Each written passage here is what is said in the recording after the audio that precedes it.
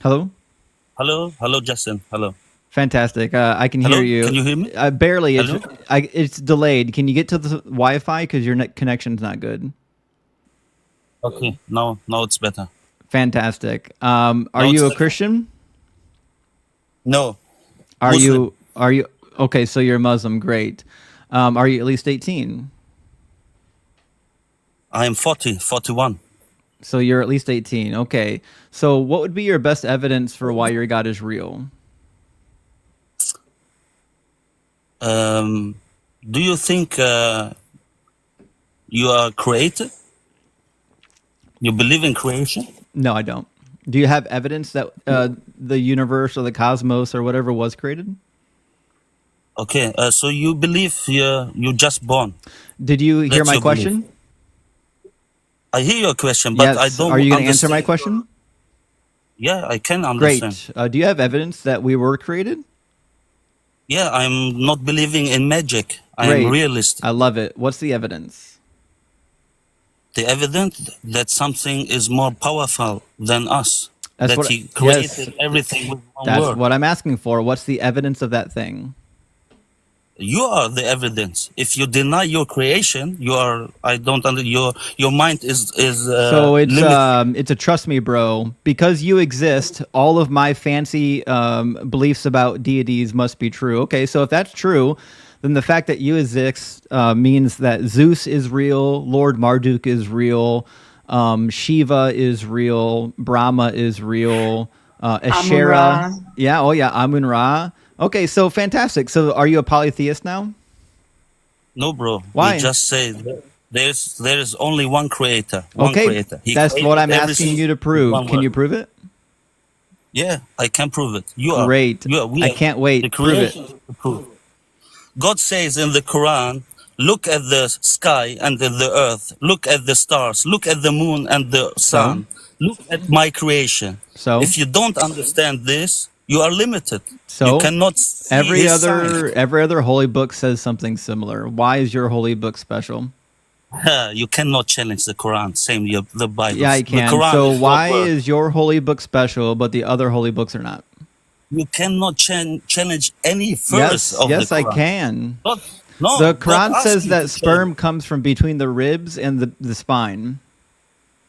Okay, the Do sperm. you think that sperm comes from between the ribs and the spine? No, this is you know Keith Elmore, I have the no best. clue. I have no clue who Keith You is, know but I Keith know Elmore? that sperm doesn't come from between the ribs and the spine. He is the best gynecologist, and all the doctors learn from him. And he Sperm, is the best that's not American. true. Sperm is Yes, formed in the testes. he is the scientist in this matter. And listen to the He's not. doctors. And he's I'll just show sure you he. from a medical source. I'll pull it up here real quick. Please look at his YouTube videos, Keith Elmore, and I'm not. then you'll see the I'm not evidence. going to. I'm just going to show you from an actual medical source, like say the Cleveland Clinic or the Mayo Clinic.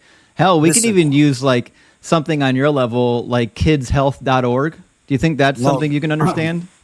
God says in the Quran, I don't created you just for fun. He said to Again, us, why do I care what the Quran says?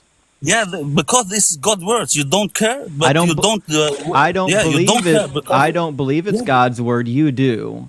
So, yeah, because you don't read it and don't see the signs. Because so, our prophet was so an this is alpha. just take a deep breath. So this is where sperm comes from. It's formed in your testes. Are you aware of this?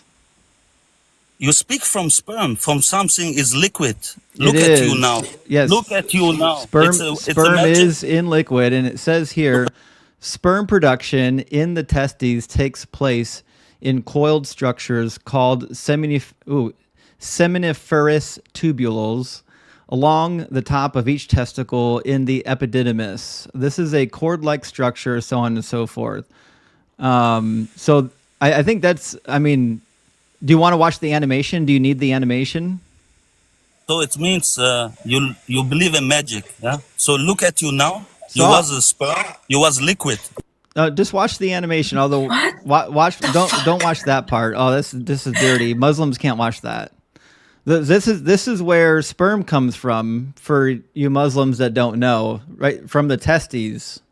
It does not come from your ribs and your backbone region. Your diaphragm is there. Your sperm is not. So there's point number one against the Quran. You want to do another? No, this is not. This is your point. Fantastic. The Quran also says that bones form in the womb before the flesh. Do you think that's true? We understand that God. Do you think has that's true? prepared- Listen, you like. Do you think that's true? No, listen. Listen. I'm going to keep asking until you answer. Do you think it's true that bones form before the flesh? Okay, I have my understanding, and you have your I'm understanding. asking you a yes or no question, and if you don't answer it, there's somebody in my guest box that will answer it. So, do you believe that bones form before the flesh? No, I don't believe. Okay, so then the Quran is wrong. No, the Quran is right. What does the Quran say about it? You want to go to the furthest? I don't have now the English Quran. I do. Okay, can you read it? Yeah. Let me find it.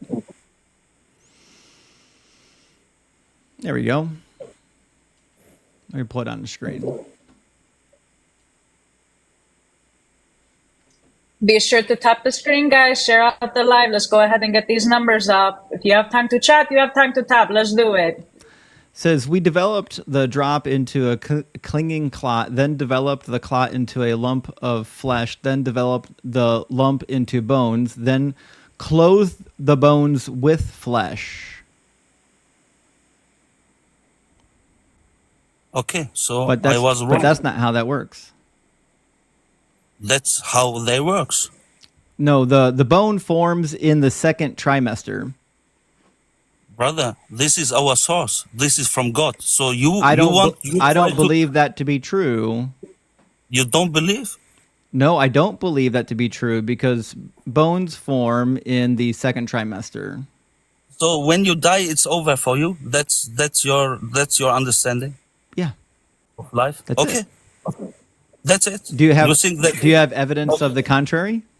Yeah, I have evidence because God says to us, I have a better word That's for you. not evidence. That's a claim. I'm asking for evidence. The word is the first evidence. It's not evidence. It's a claim. What's the evidence that Muhammad rode a flying camel or a flying donkey? Which one was it? A flying horse? Listen, brother, the air you breathe is not. Do you think it's okay to consummate a marriage with a 9-year-old? This is wrong. This is wrong information. Why do you think it's okay to diddle a child? Someone still playing with dolls, according to the Hadiths. This is wrong. Cameron, thank you for the $1 on Venmo. W. Cameron for the donation. Yeah, I'm waiting for the answer because are you No. Listen, you want to Are you a believer in the Hadiths? Do you think that the Hadiths are true? The most Hadiths. Do you think that the Hadiths are true? The most Hadiths are not true. Which ones do you think are true, and how do you know which ones are true? So our source is the Quran. Again. Which ones Hadith. do you think are true, and how do Hadith. you know which ones are true and which ones are not? Why you are going to the Hadith? I don't understand. I'm asking you a very simple question. You don't have to know why I'm asking it to you. It's very simple, though. I'm just asking you, how do you know which Hadiths are true and which ones are not?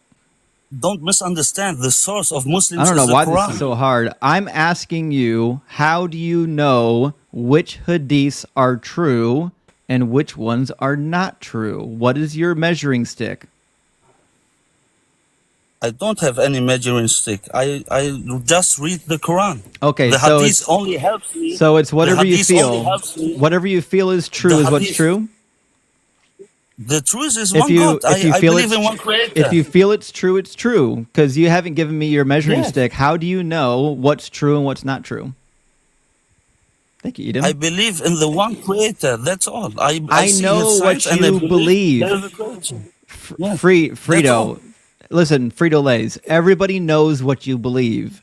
We're questioning if you can substantiate what you believe. We all know your religion. We all know about your pervert prophet. We want to know how you know that it's true. I see it's true. I see the creation. I see everything. And I believe don't think it's everything creation. from one God. I don't Yeah, believe it's creation. everything. Demonstrate to me that it's creation. The food you eat, you don't think it's a creation coming from the earth? The potatoes, the tomatoes, Nope. the onions, Nope. the watermelons. Nope. Oh, you don't think Nope. this is all, everything is prepared just for you? You Nope. think it's everything It's like a that? it's a naturally occurring process. So listen, This is no wild. problem. God says, yeah, this is Usually the God's Muslims at least democracy. come up with good arguments, like there's a miracle in the Quran that's unexplainable, even though it's always explainable. You don't even have that. This is one of The the Quran worst is a Muslim miracle. apologists that we could have got. The At Quran his is a big miracle. boy age, It's no There less. is embarrassing. one creator. Because there is a life after this life. I don't We believe that. in Prove it. Yeah, but we prepare for that. Prove the Muslims it. prepare. Yeah, 3 billion Muslims around the world, and we are growing. Brother. We already got the live restricted because the Muslims got in their feelings and reported it. People Are you need- serious? Yeah, Listen, they're so people- sensitive. They are people- so sensitive. They can't Listen. handle even the slightest critique. People It's not need our sense fault for that they life. have a There is a Shmedo sense for prophet. life. All right, I'm gonna restart the stream, and we're gonna get Frito-Lay off of here, and we'll restart it, and then we'll keep cooking the Christians and the Muslims. Yep, sounds good. All right, don't leave on YouTube or Twitch or anything like that. We're just gonna restart the stream on TikTok. It'll be just a second.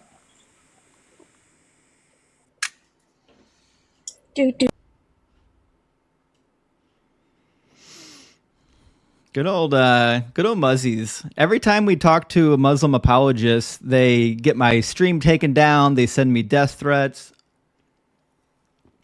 They're so fragile. Absolutely fragile.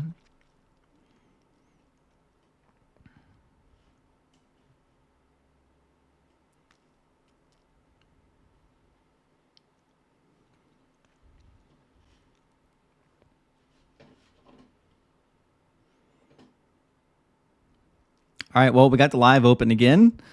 The people should probably filter back in just a second. Let me get my backup profile loaded. I think Hanji's here already.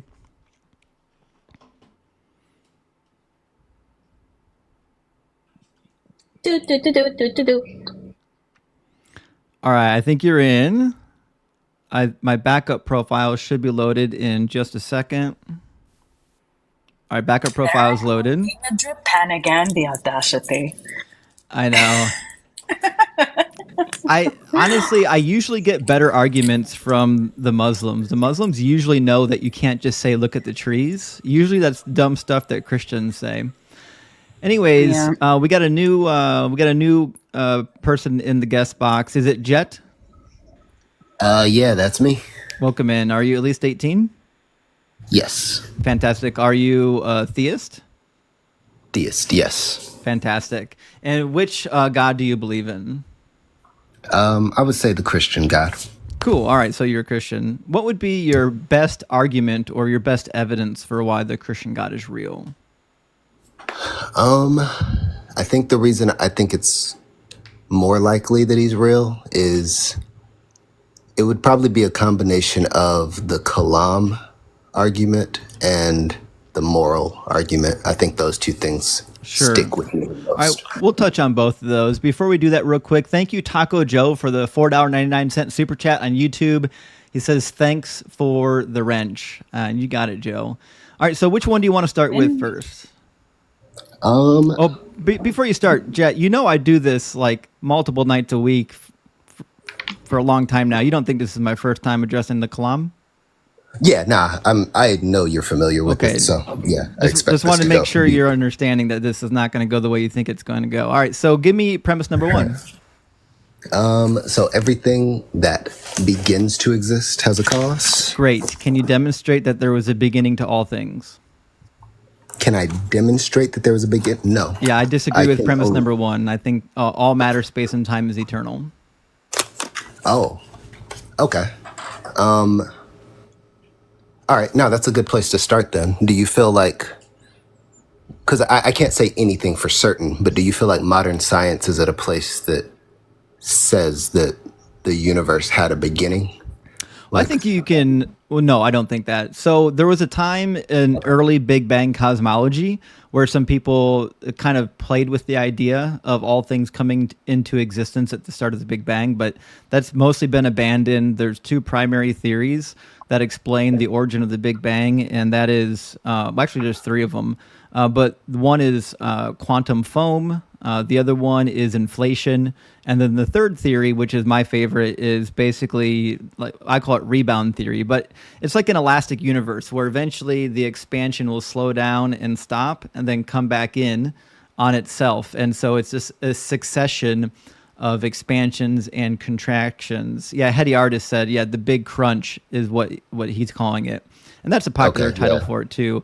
Now, there's a couple good reasons to believe that to be true, and you don't really need to know science to even enter into them. Would you like to touch on that?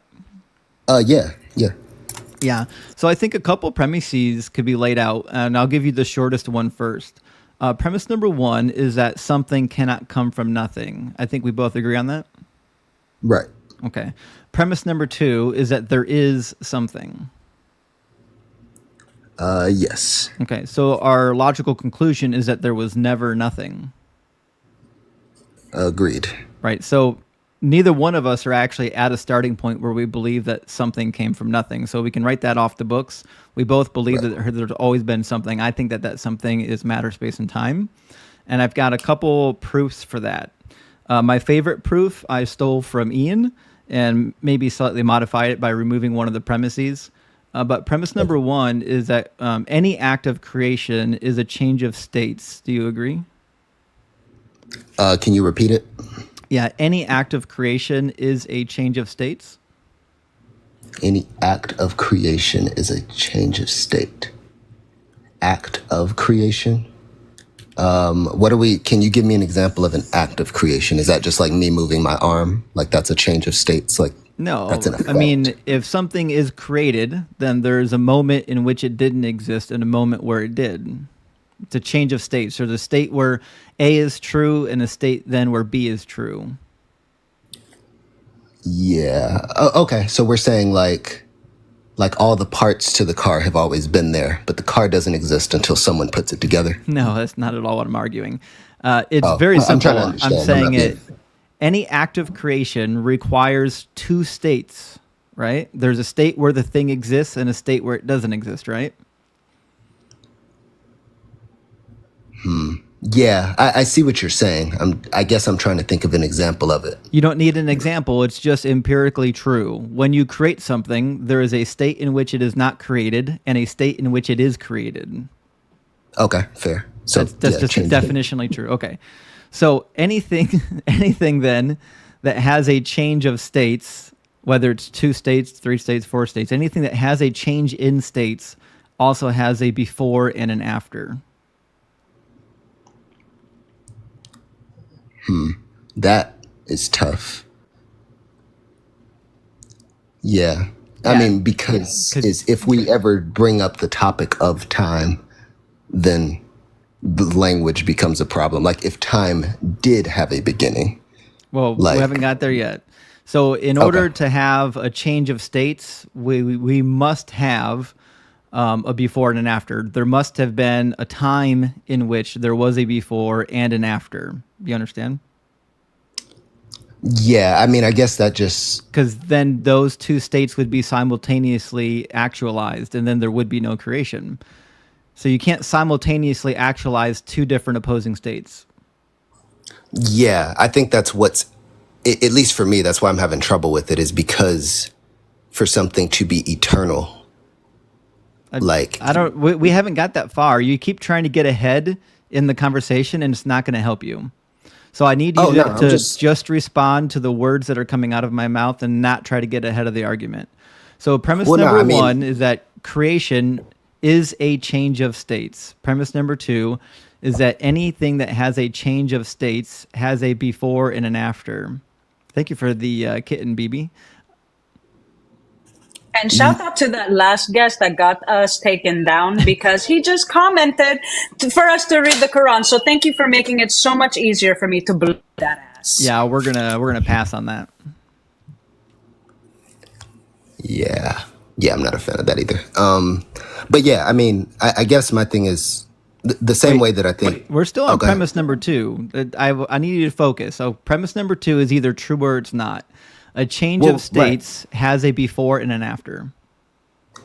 Right. Like, so do I need to agree to each premise? That's how in order to premises get to the work. You point? either agree or disagree. Yes. Yeah. So if I'm stuck on a premise, then it makes more sense that we should actually like flesh that out. Yes, before we but move you on. have to tell me if you disagree with it or if you agree with it, or else we can't move forward. Yeah. Or to make sure I understand it. Like I could Yes, be the you problem. can ask here. I'm not- clarifying questions. What do you need to know? Okay. Yeah. So anything that has give me premise 2 again. Premise number 2 is anything that has a change of states or anything that is a change of states has a before and an after. Yeah. Okay. So my clarifying question is are we assuming time is not one of the things that can ever be a factor We're in not this equation? assuming anything yet. We're just defining things. Okay.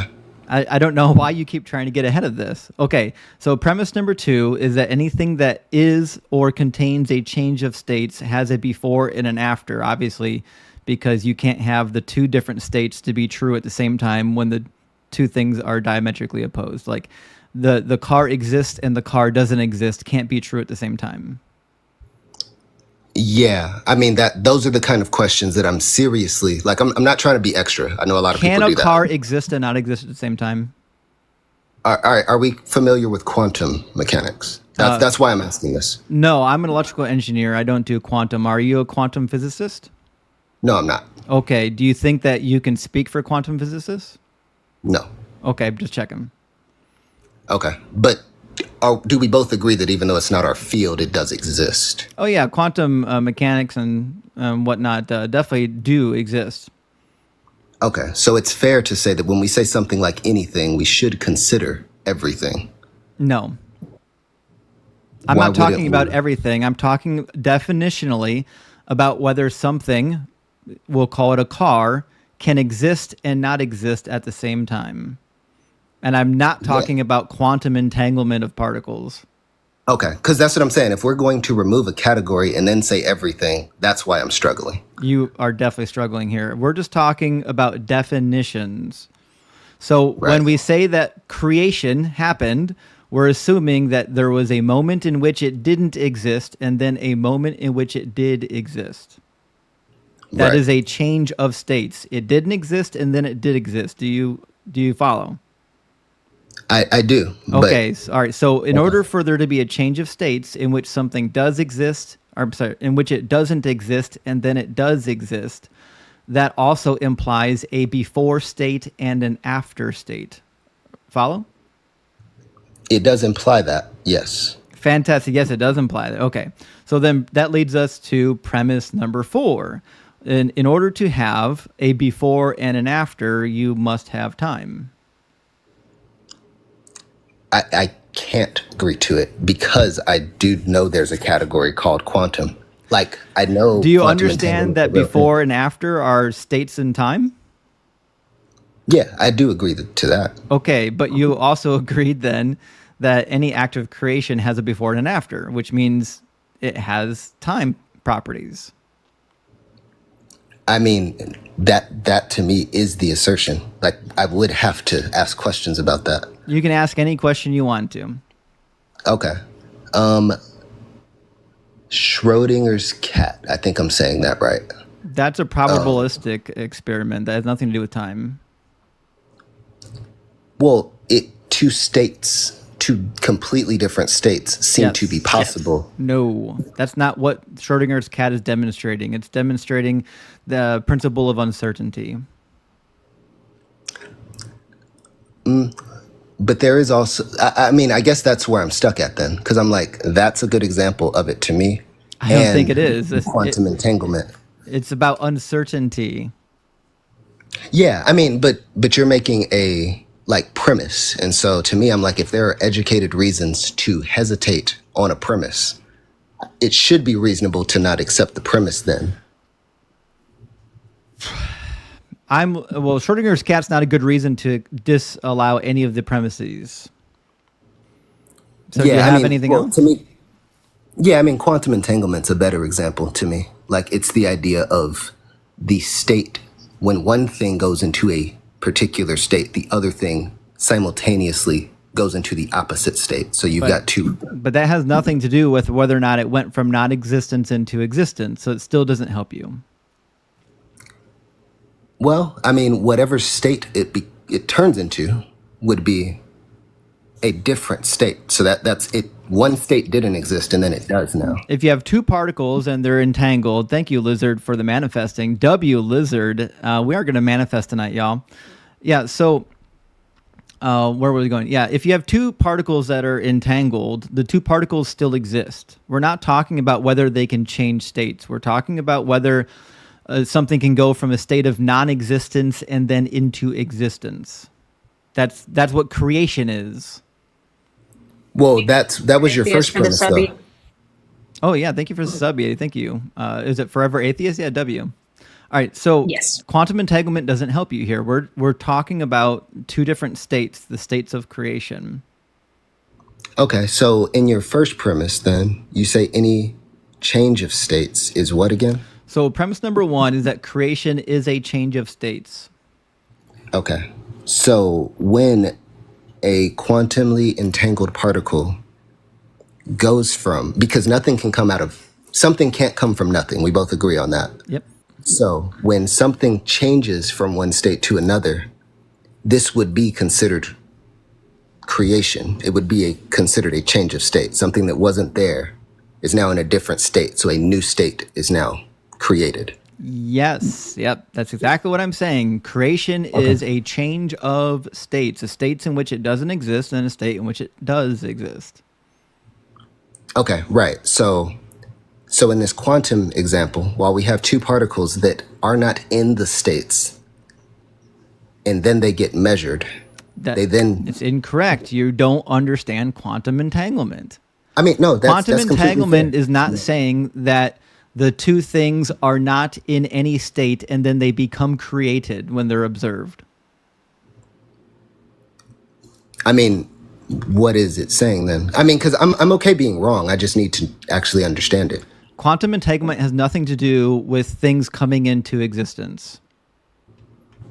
Right, I agree with you there. Okay, so what we're talking about are things coming into existence through an act of creation. Right. So if things changing states aren't considered coming into existence, and we agree that something can't come from nothing, then what are you appealing to say creation? It just sounds like that is just change or effect. Yes, that's all I'm saying is that any act of creation is a change of states. That's premise number one. There's a state in which it does not exist and a state in which it does exist. Do you agree? Right. Yeah. Fantastic. Premise number two is in order to have that change of states, there must be a before state and an after state. Yeah. I mean, that's going to be tough for me just because I actually do feel like time is a thing. So when we say anything, yes, it's part of space-time. It's a web. It's a continuum. They rely on each other. I agree. Okay, so premise number two, any change of states requires a before state and an after state, although you can have more than two states, obviously. Yeah, that's fair. Yes, because there's a state in which it is and a state in which it is not. Okay, premise number three then. Anything with a before and an after requires time. Anything with a before and an after requires time. Yes, that's true. Fantastic. Okay, then our last premise. Time must exist for things that have a before and an after state. Oh, see, I didn't even know we were going there. But yes, I agree to that. Great. Then the obvious conclusion is that time must be eternal. It cannot have been created. I mean, I guess that's why we were stuck on premise 2 so long, is because you were trying to get ahead of the argument. I know. No, I'm not familiar with the argument, so I don't even know how getting ahead of something I don't know, like I don't know how to cheat the argument I don't know. Like I'm a for real thinker, so when you bring something new up, I have to test it. Like, fair enough. Even for me, I could be wrong about Christianity, but I am Christian by deduction, not by loyalty. Fair enough. Okay, so the conclusion holds true unless one of the premises is dropped, and I can't see a good reason to drop any of the premises. So, is there a reason why time cannot be eternal, both in the future and the past? Yeah, I mean, I guess, can we define time before I make an argument against it? We have to define time now? Are you just trying to, like, filibuster by defining nonsense things that everybody knows? No. I mean, no. Like, in order to disagree with something, we have to have the same working definition. Time is any amount of duration between events. Okay. No, I mean, like, that's a good definition. I don't know how space-time works. We're both not quantum physics. So I've heard explanations that get way over my head fast. I didn't know what you were working with. But yeah, man, that's a tough one just because of those different fields that I'm not an expert on. But I do feel like when it comes to, I guess, the Earth, or even just the universe, there seems to be good reason to also believe that it hasn't been here forever, or it's finite. Well, we haven't got that far. We're just talking about time. Now you're talking about the universe. Can we conclude that time is eternal? Because we got to do one topic at a time. Okay, yeah, that's fair. So the reason I connect time to the universe is because in my mind, time, space, and matter actually can't be separated. Well, that's step number 2, but we have to first agree on our conclusion that time is eternal. Also, thank you, Darth Hawkins, for the raid. Thank you so much. Darth. Thank you so much, Darth.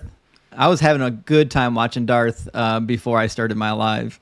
If you're not following Darth Hawkins, make sure you do. Don't be confused with the faker Darth Dawkins. Okay, so you and I already know what the next point is going to be. Thank you for the crane. If time is eternal, then space must be eternal as well. Because if space-time is a continuum, then they must be eternal together. Yeah, I would press that, yes. Since they're all interconnected, whichever direction it goes, all three of them have to go that way. So yeah. I agree. Either they're all eternal or they're all finite, yeah. Yeah, okay. So we have good reason to believe then that both, at least logically, that time and space are eternal. They didn't need to be created.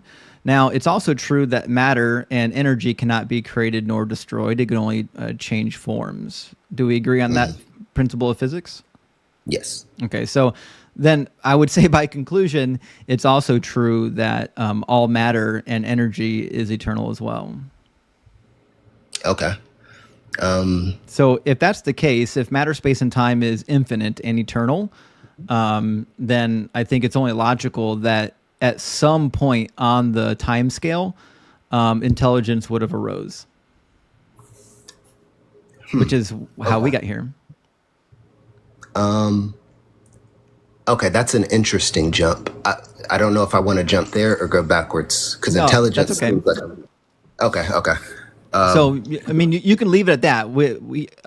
You can leave it at time, space, and matter are infinite and eternal, and we can move on to a different argument because that was the end of my actual argument. Oh, okay.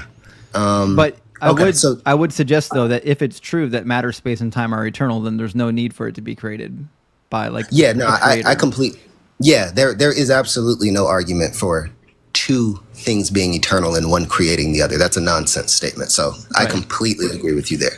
I'm not totally sold on time, but that's one of those things where it's like, do some legwork, do some research, and I'll see if I agree with you or not. But yeah, on the time matter, believe it or not, I have conflicting feelings because I think you can come to philosophical grounds for claiming that time doesn't exist and it's not real, but physicists disagree with me. I haven't found an actual physicist that could agree with me on this yet, except for a few rogue people in the community. But I've been curious for a long time whether or not time is actually just an illusion. If time turns out to be an illusion, then we got to rethink all of our premises. But until you have a friend science in changes their mind, until science changes their mind, I'm kind of out on my own there, and I can't, I'm not a physicist, so I'm not really at liberty to tell all of the physicists that their theory on time is wrong and that Einstein was wrong. I'm no Einstein. Right. See, this is why I said you have a friend in that, because I am one of those people that believes that time is an illusion. It doesn't exist, and we're just bred from chaos. Yeah, that's actually where I fall too. Anyways, Jet, what would be the best argument though for why your God is real?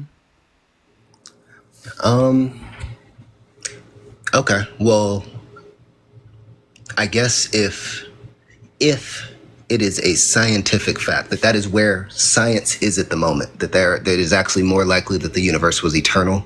Like, I don't think that's the consensus I've got, but at the same time, I just have to do more work to see, because I can't argue past scientists, kind of like what you said. So I've been writing off of the fact that, Christian or not, it seemed to be that the universe is finite, thermodynamics, things like that, but I'm sure you're familiar with it.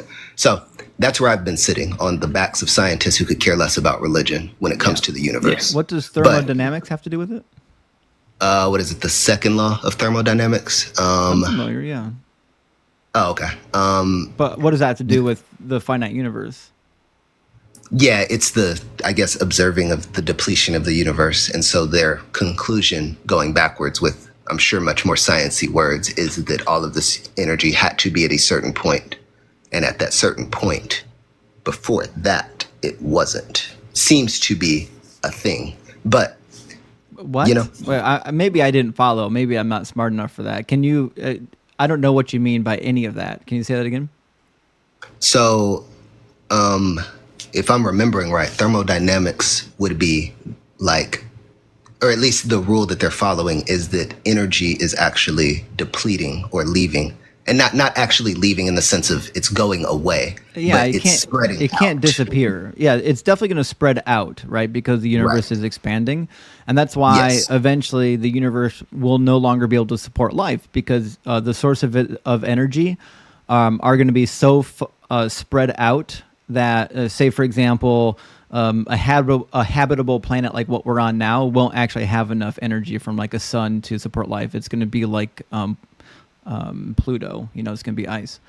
But that doesn't say that the energy is going to disappear. The energy will still be within the system, because you cannot get rid of the energy. You cannot make the energy not exist. It just won't be able to get to where it needs to be. Yeah, no, we agree. We agree there. That's sort of like, so where the universe is headed seems to be obvious regardless of worldview. But once you start retracting it, you get to a singularity that they seem to think before that doesn't have an explanation, but it does seem finite. And so that's the thing that seems very interesting to me. Beardsley in the comments says my mic is really loud. Is it loud for everybody or just Beardsley? I can adjust it. I mean, it seems fine for me, but if you want to go ahead and adjust, that's fine. I also want to take this time to answer the questions in chat. He is using TikTok Studio, so I don't know if you guys will be able to use the same background unless you use said studio, but definitely message Justin when it comes to the background effects. Yeah, DM me. We'll talk about it. Okay, so Jet, oh, the mic's clipping. I'm really close to it. That's probably why. So I hear what you're saying, and I think that's one reason to not believe in God. Because, for example, when the universe gets to a point in which it's going to be a cold, hard, cosmic mess, I mean, how is any form of life going to be supported? Because theoretically, we're going to be in the afterlife. So, basically, the only way for that to be coherent with science is that you just have to say, well, God is like going to recreate the universe in a way in which it doesn't self-destruct. Well, Yeah, I mean, I'd almost have to deposit a God in order to start answering stuff like that. And so Right. since we're at the point of just, is the universe finite or not? It's like I don't want to jump that far into a different conversation. So, Right. Okay, for all intents and purposes, we could say that God created the world and it's on its way into okay. a very cold life. And I don't think that's true, but And yeah. my impression is that that's evidence against God, not evidence for God, because I would expect that the universe would be self-sustaining for eternity if God created it to be that way. I wouldn't expect that he'd have to jump in later and rescue it. Thank you for the hat. Yeah. I guess, do you feel like because God, the characteristics that the Christian God has are eternal and perfect, therefore everything he makes ought to be eternal and perfect like him? And Well- because it's not, that works against him? Well, what I'm saying is, to me, it doesn't make sense that God would make a universe in which it looked and was on the pathway to self-destruction, and then he would have to step in later and remake it and rescue the whole thing. Thank you for the Elvis hair. W Elvis hair. Yeah. I have a thought for that, but I feel like I would have to leave a already good conversation to do it. Yeah, don't worry. So, do you have any okay, other sorry. arguments for why the Christian God would be real? Yeah, we can. Okay, so I can set the kalam down for now. 'Cause All right. depending on, yeah, so if science has universally observed that the universe is infinite, then that hurts my position. And if science is in a place of, nah, we actually have good reason, then it helps it. So since I don't have access to that on the spot, I just have to say, okay, we can set that down. Because I'd have to refer to people who ain't me. But so the moral argument might be my next one. And I need to clarify this up front. Like, Win for the jellyfish. Thank you, Locke, for the jellyfish. so I guess my thought would be, and I need to say this up front. I do not think you need the Bible to be moral. I think morality in and of itself and the idea of a conscience is better evidence for God. I don't necessarily think someone's interpretation of various books, letters, and resources is their way to know righteousness. So we can kind of skip that one because I know people will argue that right into a corner. So yeah. So the moral argument you don't think is a good argument? Did I hear you right? No, I think the moral argument is a good argument. I don't think using the Bible as the moral argument is a good way to go about it. Thank you, Loser for the Glasses. Okay, so you think that God is required for morals to exist, but you don't want to use the Bible. You just want to use a generic God for the argument. Well, for all intents and purposes, yeah. I think Cool. without something being... You get it. I Okay. already know you. All right, so lay out your premises. Okay. Dang it. I don't have these in order of true premises, so you got to work with me here. But Whichever way makes sense to you. yeah. So I think the fact that there are things such as, Thank you, Kim. let's say lions, for example. When a lion has a gazelle in its mouth, no one's mad at the lion. They know he was just hungry. Mm-hmm. When a lion grapes a lioness, no one's mad at the lion. They know that it is just trying to it's not thinking on a level beyond its nature. But a human can't have another human in its mouth. We'll have questions about that. Or the idea of just operating by your desires. Thank Like, you, Art. if a human operates off just their nature, we actually will hold them accountable to something universally. And I think that's a very interesting indicator to me. So it's the beginning of an argument, but I think we have something more than just our nature. And that thing is very important to keep intact, if that makes sense. I don't fully know the argument yet. Like, I heard the words that you're saying, but I don't think I know what the argument is that you're trying to make. Yeah, I mean, in simple terms, it's just that I think people actually have to listen to their conscience, to whatever degree their conscience is operating at. And to fail to do that is very costly. Sounds like you're making the case for atheistic subjective morality. Subjective morality? Well, I think that's the reason why I don't think it's the same. But go ahead if you have a I could be wrong, but I think the argument that you're supposed to be making is that morals are objective. And in order for morals to be objective, there must be an objective moral lawgiver. Is that the argument that you're hoping for? Yeah, no, that's where I'm headed. So yeah. Okay, fantastic. So I would just ask you then, what is the observation or what is the evidence that morals are objective as opposed to subjective? I think it's when we start talking about. So let me, I guess, clarify. I think morals are objective. I think the way they're expressed is subjective. An example of this would be that, like, in America, generally, an eye contact is considered respectful during a handshake, but Eastern or Asian cultures might actually perceive that exact same action as a challenge. And so while respect is universal, how we display respect actually isn't. Yeah, I'm not asking you for subjective morals. I'm asking you, can you demonstrate that any morals are in fact objective, and how do you know? Well, I think it's because no one strives for disrespect. No one prefers unlove over love, or like even when it's to the detriment of the other person, like people actually fight for quote unquote good rather than bad, or fairness. Like those are things that I actually think are universal. And when people fail at that, we actually hold them accountable regardless of their views. Do you know who Albert Fish is? Nah. Albert Fish is a pretty famous sociopath who unalived a bunch of people and has absolutely zero remorse for it.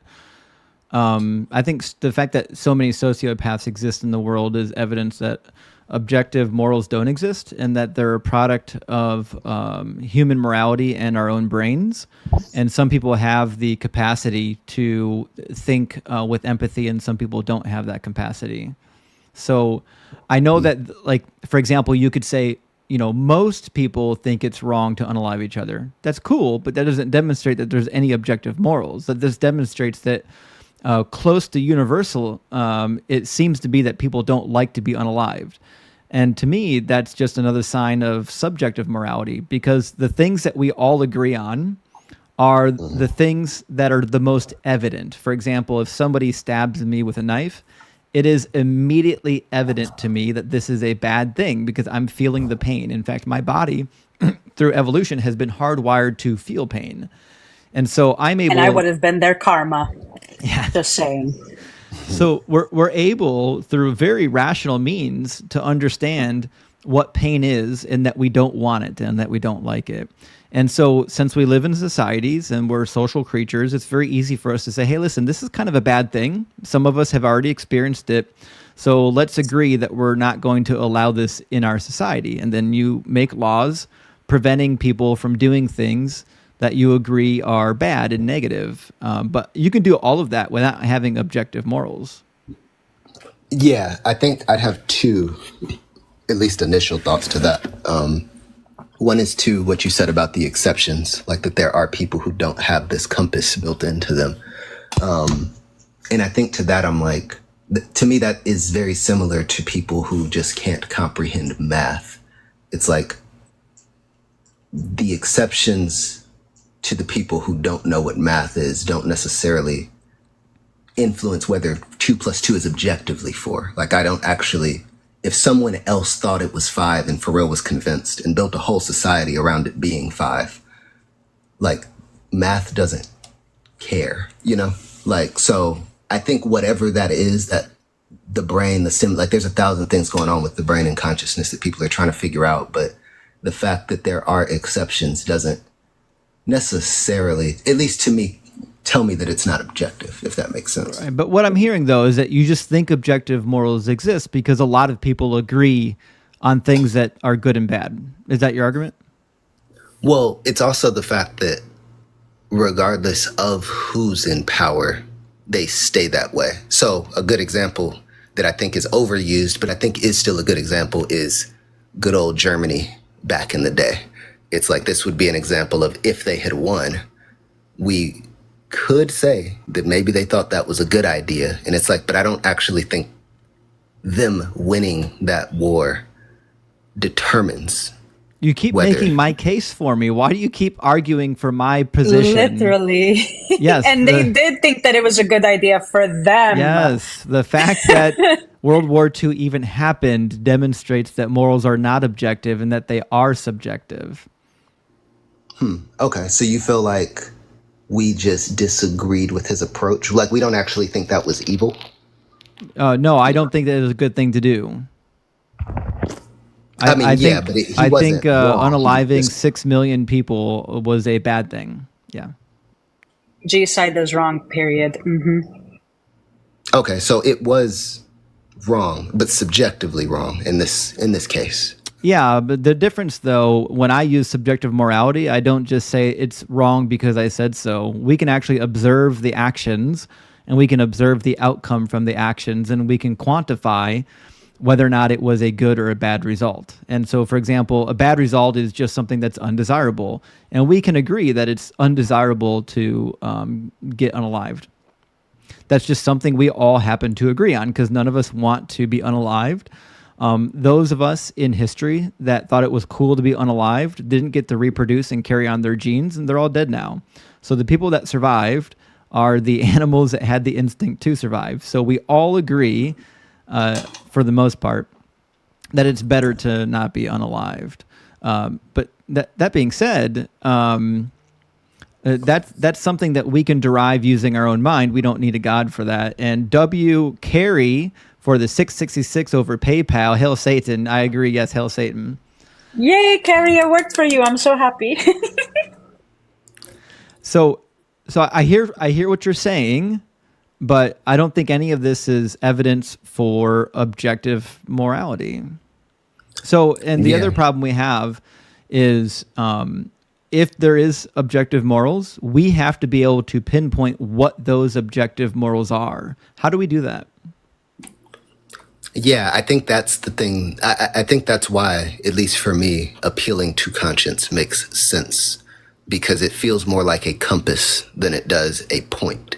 Right. Like going north from China might look a whole lot different than going north from the US, but you are still all going north. And so, But that for doesn't me- address my question, Jet. I'm asking you, if there's an objective moral law code somewhere, how can we know what it is? well, I think it's built into us. Like I would argue that your conscience is God. Like that thing you're listening to is that. Then how come we can't agree? If our conscience is from God, God puts it in us, then how come humanity cannot agree? And a good example is slavery. For the bulk of history, humans thought that slavery was perfectly cool, but we almost universally agree today that it's not cool. So what's going on there? Was God not able to communicate?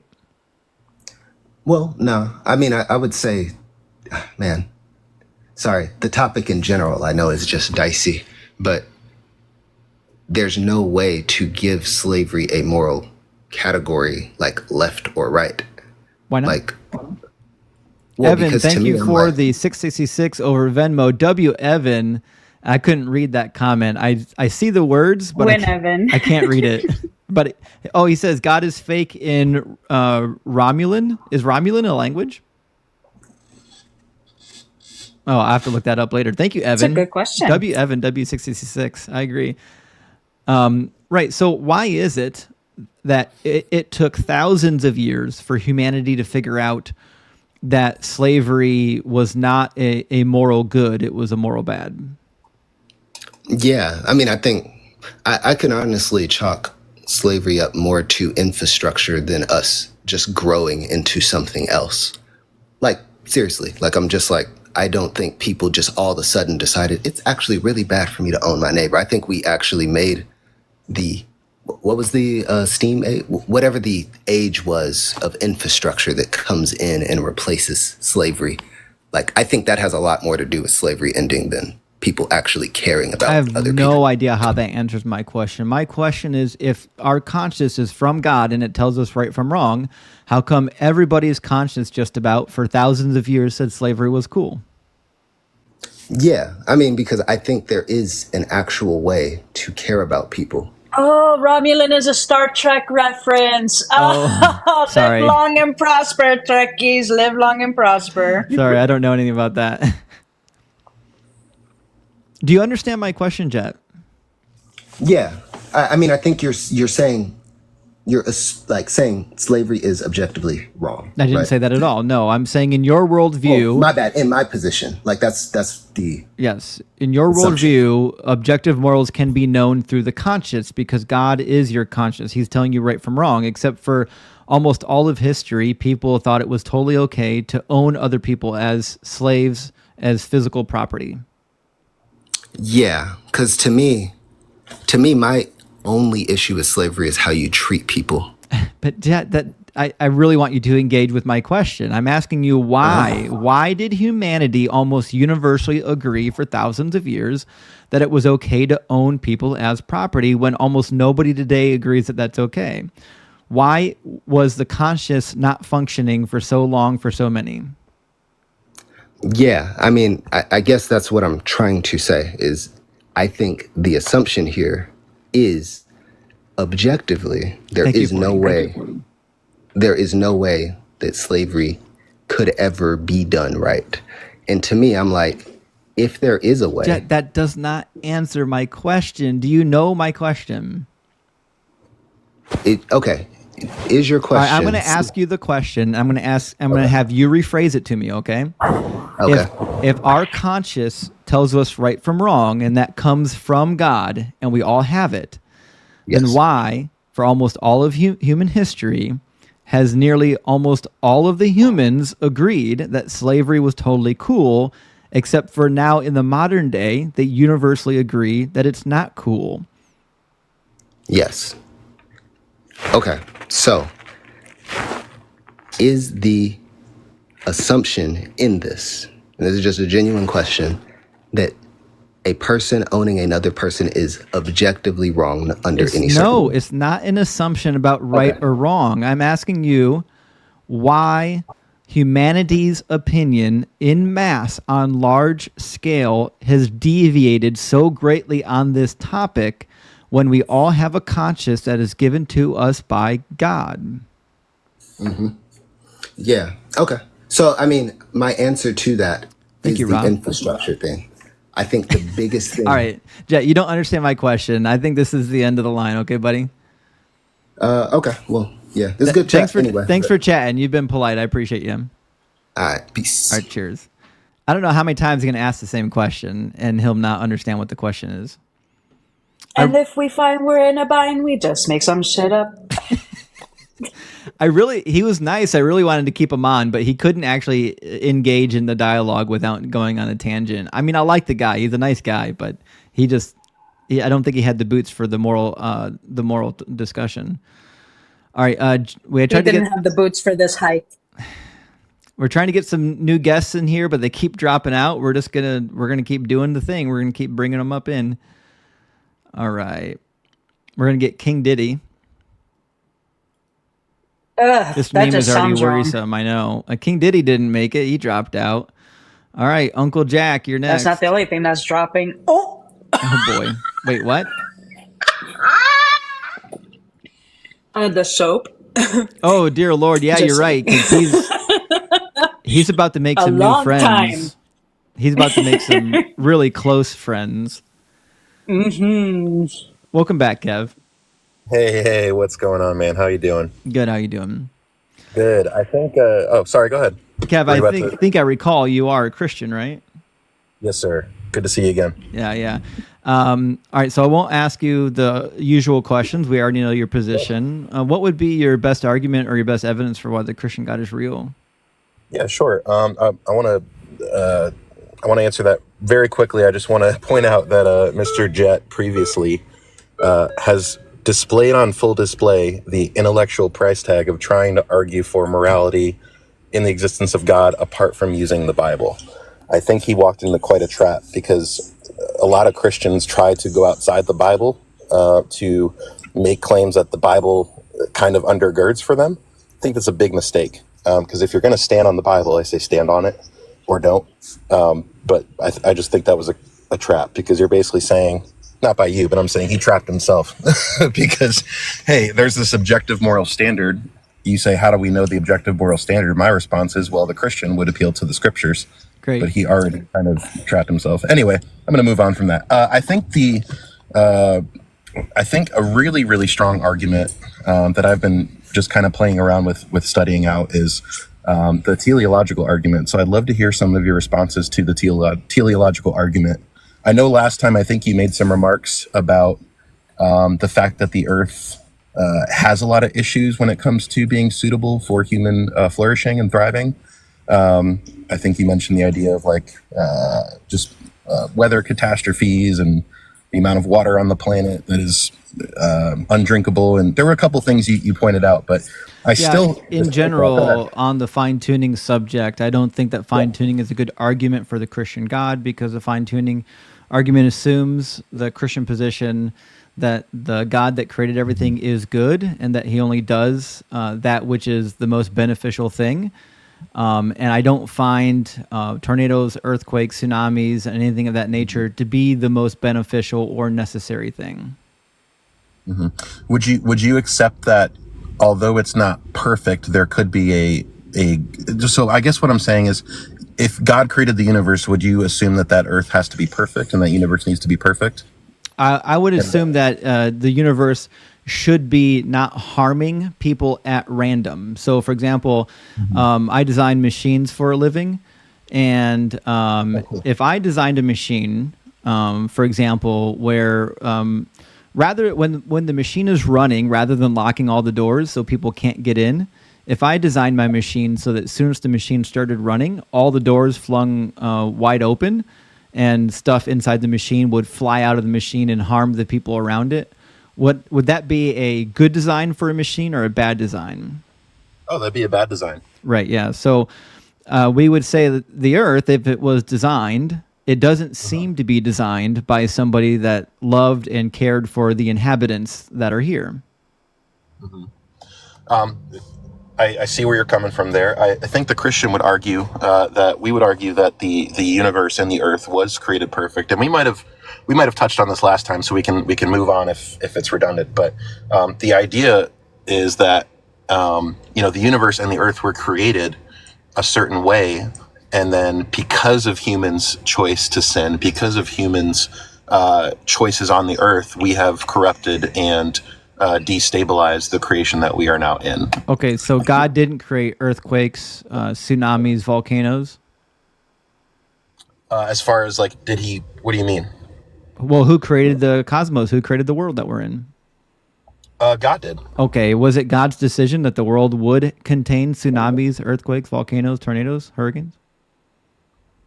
I don't think so, but I'm open to. So God just made the world at random then? He didn't actually know what the world was going to do? No, I think he created weather. I'm not sure what you're asking. Does he actually Does God know all things? Oh, absolutely. Okay, so then God knew ahead of time when he created the earth that it would contain tornadoes, tsunamis, earthquakes, volcanoes. He knew these natural disasters would be a result based on the way that it was created, right?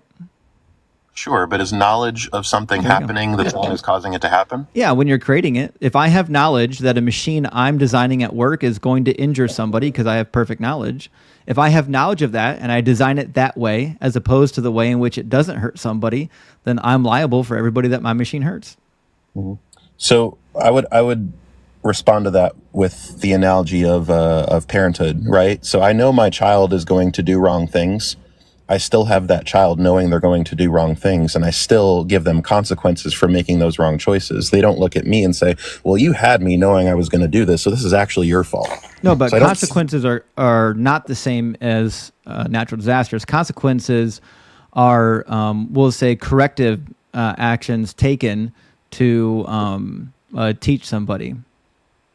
In the analogy you're laying out, you're saying that the consequences are you reprimanding your children, but natural disasters are not reprimanding anyone. They're just... No, that's fair. You're talking about natural disasters. I kind of jumped the gun there. My bad. So I would say, yeah, absolutely. God has created the systems of weather, but I do think, I mean, scientists, whether they're creationist or not, all agree that humans contribute to some degree of weather destabilization. I think that's widely agreed upon. It might be widely agreed upon, but it's kind of irrelevant because it's still something that God created. So God created the planet in which earthquakes would exist. We didn't have anything to do with creating the tectonic plates.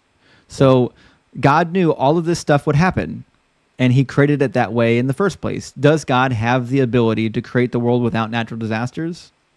Sure. Yeah, okay, so if God has the ability to create the earth without natural disasters, then God is responsible for creating the earth with natural disasters. So let's say I even grant that argument. How is that? Would you use that as an argument for why God doesn't exist? I would use that for an argument against a Christian God. So, for example, you can argue, listen, God is real, but he's kind of a prick. That's why he created natural disasters. And I could get on board with that. If you said, listen, I got this version of God, and this God wants to harm innocent human people, I said, well, at least that's consistent with the world around us. But the biblical God paints God as a loving father. Right.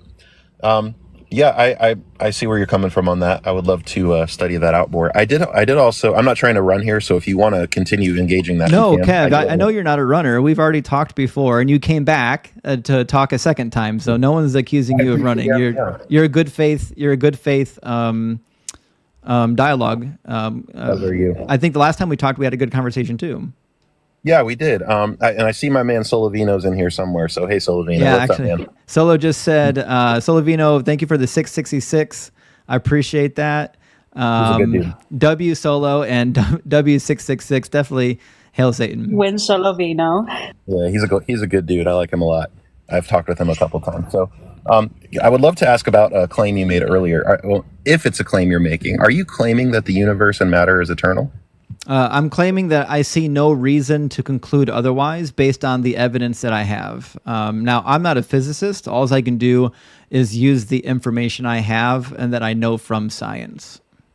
Okay. And by from science, you mean based on studies you've read, scientists you've heard, et cetera, et cetera? A little bit of both. I mean, so there's some basic principles that seem to be principles that everybody agrees on, not universally. There's no such thing as universal agreement in science, but there are principles that are really well established. For example, I would say Einstein's theory of relativity.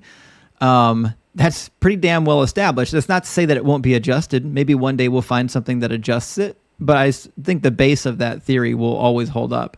So like those are the types of things that I would appeal to. Same thing with the laws of thermodynamics. I think the laws of thermodynamics are trustworthy. And they follow good, solid principles. So, like, I appeal to those types of things. I don't appeal to fringe science.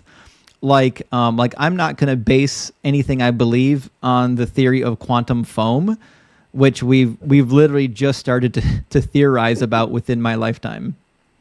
Right. I think that's super interesting. I've been reading into that a little bit, and it's pretty mind-boggling. Yeah, I would say, and maybe you can help me understand this. So to me, when I hear that perspective of I believe what we have, I appeal to these arguments. A lot of times, it's arguments made by people have studied these things longer than us, and who have uncovered evidence and done research that we haven't done.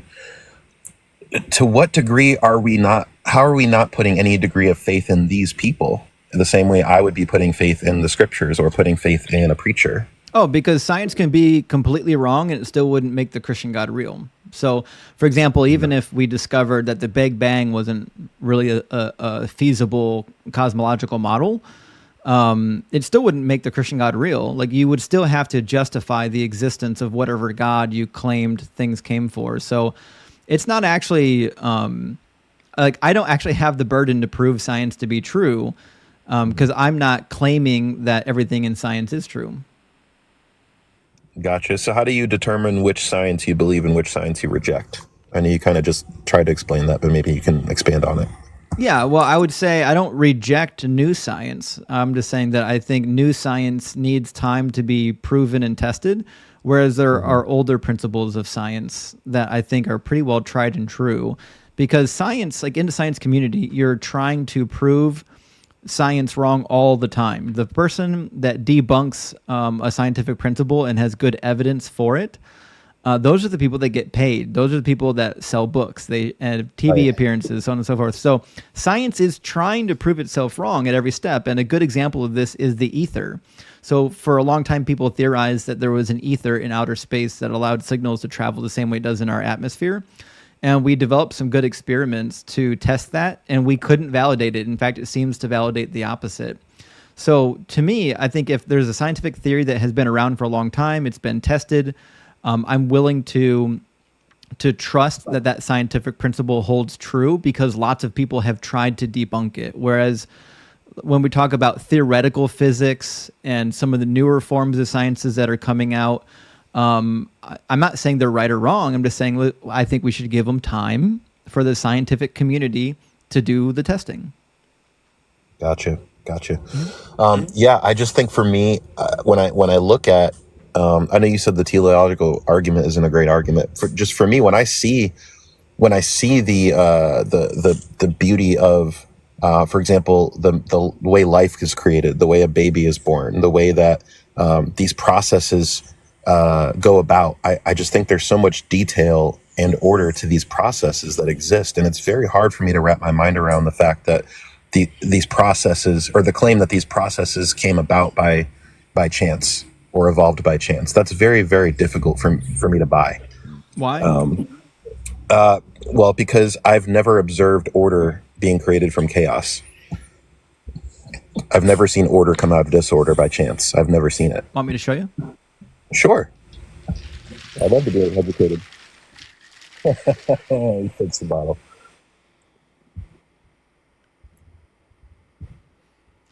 There you go. Did those beads sort themselves? Sure. But why did they do that? Density. See, Okay. You don't need a guiding hand. You just need the principles of physics to be in place. Right, but you're basically you have to presuppose that those principles are in place, and so where are those principles come? No. I don't have to presuppose them. We just observed it happening. I don't have to presuppose anything to know that these beads sort themselves. Yeah, but we don't know why they sort themselves the way they do, apart from We actually don't. We don't need to know why. We just need to know that they do. I mean, I can tell you why, but the why is not important. The fact of the matter is that it happens. Okay. So I guess what I'm saying is, maybe I can illustrate this way. Have you heard of the illustration of Frank and the coins in the room? Have you heard that illustration? Okay, could I briefly give it to you? Sure. Sure. Okay, so it's a demonstration of something called the proof persuasion fallacy. And so there's a man named Frank who has acquired a collection of rare coins, and he takes the coins because he wants to protect them. He doesn't want anyone to take them. So he goes into his room, he lays them out on a table in the bag, or he doesn't lay them out. He puts the bag on the table, and he sets up a security system. It has motion sensors, cameras, bars on the windows, every imaginable security measure you could take to prevent theft. Frank leaves the room and goes to work. One day, Frank comes home and finds that somebody has gotten into the room and arranged the coins in a sequence of prime numbers. Now, Frank wants to know how it happened, so he calls the police. The police find no fingerprints. They find nobody's tripped the motion sensors. They find nobody's broken any of the bars. None of the security measures that Frank has set in place have been tripped. And because even though the facts are apparent, the facts is someone got into that room and arranged the coins intelligently, or non-intelligence arranged the coins. There aren't any other possibilities, either intelligence or non-intelligence. And because Frank's criteria for proof have not been met, he refuses to believe that someone got into the room and arranged the coins. And so the analogy basically goes to the idea that we see intelligence in the universe, we see design, we see order, but because I don't have Are you suggesting that the universe is a set of prime numbers? No, I'm suggesting that the universe has design and order to it. I don't agree. So prime numbers, when we see a bunch of coins that are laid out in a sequence of prime numbers, we know that that was done by a human because we invented the idea of prime numbers. It's something that is dependent upon the human mind to begin with. Sure. I'm not arguing that prime numbers is the relevant factor. I'm arguing that intelligence is. Yeah, but I don't see intelligence. When I look at creation, I see a fluke of nature that allowed life to exist. If this thing is finely tuned or designed by somebody, it's just not a good design. Why is it that the human body is so susceptible to diseases? And why is it that we have a vast array of DNA that is quite literally just junk DNA that's been copied from generation to generation, even though it doesn't really do anything? Our genetic system's not actually very good at, we'll say, taking out the trash. I could be wrong here, but I think you would be I think you would be outside the majority of scientific agreement on that. I think many scientists agree that there's fantastic order and fantastic utility to the human, especially the immune system. I mean, the way our body is capable of fighting diseases and healing itself is remarkable. It is remarkable, but if this was designed by God, it's still a bad design because, again, if God is a good designer, we would expect a good design, not a design that just allows us to get by. Why is it that babies are born with bone cancer? Yeah. So the Christian perspective would again go back to the idea of the fallen creation, the idea that God created it a certain way, and that the corruption of sin and decay has brought these things about. So we touched on natural disasters earlier. You can't blame that on God. That was part of God's plan. So, and nature is chaos. Chaos has always existed. It will always continue to exist. And you cannot have order without chaos. Chaos is a primordial being to me. Therefore, chaos is eternal. Okay. Can you demonstrate that chaos is a primordial That being? might be a side topic. Let's not go there right now. What I'm suggesting is that I don't think that our body is a good design. The fact that children are born with bone cancer is a huge problem. The fact that like thousands and thousands of babies are unalived every year from choking on food because the windpipe and the food pipe share the same orifice. It's a huge design flaw. Yeah, no, that's a fair point. I would just go back to you have to. I'm sorry. Can you repeat the point you said before that? I was going to respond to that, and then I forgot what you said. Yeah, I'm just saying that the design of the human body to me does not appear to be designed by an intelligent and loving agent because there are problems throughout the body. For example, my sister has to have 3 of her vertebrae fused together because she's got degenerative disc disease. Yeah. And this happened when she was young. She was already having back surgeries in her 30s. Mm-hmm. Yeah, I don't know if that's necessarily part of the design because that doesn't happen to everybody. Otherwise, it would happen to everybody. But did God design human beings in a way in which the discs could degenerate? Sure, but again, I don't think possibility. There you go. I don't think possibility automatically relates to causality. I don't think foreknowledge automatically means you cause something. I just don't see that connection. Okay, so God designed a human body, yes or no? Sure. Did God know before he designed the human body that the human body would get cancer and other diseases? Sure. Could God have designed the body in which it didn't get these diseases? Sure. And I would say he did initially. So then if that's the case, the fact that he chose to design the body in a way in which it does get diseases demonstrate that he's either not a very loving God or our bodies are a product of nature and not a product of creation. Yeah, I would just disagree. I don't agree with that at all. Because, Why? Well, why is it okay if you were going to have children? Let's imagine you and your wife. In this analogy, you have a wife. You and your wife are pregnant, and you say, "Okay, let's imagine CRISPR is more advanced, and you can design your baby now. You can alter your baby's genetics using CRISPR." And the doctor says, "All right, guys, you can have a perfectly healthy baby by adjusting these genes here." Or you can give your baby bone cancer and make it to suffer for 30 years and then pass away young.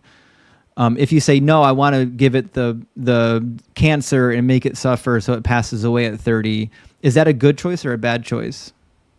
that would be a bad choice. Okay, fantastic. So that's what God did. God had the ability, thank you, Bethers, for the hat. God had the ability to create the body in which it wouldn't make people unnecessarily suffer, but he chose to create it in the opposite way. So even if I were to grant that argument, I think the question of whether or not that's a good or a bad design, I think is completely irrelevant to the question of whether or not God exists. Thank I you, just don't Doug. I think it's appreciate right. that. No, because That's a your question argument of was that the body moral. is evidence of design. So if the body is evidence of a design, it's an evidence of a wicked designer. Thank you, Ryan, for the hats. W. Ryan. I think it's evidence of a design that has imperfections today, but I would go back to the idea that it wasn't designed that way initially. And then you're going to, of course, we're getting in the circles here, so I don't want to. But we are in circles because you keep failing to recognize the point that God is the only one responsible for our design. Nobody here designed the human body other than God. Okay, so if I were to go out and unalive somebody, could I blame God for that? No, but I'm Or is that talking about the design of somebody's body. I'm not talking about whether or not you're responsible for somebody else's actions. Actions are different from design. Yeah, but you're arguing that foreknowledge equals responsibility. No, I'm arguing that foreknowledge when you're designing something equals responsibility. For example, I have a certain amount of foreknowledge about the machines that I design for work, which means it is my responsibility to design that machine in a way in which it doesn't harm the people that are using the machine. That's my responsibility. Now, as it turns out, God is a designer and he knows all things. He has no gaps in his knowledge, which means it is incumbent on him to make his designs in a way in which they aren't unnecessarily harming people unless you believe in a God that's not good. Well, I think if God created a universe let's say God created a universe and kept a universe where there was no disease, there were no natural disasters, but still allowed humans the free will to make their own choices, I would still argue that we would have a pretty messed up world and we wouldn't be able to blame God for it. We would only be able to blame ourselves. Yeah, Yolanda, thank you for the 666 over Venmo. Yolanda, W666. Thank you so much. But again, this whole discussion is because you said our bodies are a product of design and that they are the evidence of the design. So it doesn't matter why you think that our bodies are an insufficient design. Either one of two things is true. Either our body is a good design that points to a good creator, or it is thank you, Pastor, or it is a bad design that points to a bad creator. And my argument in your worldview is that if we are designed, it is not by a good designer. And your suggestion is that, well, God created it good and then we sinned and now it's bad. But God decided the consequences for the fall. He knew they would fall before he created them. Before he created them, he already knew what the consequences of the fall would be. He decided. Thank you, Calypso. Thank you, Calypso. Thank you, Rusty. He decided that when Adam and Eve ate the fruit, he was going to wreck everybody's bodies. That was his decision. Win meteor shower. Yeah, W Pastor, W meters. Thank you so much. Getting some love. Also, set up a new goal, sweetie. Nice, getting some love on the channel. Love that. So, I think right there you're demonstrating the logical fault that I'm pointing out, which is you're arguing that foreknowledge equals responsibility. You just said that.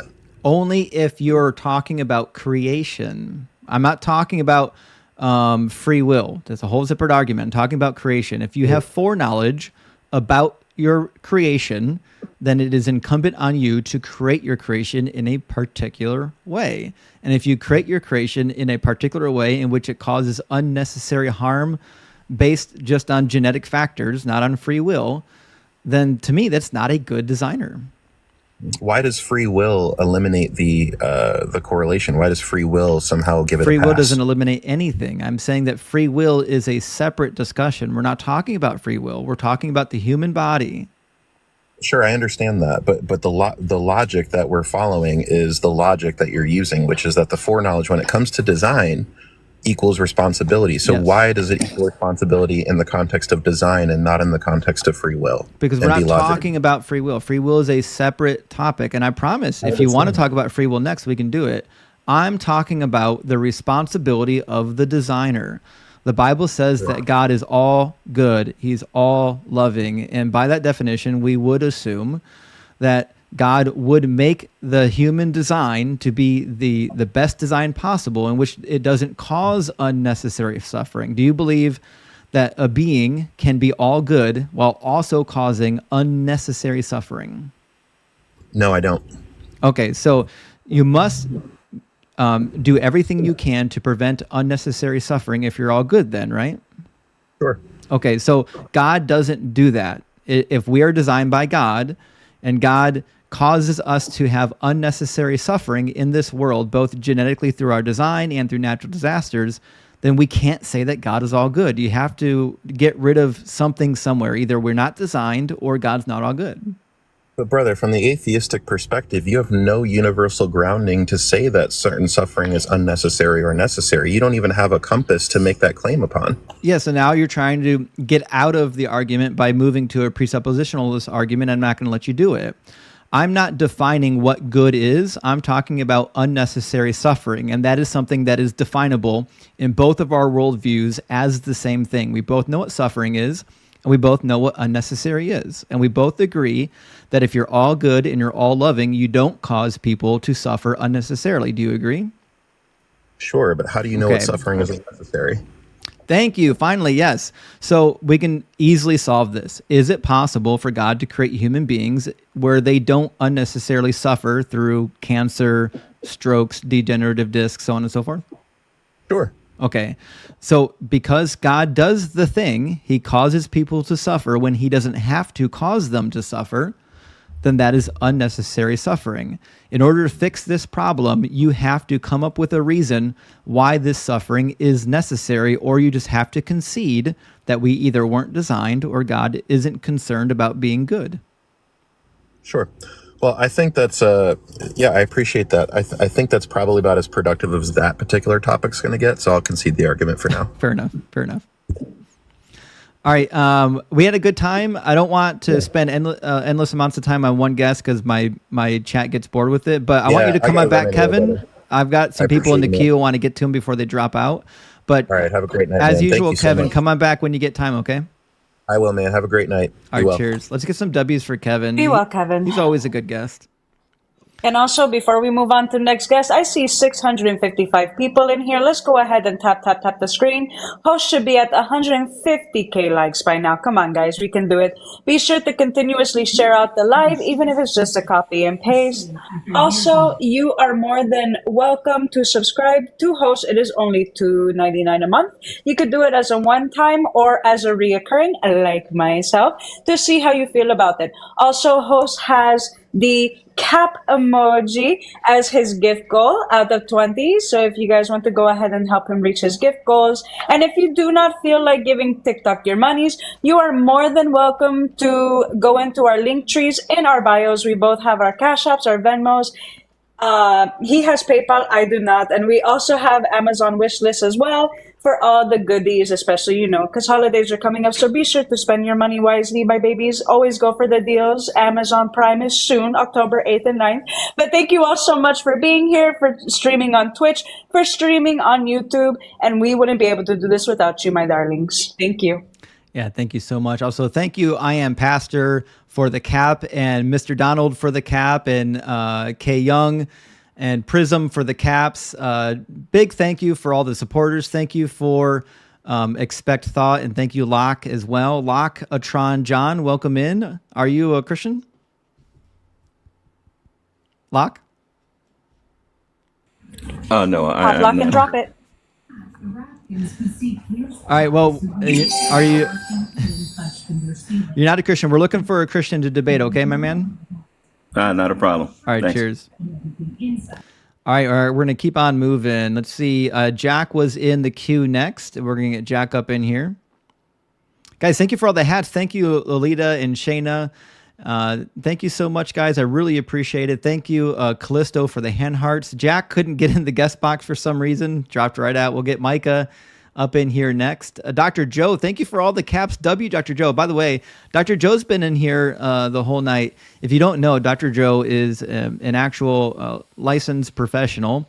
She's not a medical doctor. She's a therapist, but she does have her doctorate. And I would encourage all of you guys to make sure you're following Dr. Joe. She does do therapy sessions with people deconstructing from religion and, of course, other things as well, like addiction and, well, everything that a therapist would cover. But I think she's got a good area of expertise in the field that we talk about. Micah, welcome in. We stand, Dr. Joe. And also, you hit your goal. It's time for a new one. Thanks, guys. Micah, are you a Christian? Yeah. Can you hear me okay? Yeah, I can hear you. Yeah, welcome in. Thank are you. you at least 18? Yeah. Oh, yeah. Fantastic. Oh, yeah. You don't have to tell us what age you are. You just have to make sure you're over 18. Yeah, over 50. All right, okay. What would be your best argument or your best evidence for why the Christian God is real? Well, I wanted to kind of, and we can get into that, of course. I think what stopped me when I was scrolling was you were having a discussion about suffering, unnecessary suffering. And I think I just wanted to ask, I'm coming into this real late, so forgive me if I missed something here, but I think we can wonder why suffering happens, but because there's suffering, I'm not sure we can say a good God doesn't exist. Help me out with that.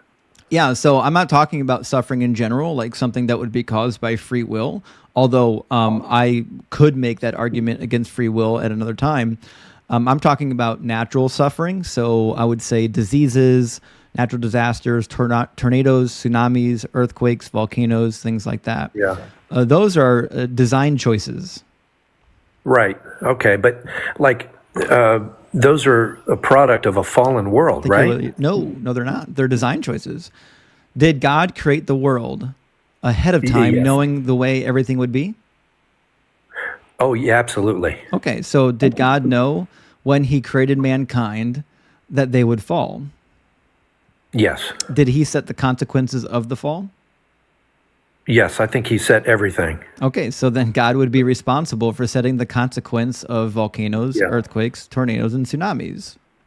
Yeah, absolutely. I think where I'm going to end up is just saying that God, I mean, he even says himself, he causes calamity. God Yep, in is Amos chapter 3 and Isaiah 45 as well.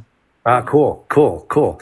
So in the end, I think the best way for me to sum it up is that God ordained that evil and suffering would exist so that his attributes might be displayed. Sure, And yeah.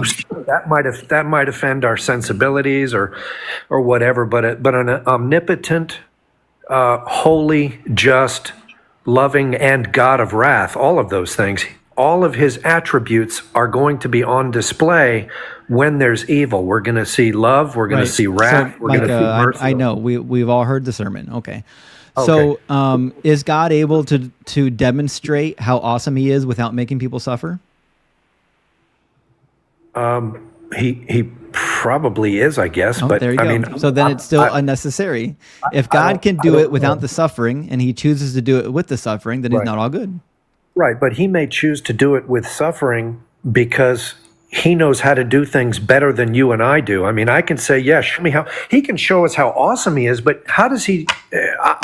How does he display wrath Why does without he need to? there being a problem? Why does he need Well, to display wrath? That's one. Well, you see, now you're asking why. That means you don't understand, and I might No, not either. But actually do understand. I'm asking a question because I know it's going to put you into a bad position. So I'm asking you, why does God need to demonstrate his wrath?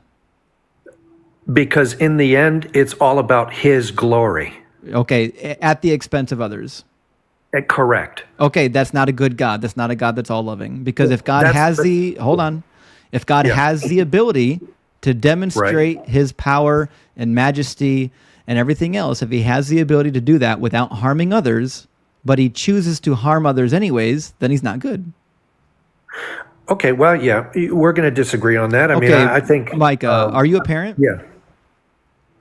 Yeah, but I'm not going to compare myself to God. Mike, I'm not saying that we're like God. I'm using parenthood as a very simple example. Okay. Right. Yeah, All I'm right. a parent. All right, fantastic. and- So am I. Okay, so if our children, or we're going to use an example here, if our children need to get a, we're going to say our children need to get a shot, a vaccine of some nature, so they don't get polio. Okay, you would say it's okay that shots are painful, but it's a necessary evil because shots are painful, and you need to get the protection against polio, right? Right. Let's put aside my preferences on vaccines, but I see what you're trying to say here. Yeah. Yeah, You, we you can- make your kids sometimes do things that they don't like or enjoy because it's good for them. Because it's a necessary evil, right? If they can't get the polio vaccine without getting the shot. Right. Okay. So we Right. call that a But I necessary wouldn't evil. call that an evil. I wouldn't call that an evil. Well, it's but yeah, necessary pain. Oh, sure. Okay, Yep. so it's necessary pain. Absolutely. Fantastic. Okay. Absolutely. Now, if the doctor causes that necessary pain, we call that justified. The doctor is good for doing it. Now, if the doctor takes the needle and then walks over to your child, punches them in the nose, and then gives them the shot, is the doctor still good? No, of course not. Right, because he caused unnecessary pain. Right. Now Fantastic. we know Okay, so punching. All We right, know hold- punching the kid is unnecessary. yes, we know And- it's but we don't unnecessary. always know. Yes, I know. Right, but we're- I just yeah. take a deep breath, Mike. I promise we're going to Yeah, get go to your ahead. argument. Okay. So that means in order for you to justify all of the suffering on the earth, you have to come up with a reason why it's necessary, or else it's unnecessary. Right.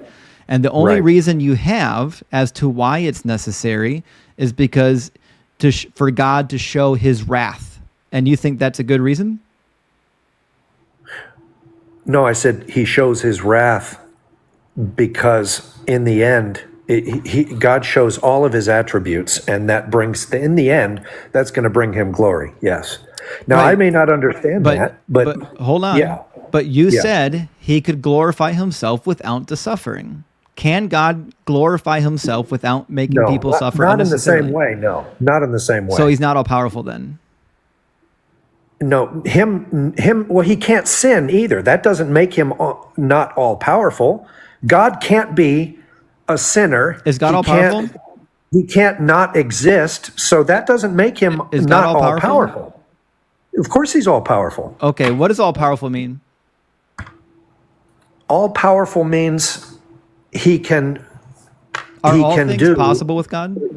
the way my finite brain can understand it. It means he has all the power in the universe and can make a universe. He can do all things, but he does all things in conformity to his nature, which is holiness and justice and love and mercy and wrath. Well, it's definitely not love and mercy if he creates unnecessary suffering. So Well, the but problem that's what I'm is, saying. so the problem is, Yeah. Micah, you still haven't Yeah. found a way to justify the unnecessary suffering. Just say that just saying that the unnecessary suffering is to display his glory, to me, is narcissism. Why does God wanting Right. people to know how violent he is justify his violence? It would be narcissism if it was any human being, Why? but he's God. So- and God cannot be a narcissist. So in God's world, it's okay to harm individuals as long as it causes people to recognize how powerful you are. Yes, in the end. Wow, special. yeah, Please This be is what you have to do. satisfied. This is what you have to do to be a believer. You have to believe that God Guys, will unnecessarily something. harm Let me say humanity something. just to demonstrate how powerful he is.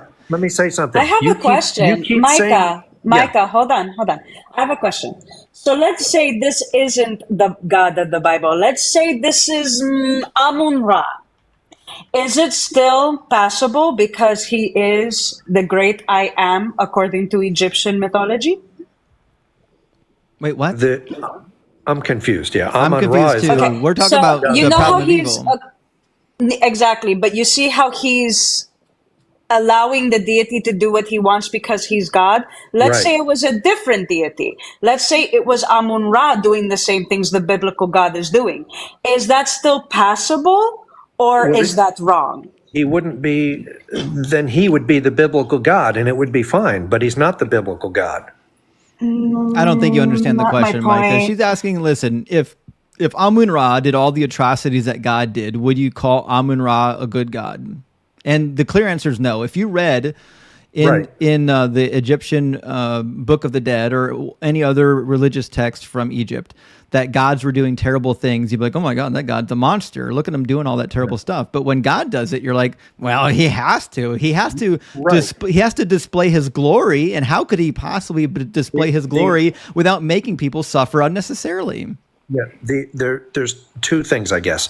The only entity in the universe that can cause calamity and give and take away create life and take life and bring judgment on people is the God of the Bible. I know. The other thing I'll I say, know what you believe, but that's not a justification for his evil nature. I'm asking you to justify I'm your asking premise you is that- to justify the evil that he creates, and the only justification that you've given so far is that you think he needs to do evil in order to make people recognize how powerful he is. But that is a bullshit excuse. Right. No all-loving entity needs to cause unnecessary suffering But that's in the order thing, to you don't- demonstrate how powerful they are. Okay, but you keep saying it's evil and it's unnecessary, and I'm saying it's because you don't know the ultimate purposes behind stuff. Thank you, Chris. You don't Okay, know, so therefore you then say tell me it's what evil is and it's what is the necessary thing that volcanoes, earthquakes, and hurricanes need to exist for? How am I going to know that if I'm just a human being like Because you? you can't give me the Job defense. So this is the problem we always run into when we talk about natural disasters. Somebody who doesn't believe in God says, listen, there are these things that are incoherent with an all-loving deity. Here are the things that are incoherent. And your answer is, well, I don't have all the answers. I don't know. But Right. that's a good reason to not believe in this God, because the book says that God is not the author of confusion. And if God causes things on the earth that are clearly confusing and conflicting with his nature, then I'm inclined to believe that this self-contradictory God doesn't exist. It also says not to lean on my own understanding. That's all you have. You have No, nobody else's understanding. There's not a single person that you can lean on that you can't point Why would to I in the lean real on- world. So the Bible is written by men. When you're saying I'm going to lean on the Bible, you're just Inspired by saying that God. I'm leaning on somebody else's mind. But all you have is human minds. Right, but the Bible is written by men, you, Chris. inspired by God. Prove it's it. God's actual. It's God's. Well, I can't I prove don't it. believe it. I know you believe not- it, but I I'm don't not- believe it.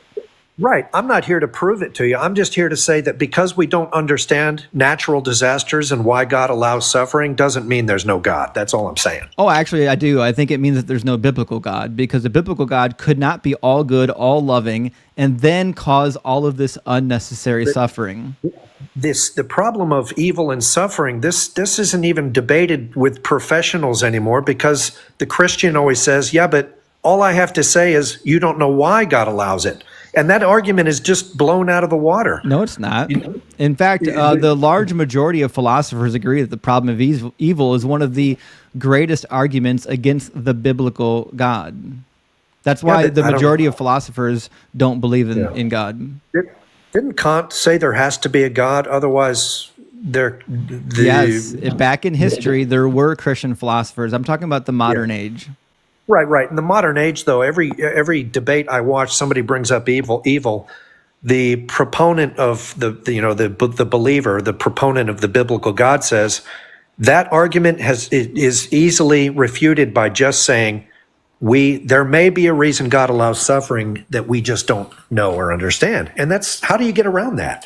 We can say, look, it just doesn't. It's easy.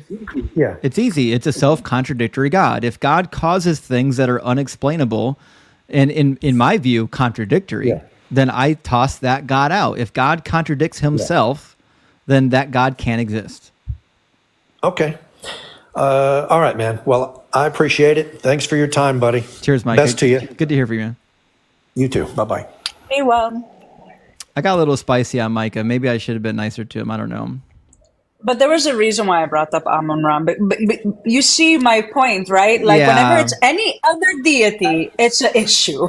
It took me a second to catch on, but you're 100% right. Because if we read about any of these other deities doing what Yahweh did, people would be like, oh, that's a terrible deity.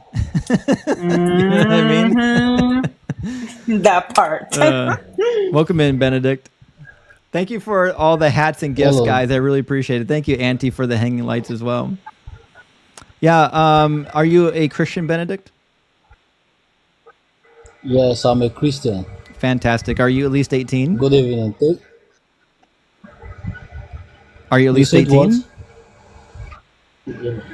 Cameron, thank you for the donation over Venmo. Cameron says, please Hello. be spicy. For you, Cameron, maybe I'll be spicy.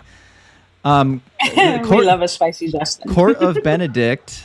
Are you a Christian? I think I can hear you. your connection must be I really said I'm bad. a Christian. Can you get Wi-Fi? I can hear you. I can hear you. You need to get some Wi-Fi. Do you have Wi-Fi? Yeah. Can you connect to it? Because you obviously don't have it right now. Your connection's very poor. I've connected to it. All right, I'm gonna get the next guest in. You go find some Wi-Fi and come back, okay? That's a shame. I kind of wanted to talk to him, but didn't get anything from him. I know.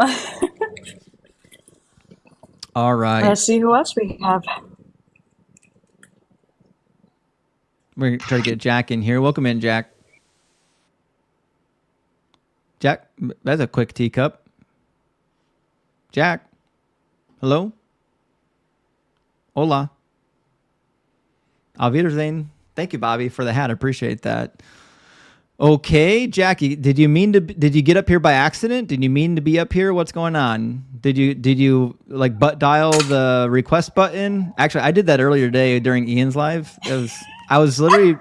I'm sitting in the kitchen brewing coffee, and all of a sudden I hear Ian say from my pocket, Justin, and I'm like, oh, there must be another guy on stage named Justin. I'm going to go see who it is. And it was me. I was like, holy shit. It was you. Oops. I love it. Sometimes that happens. I try to get Vincent up here. Vincent, how you doing? Good. All right, Vincent, are you a Christian? I definitely. Fantastic. You sound at least 18, so I'm going to assume you are. Yes. What would be your best argument or your best evidence for why the Christian God is real and not imaginary? Well, he's been identified.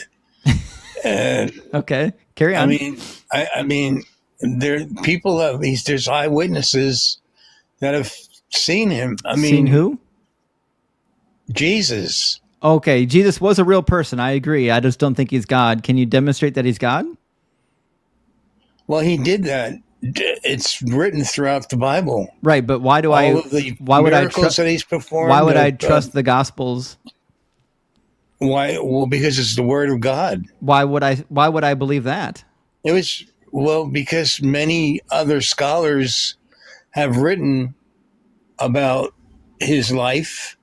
Yeah, and a lot of scholars don't believe he was God, though. You know that. Which ones? Like all the ones that aren't Christian, obviously. Well, naturally, but they. Are you aware that there's many thousands of non-Christian biblical scholars? Make sense. They do make sense. Pardon me, sir? Are you aware that there are thousands of non-Christian biblical scholars? Yeah, sure. There's a lot of people that just don't know any better. They don't know any better. So appealing to scholars won't help you here. Isaac Newton, he. Right, so appealing to scholars won't help you. Do you have an argument for why the Christian God is real or the Bible is true, other than just saying some scholars believe? Unmute yourself, buddy. Okay, is that better? Yeah, we can hear you. Yeah. So do you have an argument for why the Christian God is real or the Bible is true, other than some scholars believe?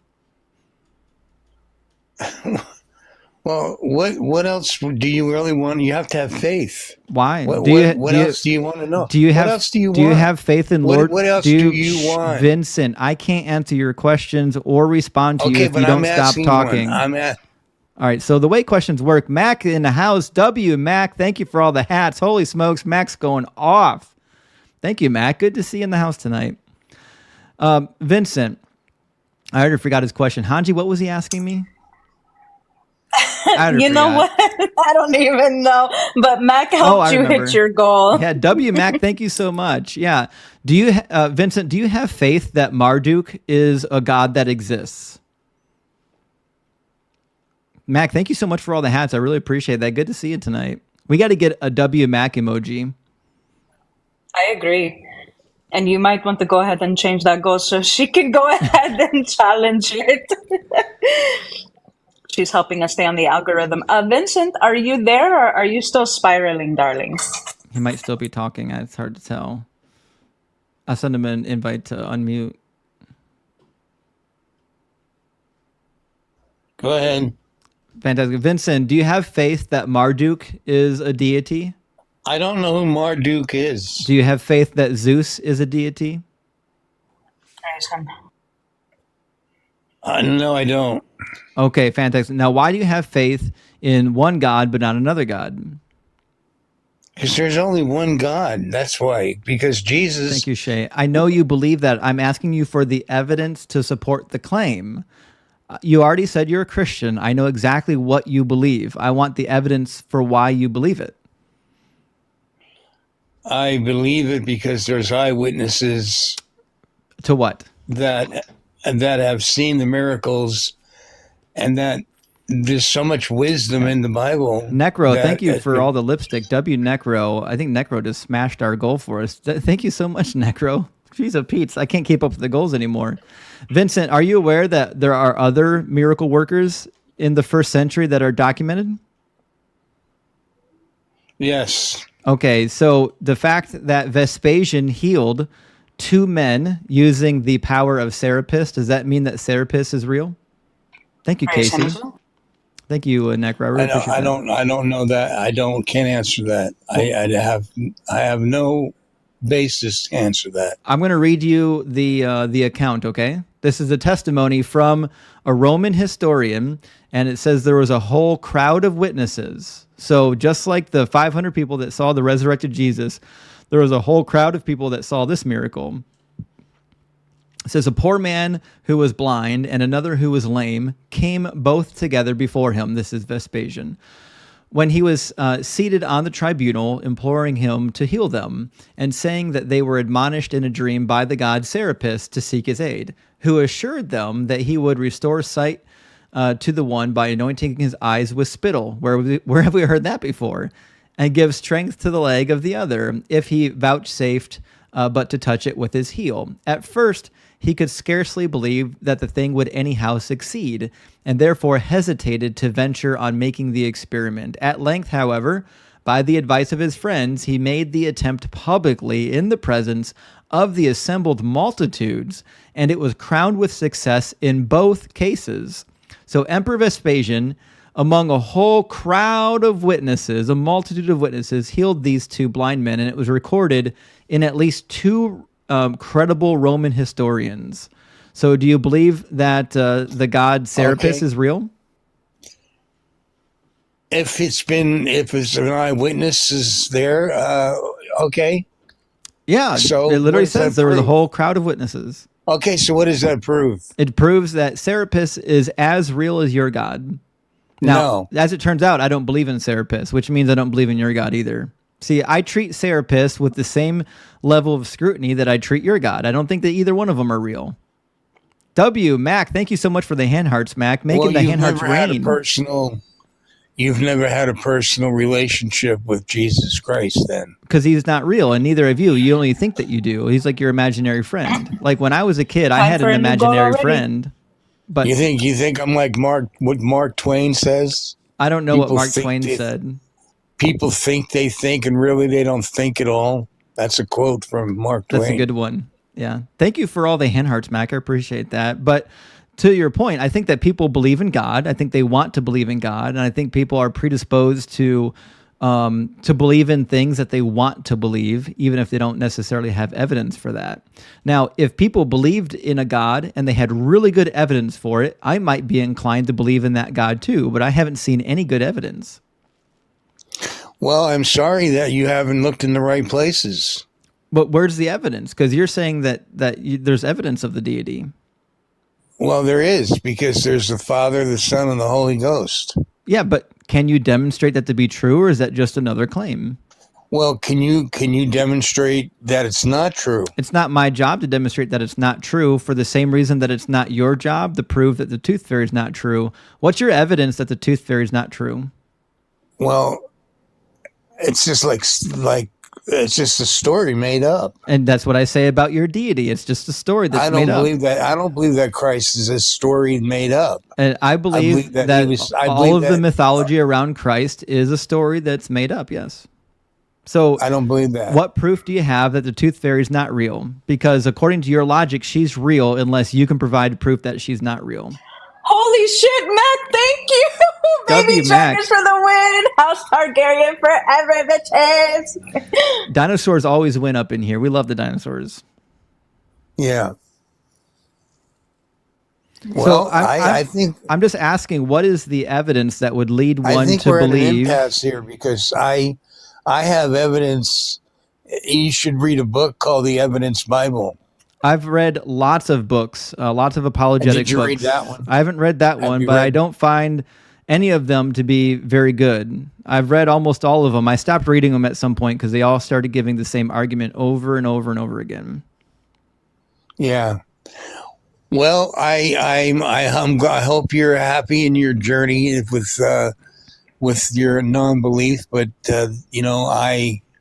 I'm old enough to where I've experienced a lot of things happen that only can be explained by a higher power. Okay. How do you know that the higher power is the Christian God? Because I've got a Hindu friend that has been visited by at least 2 of the Hindu deities. So why is it that his gods aren't real based on his experience, but your God is real based on your experience? Well, he calls them God. There's only one God. There's only one God, and so you can call anything God, but doesn't mean that he's God. How do you know that your God is real and his God's fake? Because there's only one God. How do you know that to be true? Because he's got the same evidence that you have. He has a personal experience with his deities. I'm just asking you, how do you know that yours is real and his is fake? I go by faith. So is he. He's got faith. If I have faith Right. He's got faith, but he's got false faith. Well, how do you know that he's got false faith?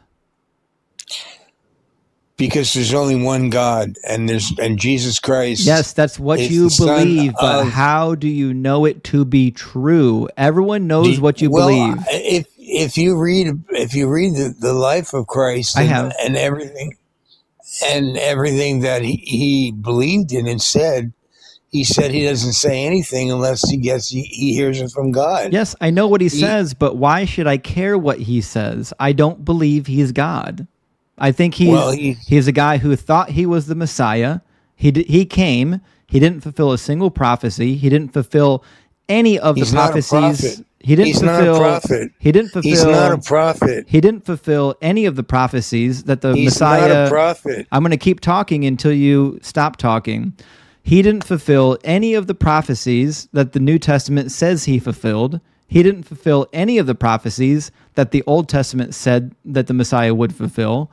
So I have no reason to believe that Jesus is special. Well, okay. All right. I accept your position, but I don't necessarily agree with it. In fact, I don't agree with it. But you can't prove me to be wrong, and I can prove myself to be very much correct. I cannot give you Christ, and you can't put your fingers on him and touch him and feel him, and you just have to go by faith. Why? You wouldn't use faith because that's all you got. That's all you got. But you wouldn't use faith for any other deity. Why are you applying faith to this deity and not any other deity? Thank you for the Elvis hair. Thank you so much, ADHD Penguin. Penguin. Good to see you. It's been a minute. So you keep going back to faith, but faith isn't helpful. I'm asking you, I know you have faith in this deity, but other people in other religions have faith in their deity. What makes your faith correct and their faith incorrect? Well, did anybody come back from the dead? I don't think Jesus did, but we have ancient accounts of people. There's proof of it. There's proof of it. If you ask me a question, you have to let me answer it, Vincent. I don't believe that Jesus came back from the dead. You don't have evidence of it. And there are ancient accounts of other people coming back from the dead. Jesus is not the only person in the ancient world that claimed to resurrect from the dead. Are you aware that Jesus is not the only one?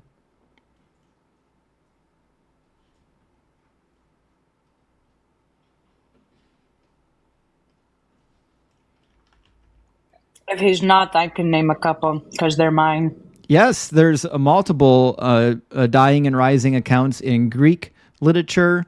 The Emperor Nero was resurrected, so much so that the Parthian army went to war over it. And there are others. In fact, I've got a list somewhere. Osiris. Yeah. Also, Dionysus was born, on the 25th that they like to use, which was really the summer solstice. That's the whole point of the summer. That's it. Sidetracked. Anyways, go ahead and set up a new goal, darling. Yeah. Let me get a new goal. Herodotus in book 4 of Histories talks about a person that was resurrected from the dead as well in Herodotus, Yes. an actual historian. So I have his writings. I mean, Jesus is hardly unique here. Oh, and baby, it's Herodotos. Oh, sorry. Herodotos. My Greek pronunciation is so bad. It wasn't even good when I was in school and I could speak it or read it. Oh, I never could speak it well, but I could read it pretty well. Now I can't. I forgot most of it. It's funny too because I actually blew someone's mind the other day when everyone is just like, I don't even know how. The pronunciation is Pythagoras. Right. Yeah. For But Pythagoras. everyone says, yeah. yes. I But agree. it's Pythagoras. Vincent, where did you go, my friend? Hello? Vincent? You're listening. There we are. Vincent, so do you understand my problem with faith? Faith is meaningless. Well, okay, I'm okay if you feel that way. Because you can have faith in anything. Like if I have faith that Marduk is the supreme deity, then that's meaningless. If you don't have evidence, then you can't demonstrate your faith to be true. Okay. So, But that's the whole point of faith. You don't have to have evidence. No, the whole point of faith is to pacify The whole point people. of faith is not to have evidence. The whole point of but to have faith- faith in what you, The whole in point what of you believe faith. in. The whole point of faith is to pacify people without evidence. Right. Right, but I'm asking for the evidence. Your claim. There is none. Thank you for finally getting to the point. Your claim is that the Christian God is not imaginary and that there's no proof to the contrary. And finally, we agree. Thank you, Mac, for all the lipstick. Mac making it rain again. Holy crap, Mac's unaliving these goals here. Vincent, I think we hit the end of the road for the discussion. We finally agree Okay. that there's no evidence for this God. There is no evidence except for your belief in what, I haven't studied enough to have an argument with you or a discussion about my point of view. Right. Fair So, enough. Well, come on back when you've got... another lifetime. All right. Cheers, man. Mac, thank you so much. I can hardly keep up with Mac tonight. She's unreal. She's hitting your goals before you even finish the hour. All right. We're going to get Serge up in here. Welcome in, Serge. I'm going to set up a W Mac emoji tonight. Serge, welcome in. Are you a Christian? I sure am. Fantastic. Are you at least 18? I sure am. Great. Are you driving? Sounds like you're yes, driving. I'm We're going to need you to pull Yes, I over and am. not be driving, okay? Thank you for the glasses, CIA. Now he's breaking up. He must be driving. Yeah, just go ahead and drop him. Whenever you get to a spot where you can actually debate, because we don't TikTok in room here, you are more than welcome to come back. Yeah, coming back. It's TikTok terms of service. You cannot drive and live at the same time. That's how you end up unalive. So you got to be off the road to be up in here. Len, welcome in. Thank you. Are you a Christian? No, I'm not a Christian, but I'm a Christ follower. So you're a And, Christian. Well, I don't know if I consider myself a Christian because every Christian thinks different than I do. So you're a Christian. Fantastic. So are you at least 18? And 54. So you are at least 18. Fantastic. What would be Yes. your best argument or your best evidence for why the Christian God is real? Well, because I believe in God. I mean, I believe in Jesus since I was a little girl. So you believe And because you were taught it as a child? nobody taught me. Well, in my country, they teach us Catholicism, but I don't follow that religion. I never did. And my family, sometimes they go to church, but I didn't. And so through my life, I prayed a lot. And every time I pray, hard things happen to me, like bad experience. And I know now it's the ignorance what happened because I didn't know how to follow God. I didn't know how was the correct way. So Len, I appreciate that you had a very broad journey with your religion, but we're trying to figure out if there is a God. And so that's kind of the topic we're focusing now. Do you have like an argument or evidence why your God is real? Well, it's because I've been saved. That's what I'm saying. Okay, but that kind of logic exists in like every religion. So like I've got a friend who's Buddhist down in Florida, and she believes that whoever she prays to is answering her prayers and helping her life to turn out in a way that is beneficial and positive. So does that mean that the God she prays to is real? Well, because if she got an answer on her prayers, yes. Oh, so you're a polytheist then? I don't know what does that mean. I'm sorry. I don't know. My English is sometimes I don't understand. That's okay. Your English is actually really good. So what it sounds like is then you believe in multiple deities. No, because the God I pray is only one God. Okay, so then through him, who's answering my friend's prayers down in Florida then? I don't know. I don't know who she prayed to.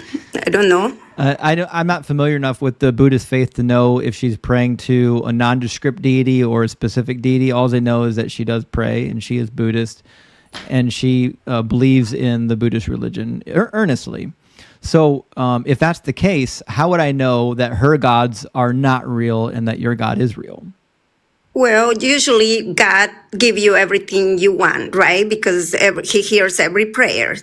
But through salvation, it's only one God, okay? But how do you know that? Because I'm telling you my experience. Then I was gonna get married, and I came to my knees and I asked God, why? Because it was not the first time; it was the third time. Why did it take 3 times? Does God not want to give you the thing that you need? Well, that's what I want to know because I always treat people right. So I wanted to know what was wrong. So since I've been praying to God, his spirit is on Jesus, and I believe that, I came to my knees and I asked God, and I say, I know you are the God who gives us salvation through Christ. So please tell me, what did I do wrong?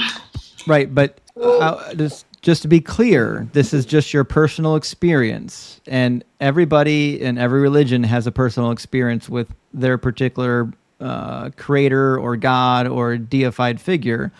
So what I'm looking for is why your personal experience is better than the personal experience of people of other religions.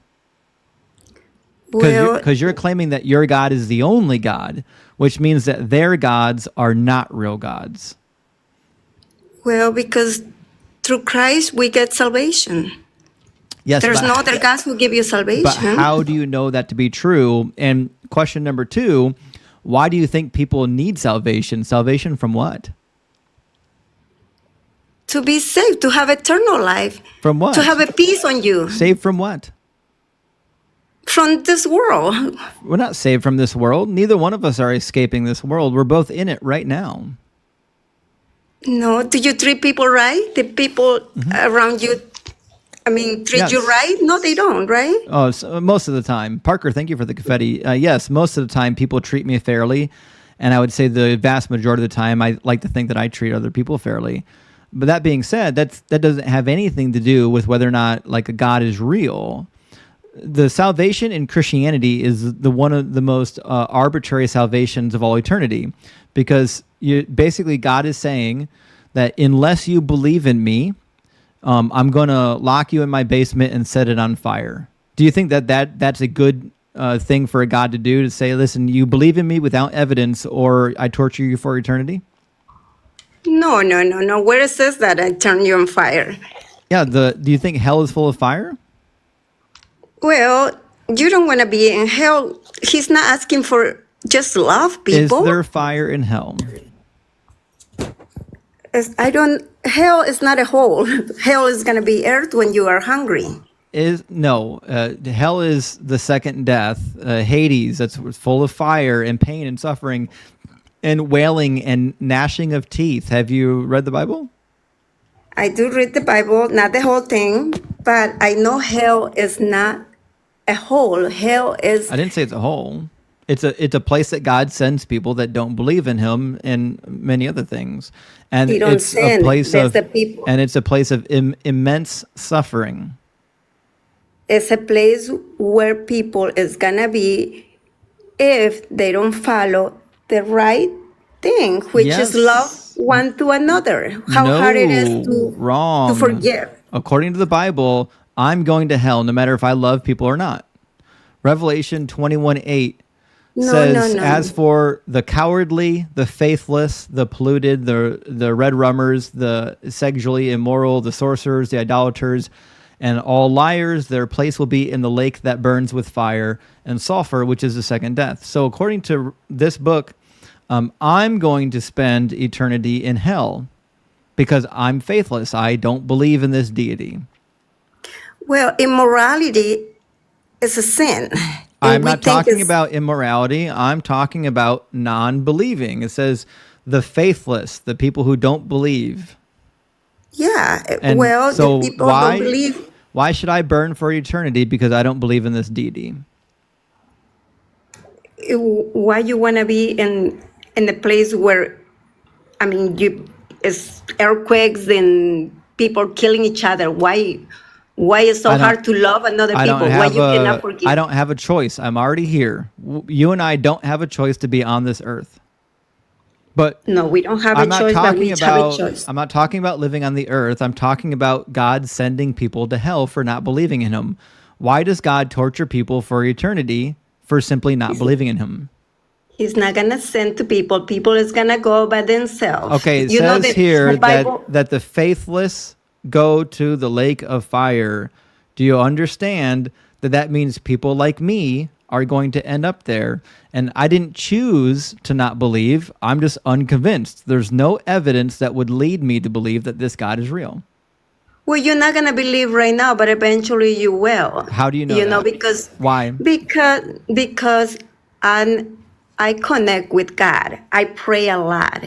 And not everyone believes because God chose His people.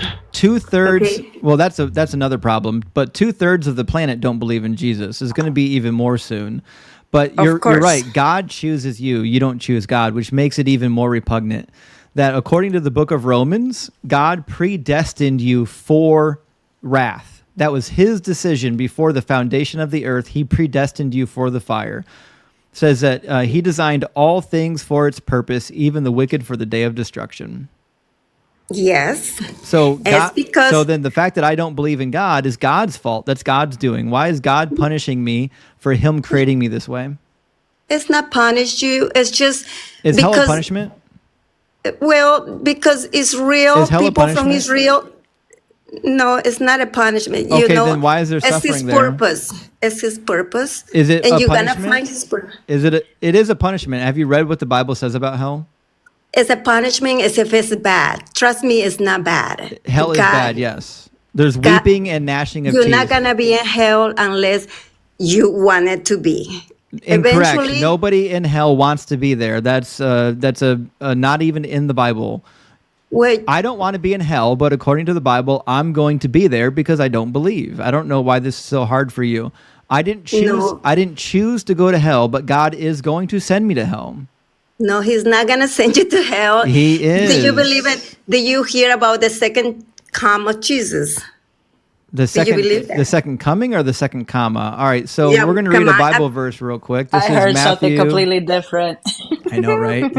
Matthew 25. My English is not well. Matthew 25 talks about the judgment when Jesus comes back. Yeah, the judgment time. Yeah. Then he will Did you hear answer that? them, truly I tell you, just as you did not do it to one of the least of these, you did not do it to me. And these will go away into eternal punishment. So, Yes. so hell is eternal punishment. Okay, so when that so happens, why does God send people to eternal punishment using predestination? According to the book of Romans, God predestined me to go to hell. Come from me, Sky he Daddy. don't, I mean, oh. he don't predestine you to go to hell. You're not gonna be in hell unless in the judgment day you don't believe what he say I or don't what the believe. Christ says. What the Christ says. I don't because believe. You I don't can- know yet. I can tell you right now that I don't believe, and there are millions of people that are going to die this week that don't believe. Why? But it's okay. Why? They're not dying. Why do millions of people die every day that don't believe in Jesus? But they don't die. They live. When you are with they God, die. you're living. Okay, we'll try this really slow, Len. Do people die? They're not dying. Do They people having die? life. We are dead right now. Oh my gosh. Okay. All right, Len, I think this conversation's over if you can't understand what it means to be dead or alive, okay? Okay. Life is with God and death with. All right, have a good one. I mean, she means well. Also, She means darling, well. She's no, insane, though. no dish. English isn't my first language either, but I was really hoping she heard what I said because I was like, "Come for me, Sky Daddy." We know which one I'm talking about. She's not Praise Zeus. she's not gonna understand the reference, unfortunately. No, Why are that's you why I was trying like, to? "The what now?" Why are you trying to get somebody to explain that God exists by somebody Oh. who's religious? Jay, did you come here to cry or Oh what? my Well, I'm trying to ask you goodness! because I see so That was many of you pretty guys. quick. All right, that are JJ. always So talking we'll about start from the religion. top. I assume you're a Christian. Is that true? No, this is my point. Are There you are a many Christian, people JJ? out there. No, I'm not. Okay, well then get out of here. We're just debating No, no, I'm- Christians.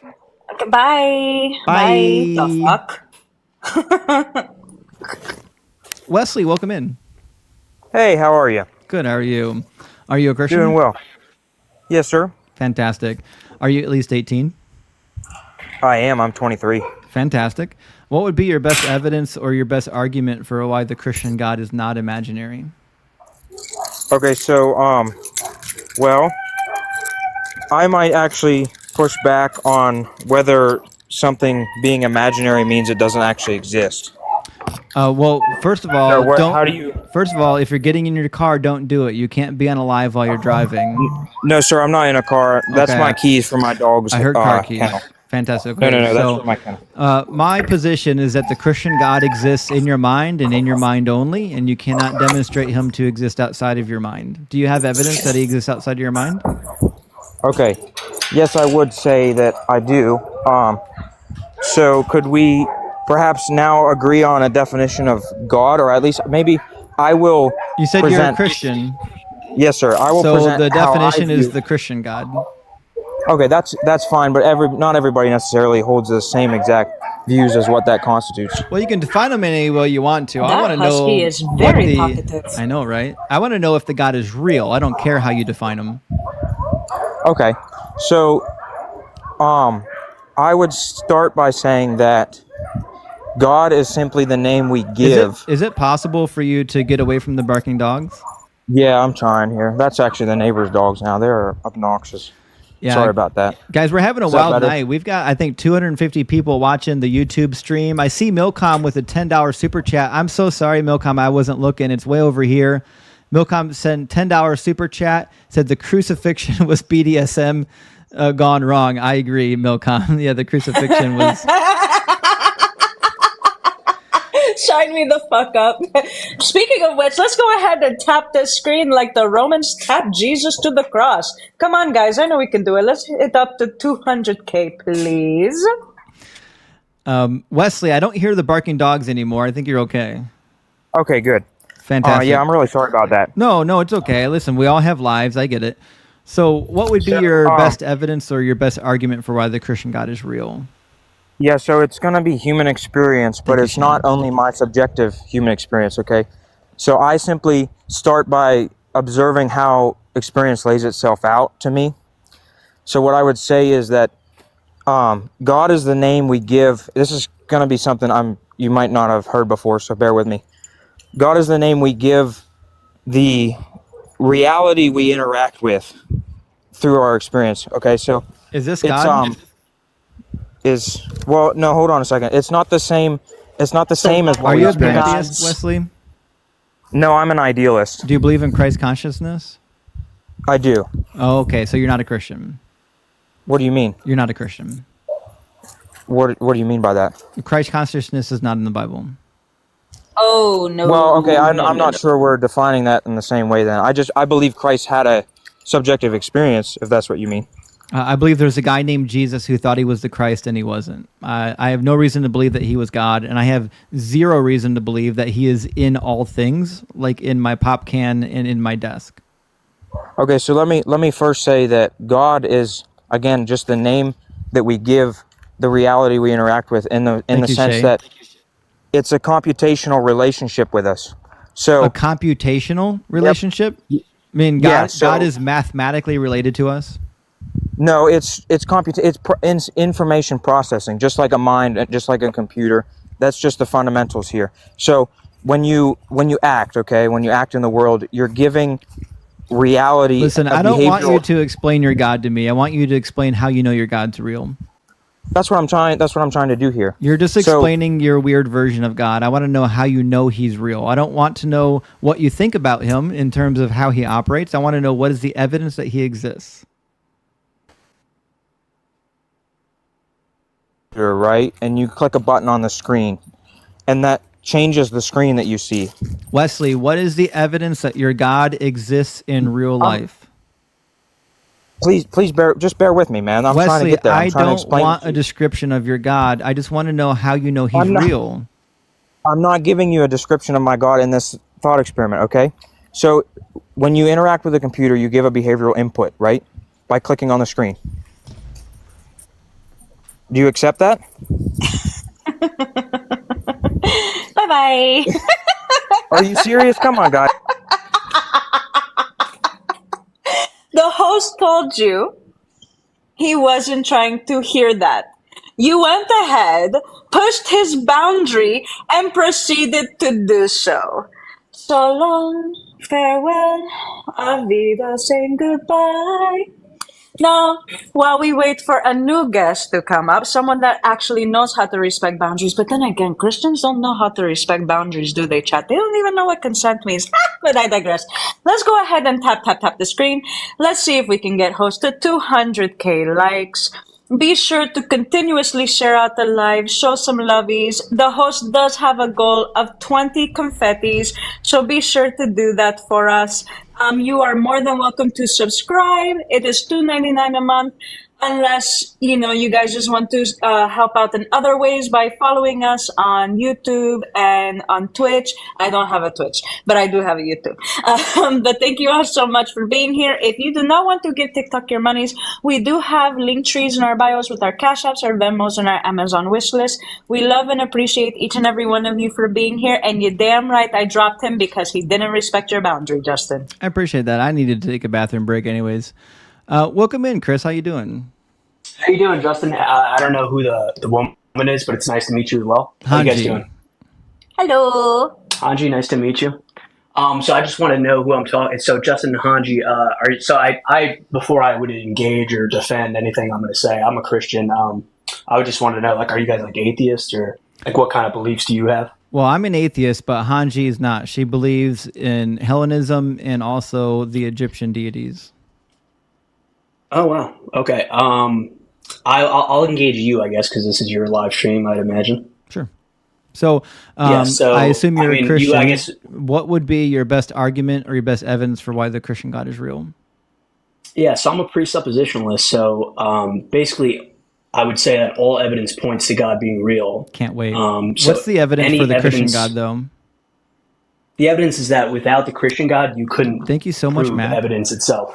Yeah, so the argument is the impossibility of the contrary. Do you think this is my first time hearing it? Do you think the presup is a good argument? No, yeah, I think it's a great argument. Okay, well, I presuppose that Marduk is that God. Prove me wrong. Well, we can look at the revelation that we both have, that we both know is true. There we go. The Bible, Fantastic. yeah, Now, true. let's turn to the evidence. So I presuppose Marduk. You presuppose Christ. Let's look at the evidence. Can you demonstrate Christ to be God? Thank you, Mac, for all the confetti. W. Mac. Listen, Well, the I'm Bible working on claims I'm working on a deity, Mac right? So emoji what now. I would say, All right, what I would just say is if you just supposedly presuppose something, Chris, what's the evidence? that can't. Well, Chris, the what's evidence the would be evidence? that the evidence would be that in the Christian worldview we have the accounting and the founding. Oh, no, that's just an logic, explanation. I don't care if morality. you have an explanation. I want to know if you have evidence, because I can easily just dream up any explanation that fits my criteria. It doesn't make it real. So it doesn't matter if you can explain something. It matters if you can prove that your explanation works. Is that true? Yeah.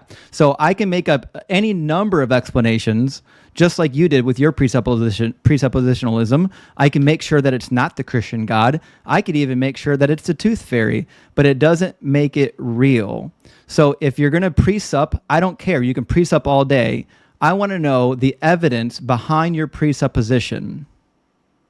Well, the evidence is that if you don't presuppose God, your whole worldview is reduced to absurdity. Well, that's not like you as an atheist cannot account for truth. Like, where does truth come from in your view? That's not true, Chris, and that's not a defense of your specific deity. Could you be wrong about that? I want to know the defense for the Christian God.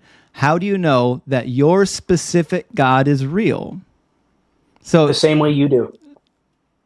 Yes, thank you. So we're both using tools of deduction and logic and reason. Thank you. We both have the ability to utilize those tools. Now, can you use those tools to demonstrate why your God is real? Well, like I just said before. So the answer is no. We have this. Well, so, hold on. Chris, we have the same revelation, and we. So, Chris, I'm going to fast forward. Thank you, Divine, for the hat. I'm going to fast forward the conversation because I've talked to dozens of presuppers just like yourself. I know your script inside and out. Your whole script is to avoid giving justification for your actual faith. But I'm going to make you do that.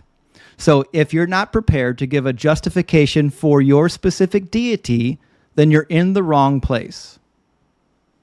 Thank you, Mac, for the hats. W. Mac, I cannot put goals up fast enough. Goal already reached.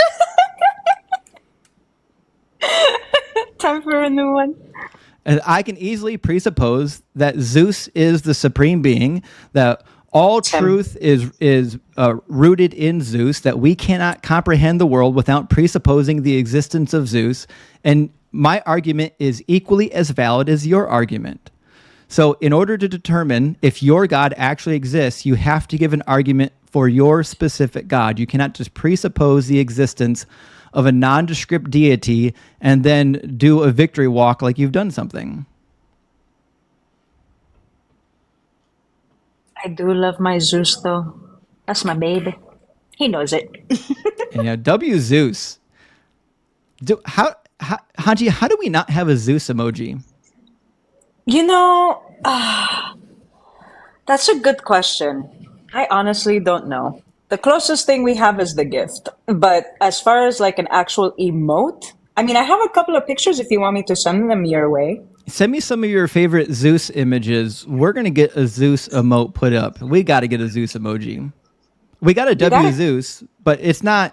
We need like a Zeus with the lightning. You know what I'm talking about? We need like the badass Zeus. Oh, I know which one just to send you. Justin, is it okay if I ask you, in your worldview, so you're going to run. Where did the laws of logic come from? So you're going to run. So I already know your script, Chris, and it doesn't work here because I can presuppose. Can you answer the question, though? Because I mean, you're asking me questions, and then you're not letting me ask questions to you.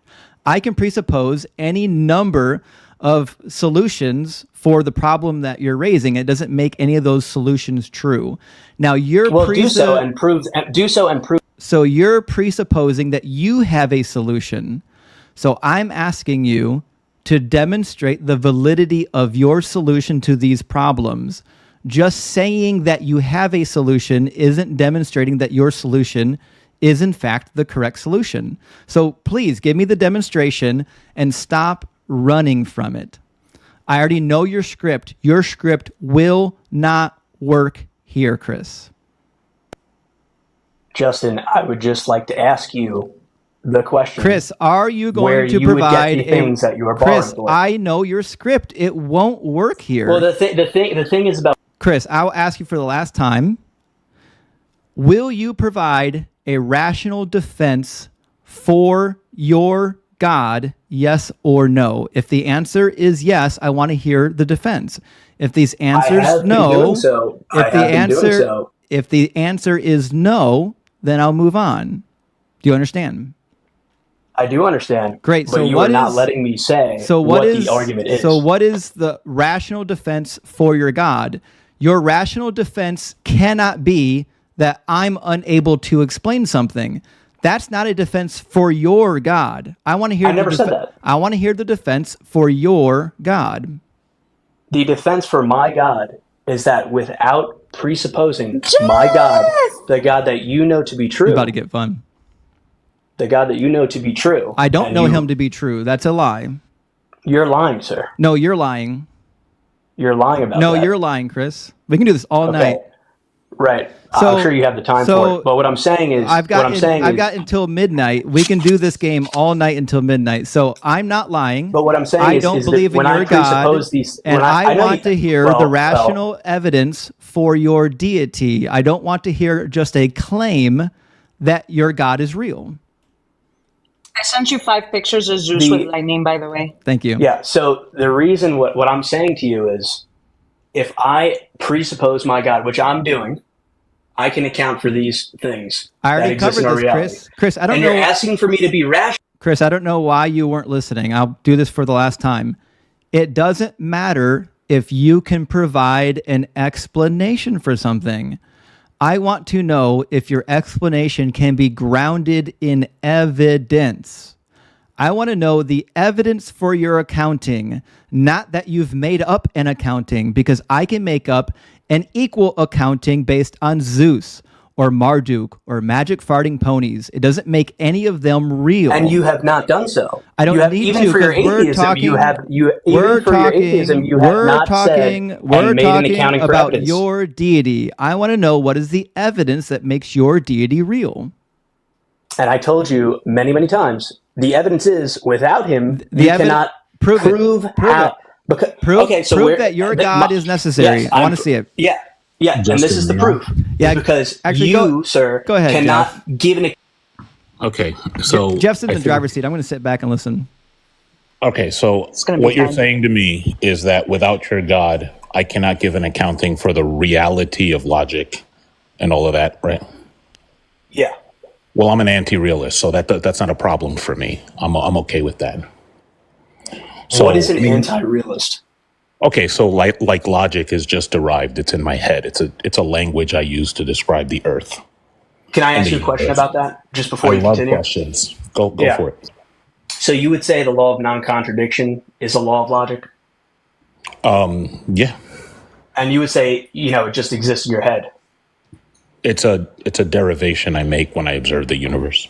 Okay, so, but if humans didn't exist, could the Earth and the universe exist in the same way at the same time if there were no humans in the same place in the same way? Sure. Well, actually, that would violate the law of non-contradiction. No, it wouldn't. How? I mean, you can give me the argument that results in a P and not P for that. I'd love to hear it. Well, that I don't know how to do. I'll concede that. here's But the what I'm thing. saying If is you're for going you to- to say hold on, real that quick, something real could quick, exist. real fast. Hold on. If you're going to say something violates the law of non-contradiction, that means it results in a P and not P. So it means like I'm holding my phone and I'm Yes. not holding my phone. Right, because your So car you would can't have- be in a parking lot and not in the parking lot at the same time. Right. Absolutely. And you don't have So to be I'm a just- human being. You don't have to be there as a human being for that law to hold. But you're confusing the law, the map for the place. The Earth existing and what it does and how we describe it are two different things. No, it's not. Oh yeah, they very much so because are. here's the thing: if your 'Cause mind didn't exist, there's a landmass that I'm standing on. Without humans, it's not called the United States. It's not called Florida. It's not. There's no like borders or anything. That's the map. The place itself is something completely different. But Jeff, here's the thing: if The you myri- said even the you said laws, myriology of it, hold the on a second. myriology of it, is just something we attach to it. Oh, okay, but Jeff, if you yourself did not exist, you said this is a law of logic in your own mind, right? This is a law of logic in your own mind at this point. It's a And what I'm descriptive law. what I'm telling you is that if you never existed, Mhm. a car cannot be in the parking lot in the same way, in the same time, in the same place, and be in my driveway at the same time, in the same way, in the same place. That would If violate humans the law. didn't exist, So here's the problem. that law is external to your own mind. No, it's not. Here's the It is. problem. No, look. This is going to take a lot longer if you clench. So I'd like you to unclench and allow this whole situation to happen. Okay. Wait, if I clench, what does Yeah, that mean? you're clenching. Every time I talk, you talk. That's clenching. That's you Clenching. that's you being nervous and not allowing the conversation to happen. Right. So what I'm saying to you is, without humans, there's no such thing as a driveway. Do you know that for certain? Unless you can demonstrate otherwise, sure. And actually, I don't even have to, because I'm an anti-realist. I don't believe in absolute certainty of anything.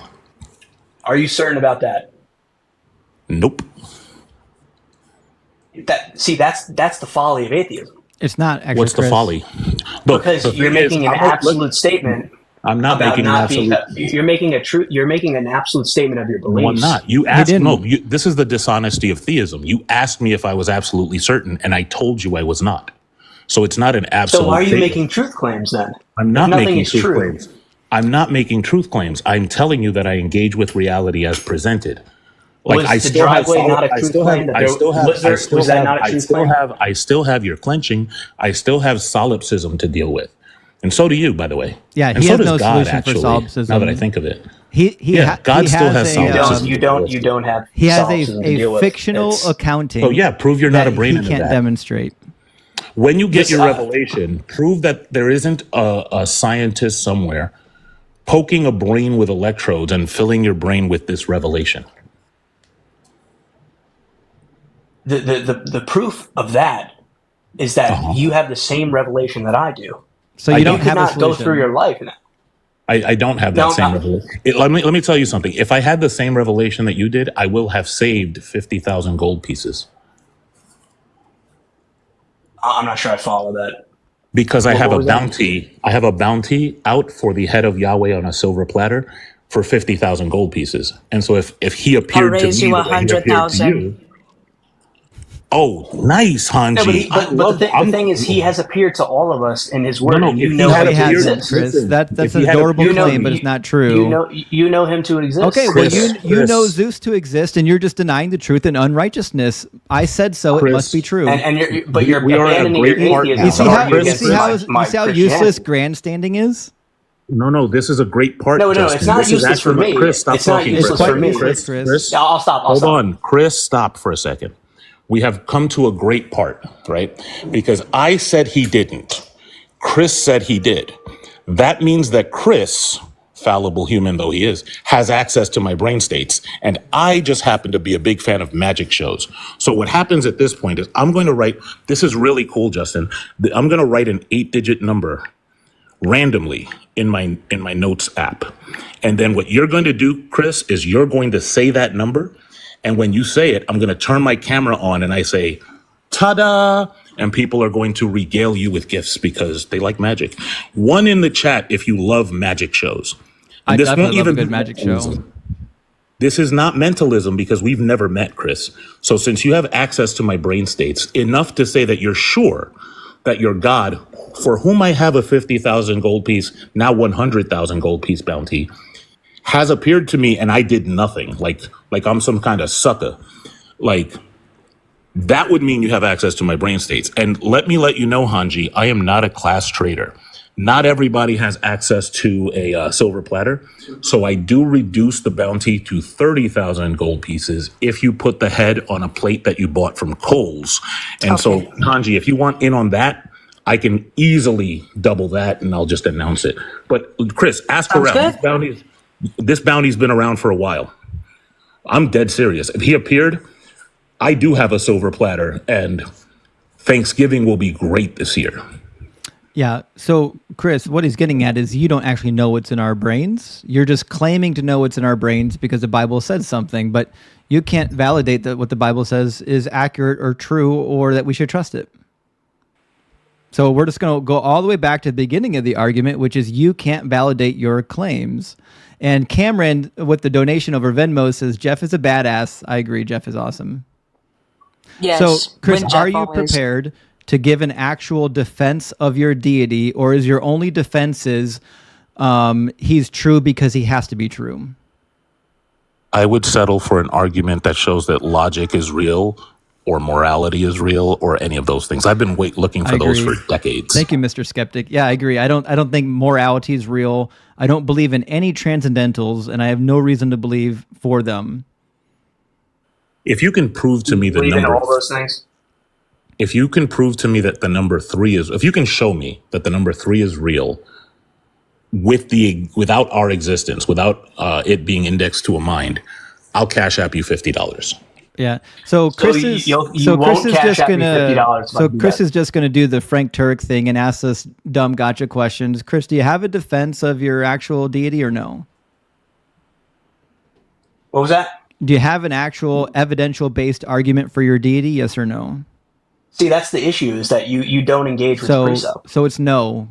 Fantastic. But I've been And- trying to I can give you evidence all day, but you're So- going to interpret it according to your So worldview. Chris, and no, that I won't do. I'll challenge you on your worldview. though. Chris, I already know the presuppositional argument. Your whole argument is that you refuse to give any evidence or argumentation for your deity. You just say, because it's impossible for him to not exist, he must exist. But I can easily defeat that by just saying, no, it's Zeus or it's Marduk. I never or, said it's...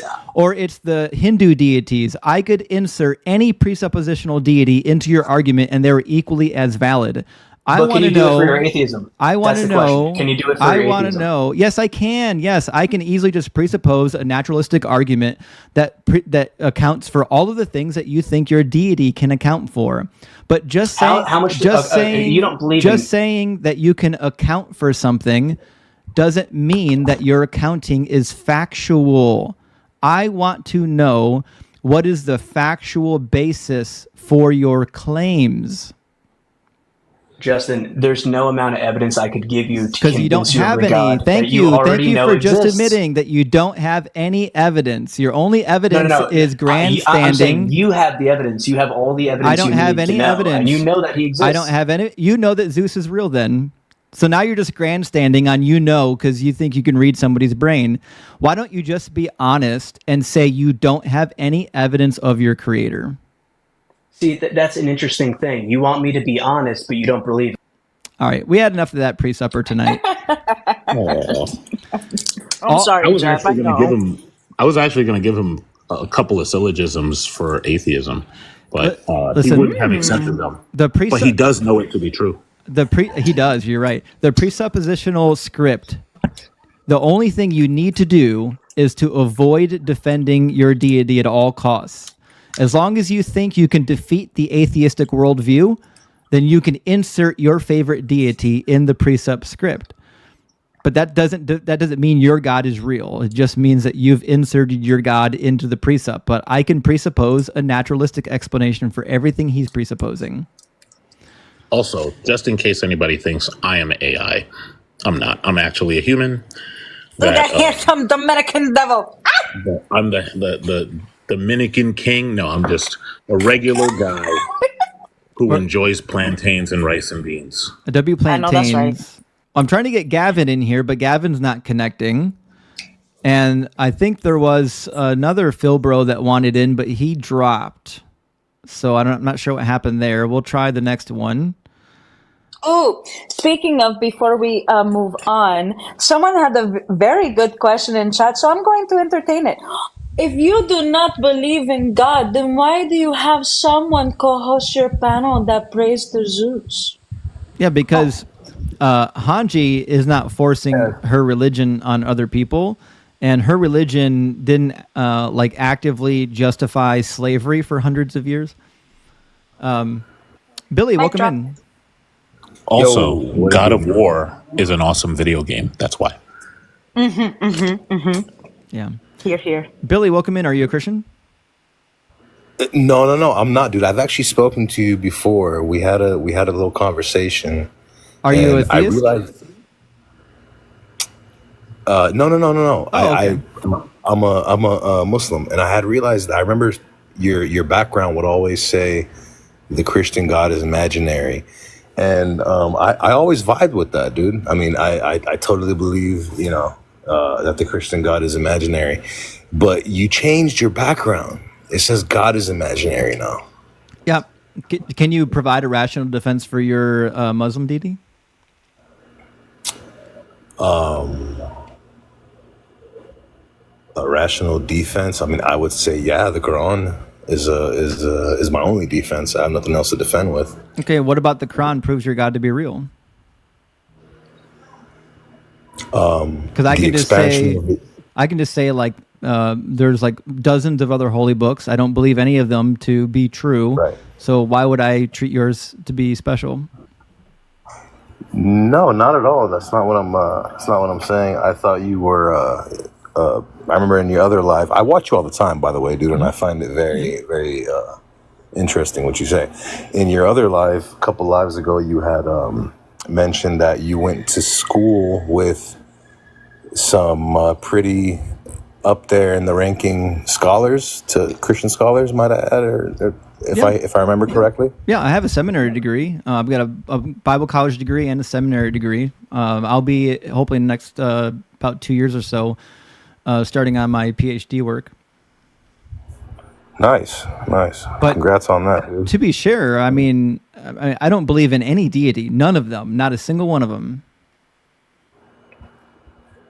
Right. Well, as far as the defense that I have, it would be it would be the Quran. My reason to believe is, for example. Thank you, Sherry. Thank you, Lolita. Yep. For example, chapter 51, verse 47 of the Holy Book speaks about how the universe is expanding, and you're talking about a guy who was illiterate, walked the desert. There's no way on God's green earth that he could know this information, that the universe is constantly expanding. Well, expanding. I disagree with your interpretation, though, because I know from writings from the time period, both in Jewish and non-Jewish writings, that they shared the same belief as the biblical authors, in which there was a firmament and there was a great expanse over a flat earth. And of course, the Greeks got this one right. The Greeks didn't believe this. And so even in the Bible, we see passages where it says that God stretches out the heavens, or he expands the heavens.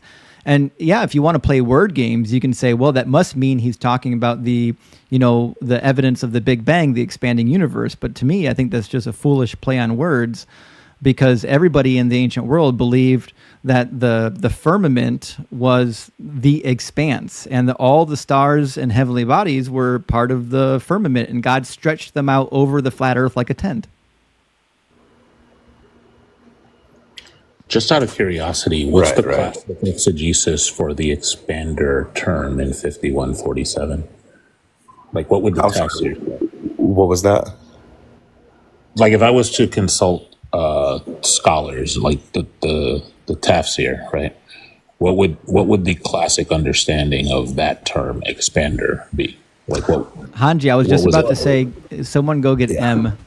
He was in chat waiting. We've got an Arabic speaker here who's pretty familiar with the Quran, if you want to run the expansion of the universe argument.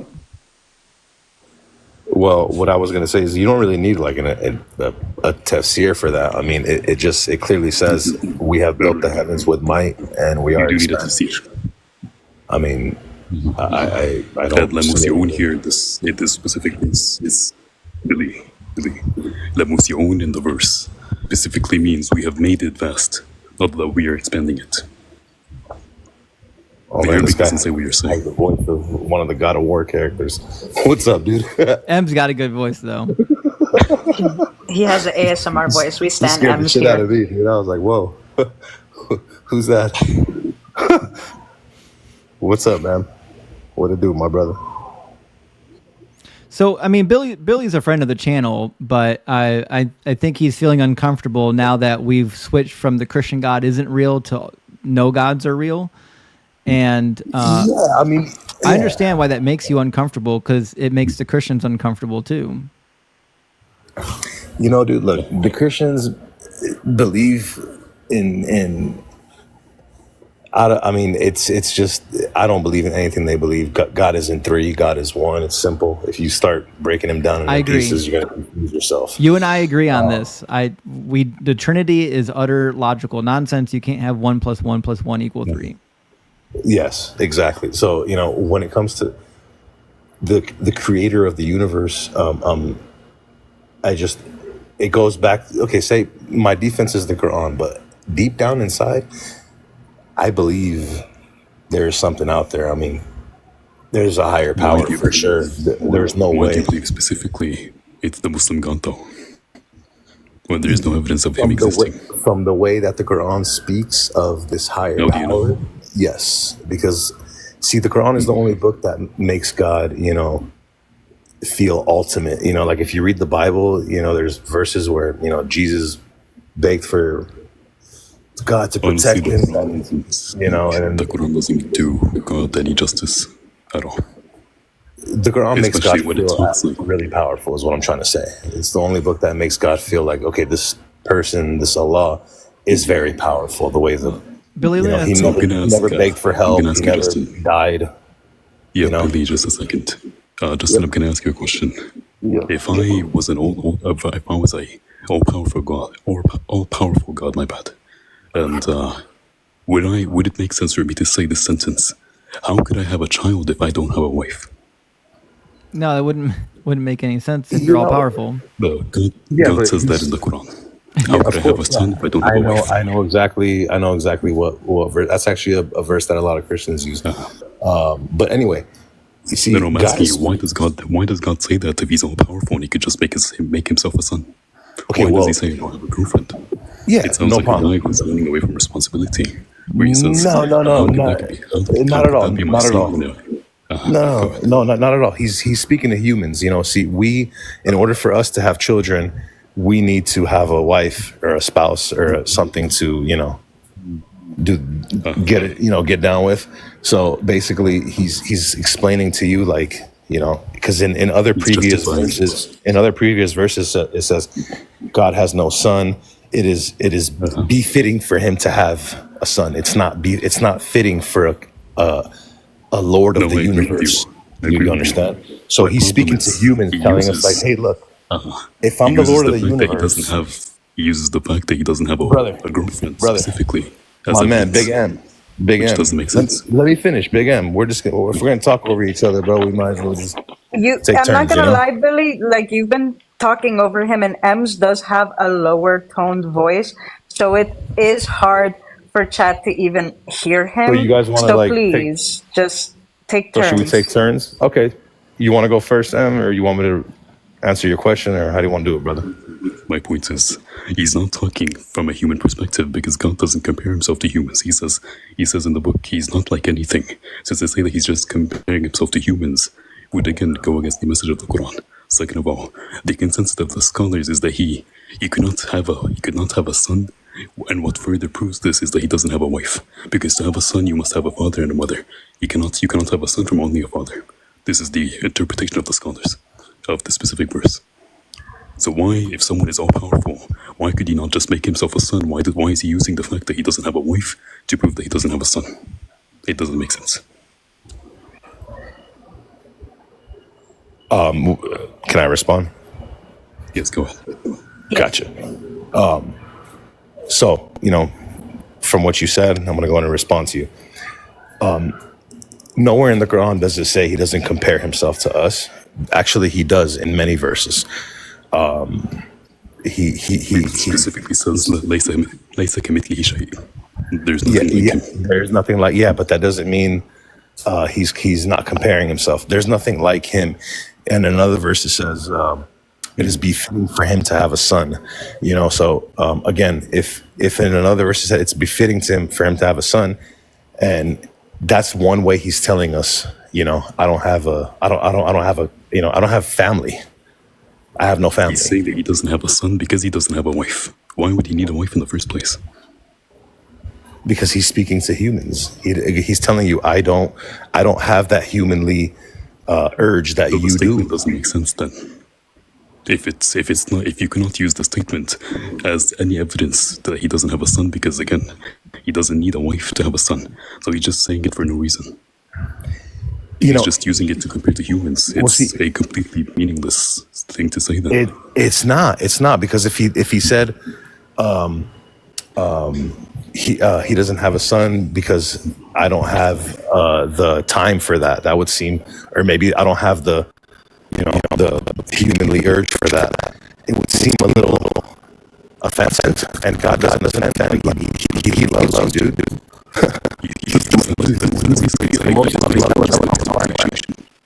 When you say that he made humans and creations and he doesn't defend it. He made humans the waste of creation. He made the worst creation. Where did you get that from? The worst. He says specifically, خلقنا الإنسان في أحسن تقويم وأنجز فلسفته.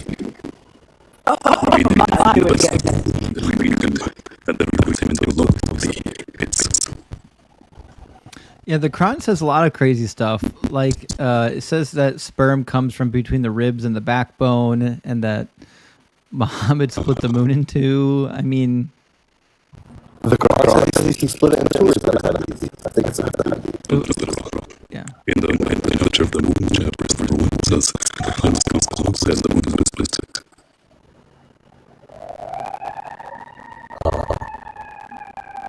And it also says that you should unalive the apostates. Do you think that people who leave the faith should be executed?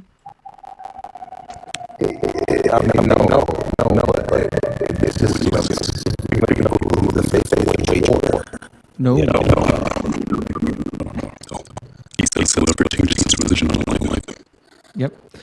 Billy, it sounds like the God that you're envisioning in your head is better than the God of this book. And I think you should believe in that God and dump this book. You can have a God without it being a God of a book or a major religion. I mean, yeah, no, you could, for sure, but at the end of the day, I know there's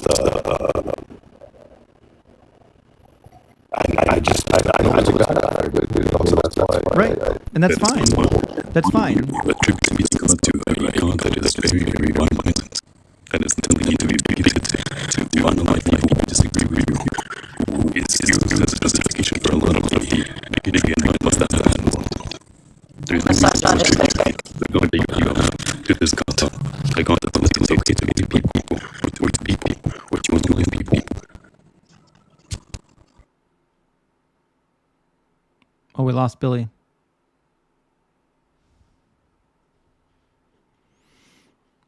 I feel bad doing this with Billy because I like Billy and I know he's a friend of the channel. He's a good guy. Billy, we're going to move on to cooking Christians, okay?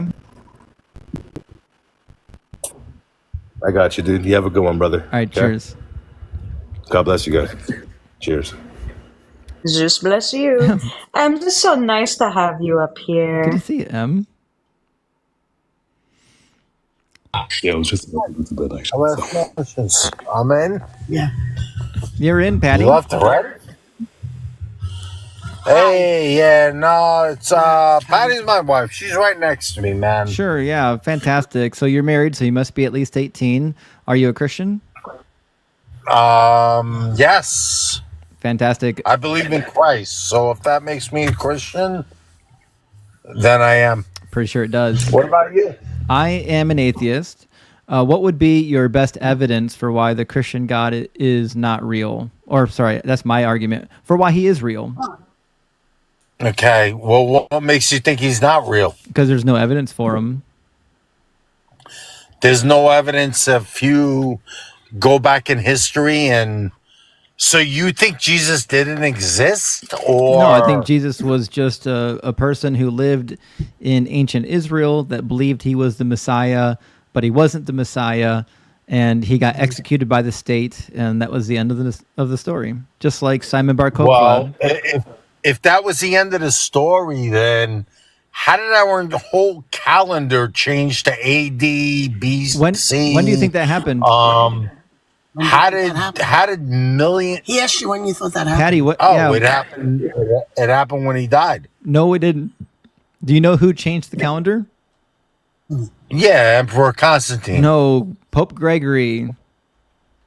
No. Do you know? Which is why they call it the Gregorian calendar. That's right. Do you know when it was instituted? But why did he change it? It was instituted in the 1500s. So 1400 years after Jesus, the leader of the Western world in Europe changed the calendar system. And it was only a minute change from the Julian calendar, which was what was in place before that. The Julian calendar is nearly identical to the Gregorian calendar. So I don't think that's evidence that your God is real, especially because the Gregorian calendar is not actually used everywhere in the world, and it's also an irrelevant data point. So that's your thoughts. Okay, so when the Julian calendar, when the Julian calendar was still in place, does that mean that the Roman gods were real? And Julian stands for Julius Caesar. Yes, the Julian calendar was implemented by the Roman Caesar. So when we were still on the Julian calendar, does that mean that the Roman gods are real?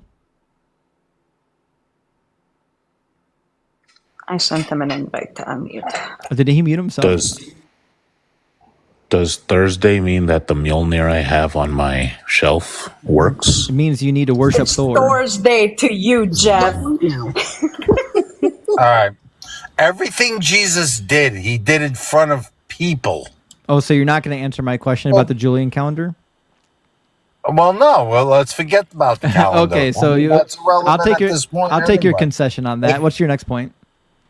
All right, my next point is that everything Jesus did when he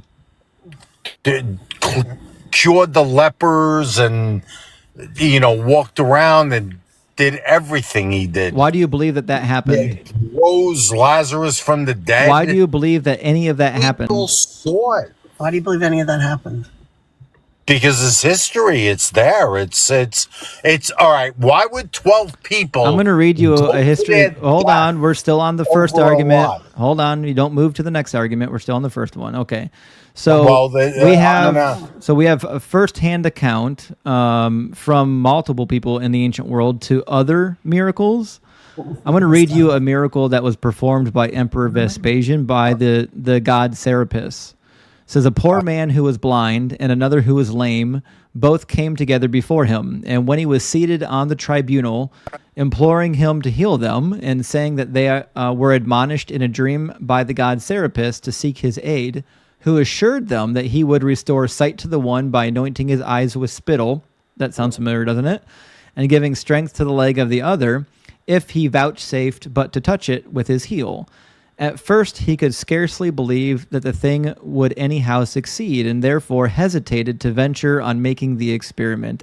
At length, however, by the advice of his friends, he made an attempt publicly, and in the presence of the assembled multitudes, it was crowned a success in both cases. So according to the Roman historian Tacitus and Suetonius, the Emperor Vespasian used the god Serapis to heal two individuals. Do you think that happened?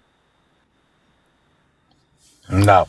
Okay, so why do you believe in your miracles, but you don't believe in these miracles? Because he did a bunch of them. And so everything he did in front of people. He did in front of. How come nobody wrote about it?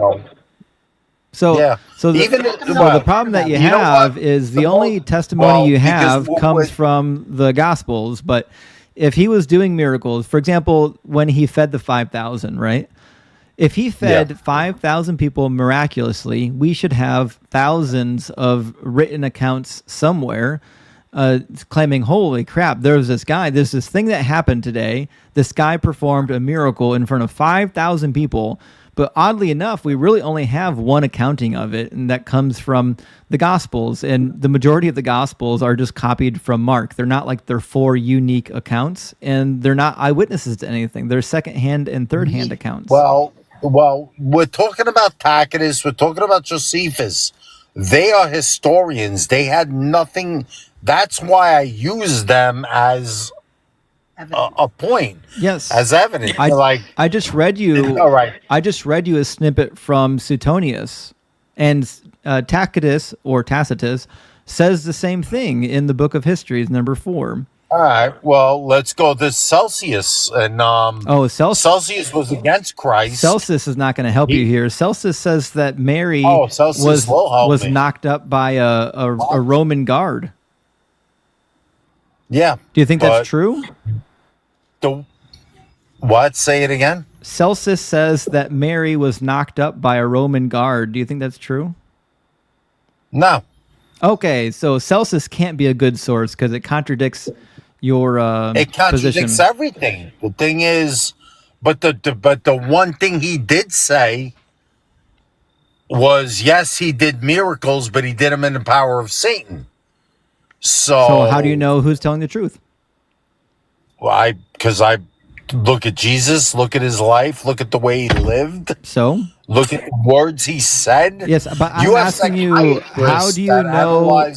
How do you know that he even spoke those words? For example, when he was sitting in front of Pilate on trial, which the Gospels can't even agree at what time that was, but when he was sitting in front of the tribunal with Pilate, having a private conversation with him, who recorded his words? When he was with Pilate? Yes, when I'm not sure when who Pilate did. When Pilate questioned him privately, thank you for the badge, Edom. How does anyone know what he actually said? You tell me. Nobody would. It was a private conversation. This is why we call it mythology. Mythology Thank you, fills Edom. in the gaps of knowledge by making up stories. Dude, how are we even here? How do we exist? How do we have a soul? I'm glad you asked. I don't think we have souls. Why do you think we do? Because we're energy. We're all different. What is energy? Like you're different than me. Although what is much respect, Patty, I am not. slow down.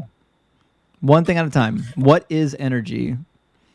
Thank you, Lori. Well, let's go back to the soul thing. I need you to All right? focus. We're talking about the I soul. think we have a soul. Patty, we're talking about the soul, and you said that the soul is energy. I'm just asking you to clarify. What do you think energy is? Nobody knows what it is. Yes, energy is That's the point. is a It's measure. Energy is the measure of something's position and velocity in time and space. Okay, so you're the first person to. Even scientists don't know what No, energy that's is. literally the definition from physics. If you read a physics book, it'll tell you. Mhm.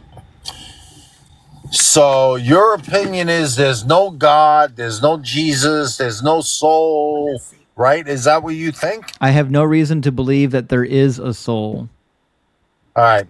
If you're walking down the street and in an alley, you hear like a baby crying or something happening, like maybe something getting hurt. You know, according to evolution or whatever you think, your first instinct will be to run, save your life, right? Why? Why would I run if I heard a baby cry? Well, if you did. If you did. Why? Why would I run? I don't know. Why would you? I wouldn't. Survival of instinct. You're suggesting that I What if would. Why someone's would I getting run? killed? Why would I run from a crying baby? No, it doesn't. Doesn't yet. I can't hear. Why would you? You said he would run. Patty, you screw me up. But Fucking blame. your instinct, according to survival of the fittest, Get would him, be Patty. to survive. Yeah. But all right, let me give you a better analogy because I understand what you're saying, but you didn't give a good analogy. So babies aren't dangerous. Babies would never invoke my necessity to preserve myself. Okay, so let's just say there was somebody that was in a dark alley and I heard gunshots. Yes, okay. In that scenario, if I heard gunshots, I might be inclined to remove myself from that situation and call the cops so that I didn't get caught in a line of fire. But what does that have to do with whether or not God is real? I'm going to tell you why. Because you would run, but as you're running, there would be that second thought that's like, I need to save this person. Like, it's going to happen. And then there's that little voice in your head. And that's the soul. That's your soul. I disagree. No, that's your brain thinking to itself. I don't know More why specifically, it's your amygdala. But yeah. Yeah, that's the soul. That's that part. Right. How that do you says, know that your internal dialogue is a soul and not just your brain? Because what is a brain? It's a fucking 5-pound lump of nothing. I mean, It's very complex. The brain is not a 5-pound lump of nothing. Complex, but so if you don't believe in God, you're just a bag of meat walking around with like bones. Like, how are you even? How are we communicating, and how are we? Where does love come from? Love is a chemical reaction inside of your body. We quite literally know how love works, and we can even manipulate it using particular chemicals and additives. All right, so a bunch of chemicals in your brain creates love. That's what you're thinking? That's exactly what it is. The emotion that we refer to as love is a chemical reaction happening inside of your body.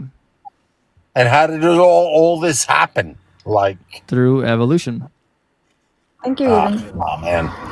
So your great grandfather could have been a banana. No, not even close. And now you became a human. Like, I don't know. I don't know if you have the boots for the evolution hike. Is this where you want to go?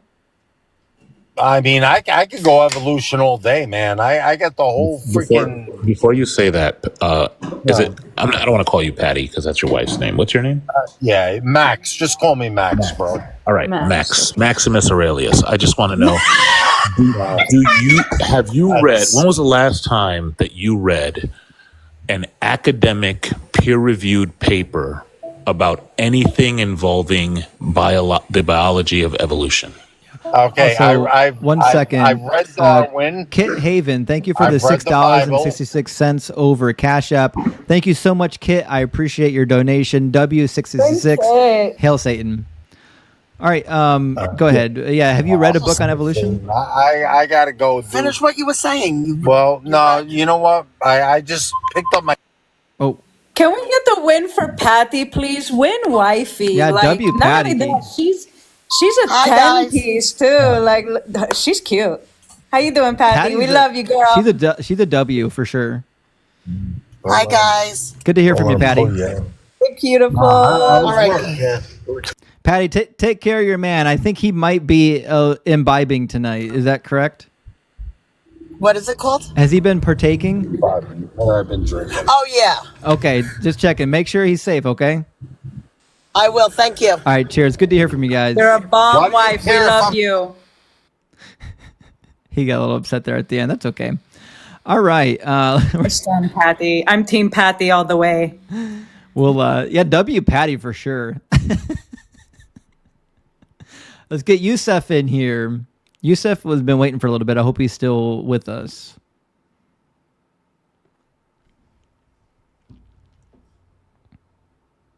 Yusef maybe not with us anymore.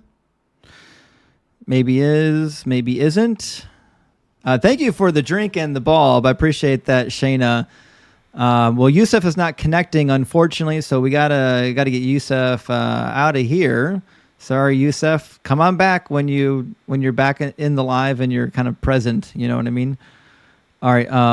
Let's get Royal Blood in the mix. Oh, this is going to be fun. Yeah, Dog Lover on Twitch says what's good? WWiFi. Can y'all hear me? Yeah, welcome in, Royal Blood. Are you at least 18? Yeah, I'm 40. Great. Are you a Christian? Or Yeah, actually, I'll be 41 tomorrow. Well, a happy belated or early birthday. Appreciate you.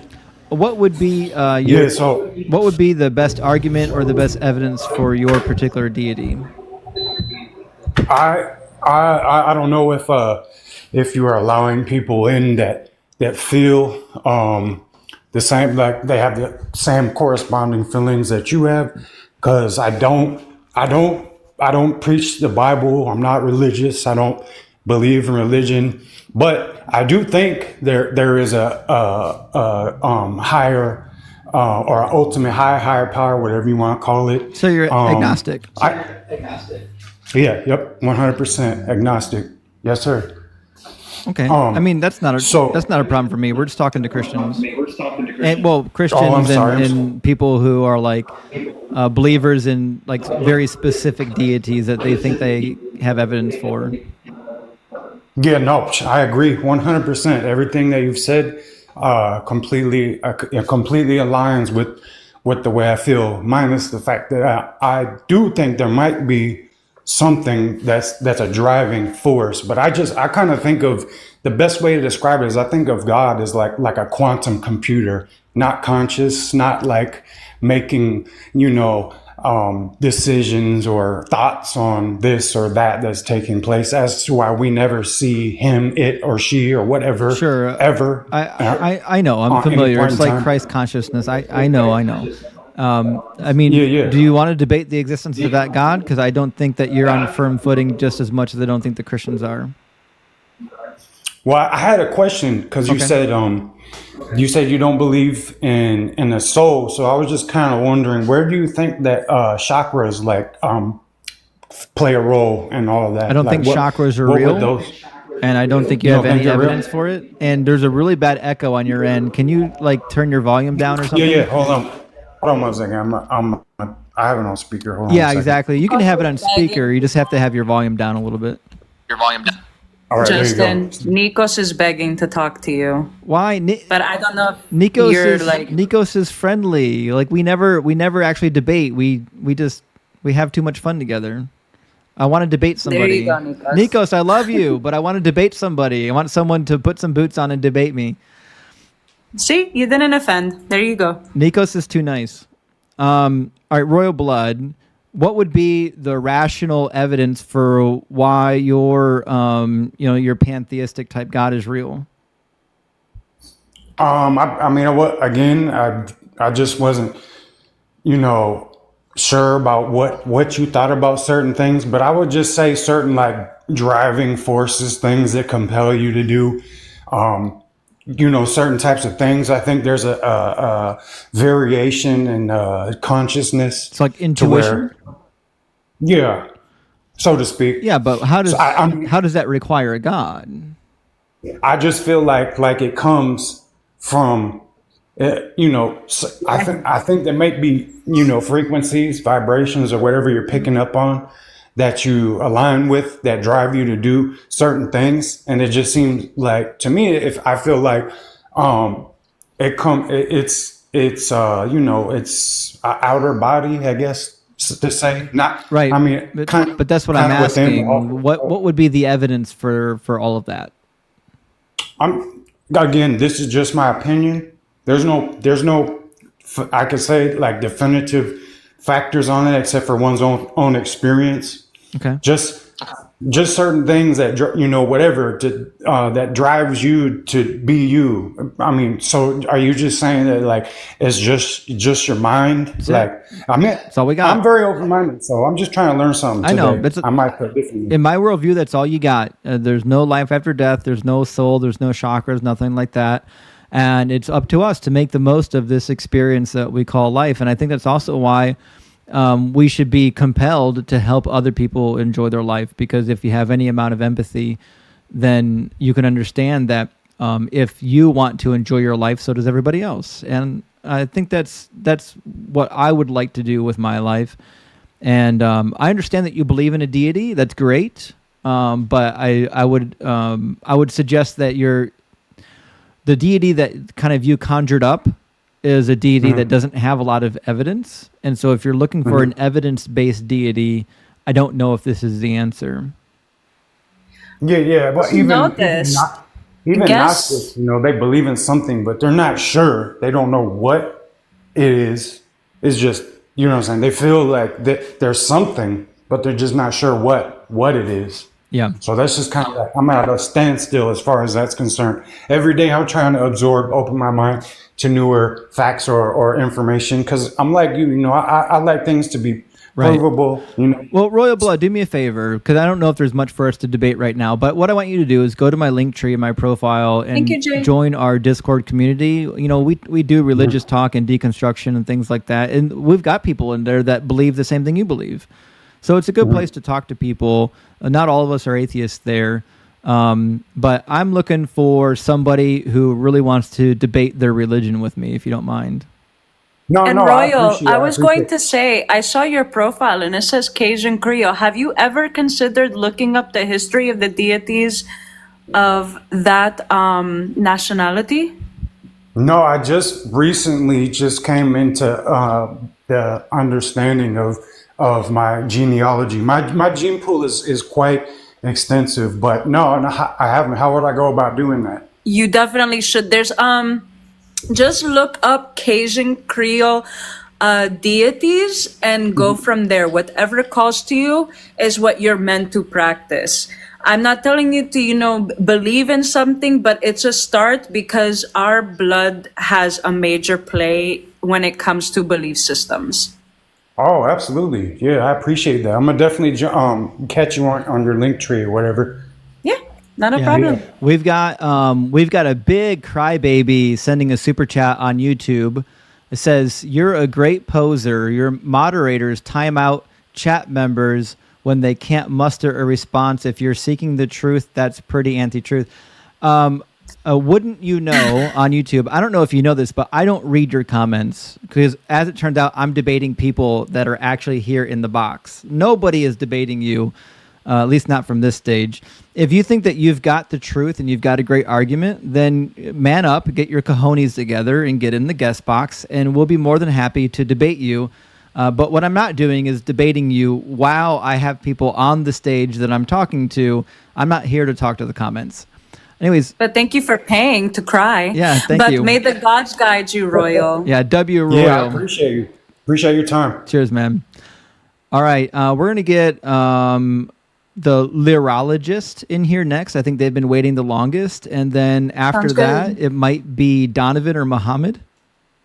Okay. Also, Royal, if you're still in here, Blake Ellender with the pride flag next to his name, he is also Cajun Creole. He is definitely the perfect person to talk to if you have any questions about the Cajun belief system. Yeah, welcome in, Muhammad. Hi, can you hear me? Yeah, I can hear you. Fantastic. Well, are you at least 18? Oh, yeah. I'm 57. Great. Are you a theist? Yes. Great. What's your religion? Islam. Fantastic. What would be your best evidence or your best argument for why your God is real? So I believe that evidence is accumulation of many things, but I can bring you challenges that can... Thank you, Elaine. Thank you. Yeah, in 1 second. I can bring challenges to debate into this argument. Thank you, Texas. For example, right, but what's the evidence for your God? Yeah. So for example, the Quran says in one of the chapters talks about the Pharaoh. It says in Arabic, I'm not going to say it in Arabic. I'm saying in English that today we're going to save your body to be an example for the future. Thank you, Rising. Which Thank this, you, of course, Quran was sent to Muhammad 1400 years ago. I know you And at believe time, that, but I don't believe Nobody that. knew there was any mummies. Yeah, they knew about Egypt. Are you kidding me? You don't think that the Arabic people knew about what was happening in Egypt? Are you insane? Nobody knew about the mummies at all. They absolutely did. In fact, there was a vast trade between Egypt and the Arabic people for a long time. In fact, the Egyptians had a huge preference for the perfume and the spices from the Arab regions in the peninsula. And then also they sent animals. So there was a trade for alligators and other animals that were native to Egypt, like Nile river animals. Yeah. There was an actual established trade route from Egypt all the way up to Turkey and then to the Roman Empire for animals coming out of Egypt. And there was an actual trade for mummified animals. So to the idea that Muhammad didn't know that there was what was going on in Egypt is wild, because they knew for hundreds of years that mummies existed. Justin, by the way, his wife was Egyptian. There was nothing in the history. There was nothing in the history. Yes, there that is. suggests that Yes. anybody knew that there is a. Yeah, that's just a flat out. That's just a flat out lie. If you read any Egyptian history book or any type of Mediterranean history book, they'll tell you all about the trade routes that existed between Egypt and what are the main exports of Egypt. And one of the main exports of Egypt was some of their delicacies, some of their animals, and mummified animals was one of those categories. And we traded with What Greece. does that have to do with the mummified pharaoh? You What said does that they to do didn't with know the about mummified mummies. pharaoh? That there is a how does They knew No, about about mummified mummies. pharaohs. Everybody, No, it everybody says- in the ancient that- Mediterranean knew about mummies. Yeah, mummified cats, crocodiles, cranes. Really? Okay, well, okay. So then we are going to say, because the Quran says mummified pharaohs, he's also referring to mummified cats. No, it It's doesn't say very, mummified, it's by the way. very It like, doesn't say mummified. It doesn't say mummified. It says preserved. and by Can we the do way, it? Fiat, you're giving wrong information to the people. Yeah, it's also true By the that way, Fiat is giving you very wrong information about Islam. it's also true that in the Greek historians, there's a couple of Greek historians that even document how it was that the Egyptians went about mummifying their corpses. Yes. And we even asked them for help when the Sea Peoples invaded. Okay, so as I said, it's a challenge. I mean, you're assuming that Muhammad read all the histories from ancient Greek and ancient this and ancient that, and he came up with this Quran, and then he will be like bigger than the computer that the Congress uses. I mean, it's just he didn't write any of it. Yeah. So and Also, the history in it isn't at all detailed. It's like the very basics. Yeah, so It just says, oh, this guy met this guy, and then this guy did this, and then this guy died. right, yeah, so It's that simple. So Muhammad, first of all, didn't write any of it. So to claim that this illiterate guy in the desert is performing miracles because he wrote the Quran, you can't demonstrate that to be true because you know he didn't write it. You're just claiming that he spoke it and then other people wrote it. But in the book of histories by Herodotus describes in detail the mummification process of the Egyptians, and he's not Egyptian. He's Greek. The Egyptian process of mummification was well known in the Mediterranean world and throughout his region. This is not news. And to M's point, the Quran doesn't say mummification. it does. We preserve your body. We preserve your body. He didn't say preserve you as. So where is he? So he preserved it. Now where is it he? does. Where is the pharaoh? He was found at the end in the No, he wasn't. in the pyramid, right? He wasn't. You know how they found the mummies? Who found it? In which years? No. The pharaoh died. Died in the sea, and the Quran also tells you that we will destroy any remains of you. Talking about the civilization he built. So we have no archaeological evidence that he existed, and we do not have his body. Now, how is he preserved?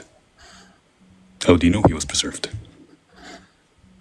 Because we know that we had a total mummy that was brought out of the pyramid, which showed the body of the pharaoh. The pharaoh of Moses wasn't buried in the pyramids.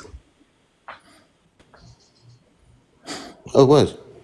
No he wasn't. He pharaohs. died in the It was sea. in one of the. He died in the sea. It was in one of the chambers of the pyramid. No, he died in the sea.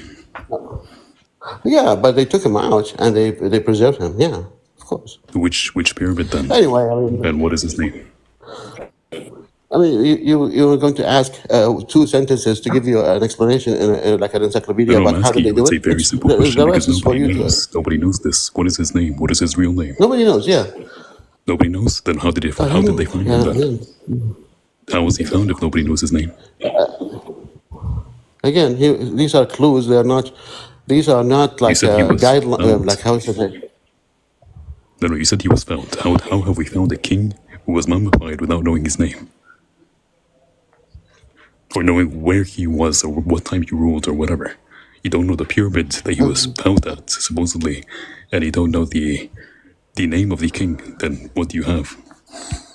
Then I would say maybe you should read the articles that was put on the mummies that they found in the pyramids and the years that they were found. Which one You do, coincide because with the year there that have been that's hundreds supposed of to be thousands of the year? mummies. Muhammad, no bodies No, of it's not. pharaohs were found in pyramids. They were in the land of the kings, also known as the Valley of the Kings, where they put their dead. Sure. They were not in the pyramids. But No but there body are was ones that are in found the in the pyramid. I know. pyramids. Okay, so that's one thing. And the second one is about the expansion of the universe. Actually, It doesn't say expansion. We already covered it. We'll do it you again brought tonight. the Let's have idea it. that was that's an Give him the argument. Let's have it again. Yeah, you said an expansion. Actually, there are 2 references to that. Yeah, so the first one is that the earth and heavens were in one fabric. That's what it says, in one fabric. And we split the fabric and expanded the universe. That's how it says. It's one. This comes from Egyptian mythology, but go on. Yeah. So it's not just like a expansion only, because you kind of like describe it as if the heavens getting expanded. No, it's not. It is one fabric. Everything was one, and it got split and get expanded. That's how it's described. It And the doesn't say third one expanded. was And the story of the it being one thing that has been split is found in Greek and Egyptian mythology. In Egyptian mythology, specifically, the god of the land and then the goddess of the sky being separated by the goddess of the sky's father because they had intercourse. It is the oldest mythology. well, I guess Muhammad just read the Greek. I guess the Greek books were read by Muhammad and whoever wrote with him, and they just translated it for us. He didn't read them. He didn't read them. No, he didn't read them. But using your argument, I'm going to say that the Egyptian mythology was actually from Allah. Well, it could be. Who knows now? Why would you not Yes, know? it was from Allah. How would you not Ra know? is actually Allah. I agree with you. Ra is Allah. How would you not know? Maybe. No, Yeah. Ra is Allah. I'm telling you, He is Allah. Because how would He know that the earth and the heavens were one and then He split them? How would Ra know? It could be. You cannot argue. So you think Ra's Allah? Maybe it was, and they Thank you, could man. be. I don't know. And then they see in the Quran it says, Muhammad is not the only one who knows the truth. There is a lot of prophets. Oh yeah, it could be also that the prophets of the India, and the We Indian didn't. prophets were also We like didn't this, hear but what you, this changed and Muhammad. so on. So Muhammad, we didn't hear what you just said. You were breaking up. Allah was trying to get you disconnected. Sorry. I'm sorry. So I was saying that in the Quran, is Muhammad is not the only one who had a prophecy or had a message. Muhammad, It's let me also ask you a question. Where does sperm come from? So it's from the glands that's in the epididymis, in the testicle. Okay, so it doesn't come from the ribs and the backbone region. So if you go to the source, to the origin of the I was testicle, waiting for that. Yeah, please. Yeah, please if you go to the source, please the origin explain of to us testicle- how in the original Arabic it doesn't mean what I just said. So the source of if you look at the dermatome of like in the embryonic life, the dermatome or the dermatome that the testicle comes from is the same as the kidney. No, it's not. Same exact kidney. No, it's not. Yeah, it's called urogenital sinus. No. It's called urogenital sinus. And it descends down. Yes, it is. They have the same embryological origin. They come from the same area of the mesoderm. But that has nothing to do with the argument. Because the Arabic says the water is coming out from between the backbone and the ribs. Not the organ. It says the water is coming out. So the nerves, the blood supply, the nerves, the gland cells itself, even the lymph nodes, even the cancer when it spreads as if it was a cancer. Cameron, in the thank you kidney. for the donation over Venmo. Cameron says that the guess is reformatted like a hard drive. I agree. You're not addressing M's argument. M's argument is that this is a spurting fluid. Right? Did I get you right? So you can look at it the way you want. Yes, you it has two can look at it the way you characteristics. want. It's a matter of how you look at it. You can say, I'm it just is, looking at the it is a fluid coming consensus out. of the scholars. Yeah. It is a consensus of the scholars. You have, first of all, the majority opinion is it's not just the sperm. It is the sperm coming from the backbone and then the woman's liquid coming from her chest. And the woman's liquid is yellow and the man's liquid is white.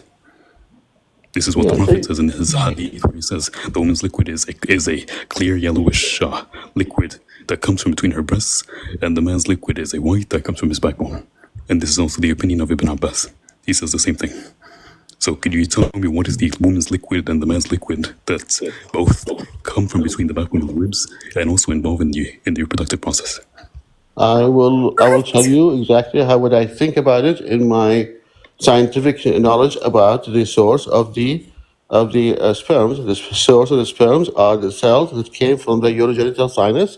That's why when I treat a patient who have testicular cancer, I will look at his... Sperm doesn't come. Just a second. Sperm doesn't have an embryological origin. I'm saying Spermatogenesis only occurs after puberty. Oh, it does. It does come out. It's sensitized in the gland cells of the epididymis. Yes, it does. It has to come from a cell. The epididymis is storage. Again, the epididymis is a storage. I'm gonna make you some sperm that's noodles. created. Yes. Okay. Number one, that is that. As spermatogenesis only occurs after you reach puberty. Because again, this is caused by the release of the gonadotrophic hormone, releasing hormone from the hypothalamus. This So is where when are the the onset sperms of puberty occurs. Where are the sperms produced? Where? In the testes themselves. The epididymis is a part of it which is taken from the follicles into the epididymis to be stored before going to the vas deferens. That has nothing to do with the chronic verse, because the chronic verse is telling you it is a liquid that comes from the backbone of the ribs. True. And the explanation of Ibn Abbas, the cells of do you know who Ibn Abbas is? Could you answer the question, who is Ibn Abbas? I don't know. I don't care too. You don't know Ibn Abbas? I don't know. You're a 57-year-old Muslim He who doesn't know Ibn doesn't Abbas. tell me anything. He wouldn't tell me anything You now. don't know Ibn Abbas. Do you know who Ibn Abbas is? No, I don't. I mean, I hear about him, but I don't know what his books are. And I You don't don't know care the cousin of the Prophet. Yeah. You're a 57-year-old Muslim who doesn't know the cousin of the Prophet. Ibn Abbas. So how is that going to help me? It's not going to help me to know him. How is that going to help me at all? Because again, any Muslim who is worth anything is going to know the basics of Islam. And Ibn Abbas is the basics, the He pre-basics. cannot explain to me anything. He cannot. He cannot explain to me. Muhammad, I've got Christians in my chat right now that are laughing at you because you can't defend your deity. Surely you can defend your deity. Yeah, I am. Anyways, I mean, I'll give you the it's explanation of very Ibn obvious Abbas that is, again, the explanation is that the sulb and the taraib, the sulb is the man's backbone, and that is where the sperm comes from, which is white in color. This is what he says. And then the other parts of the water that is talked about in this verse comes from the taraib of the woman, which means the chest. He says it is the resting place of the necklace, and it's yellow in color. Could you please explain to me? So you're hiding behind Ibn Abbas. Just let me finish. The white liquid that is coming from the backbone and the yellow liquid coming from the chest of the woman. He was wrong. That's a very simple answer. He was totally wrong. He was wrong. Yeah. He was wrong. Yeah. You do he's very realize he wrong. was taken from the Prophet. No, he didn't. No. Yes, he did. No, Yes, he he didn't. did. How do you know? Yes, he did. You were there with Because them? the Prophet, in an authentic hadith, the Prophet says specifically the liquid of the woman is yellow and clear. It's a clear yellowish color, and the man's liquid is white. So that's a very long argument about the hadith. The hadith could be it's not a all long false. argument. It's not a long argument, and this is high.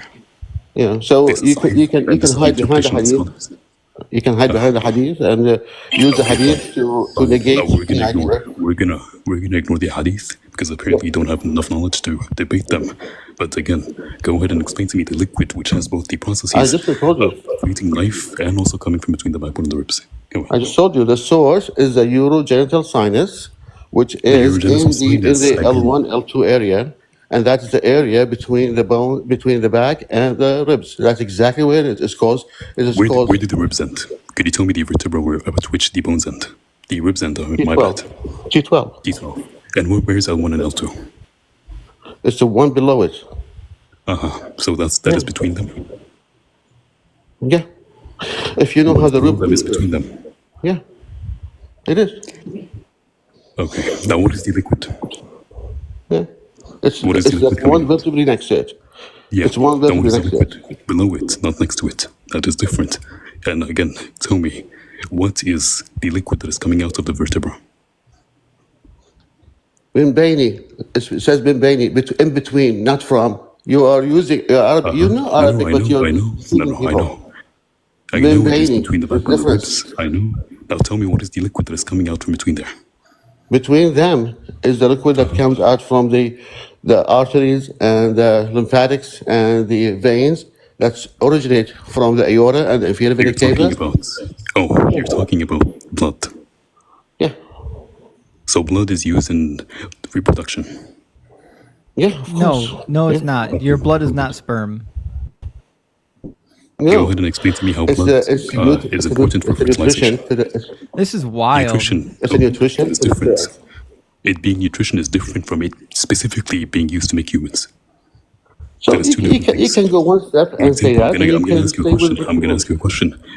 Is McDonald's nutrition? Yes, it is. Are you made from McDonald's?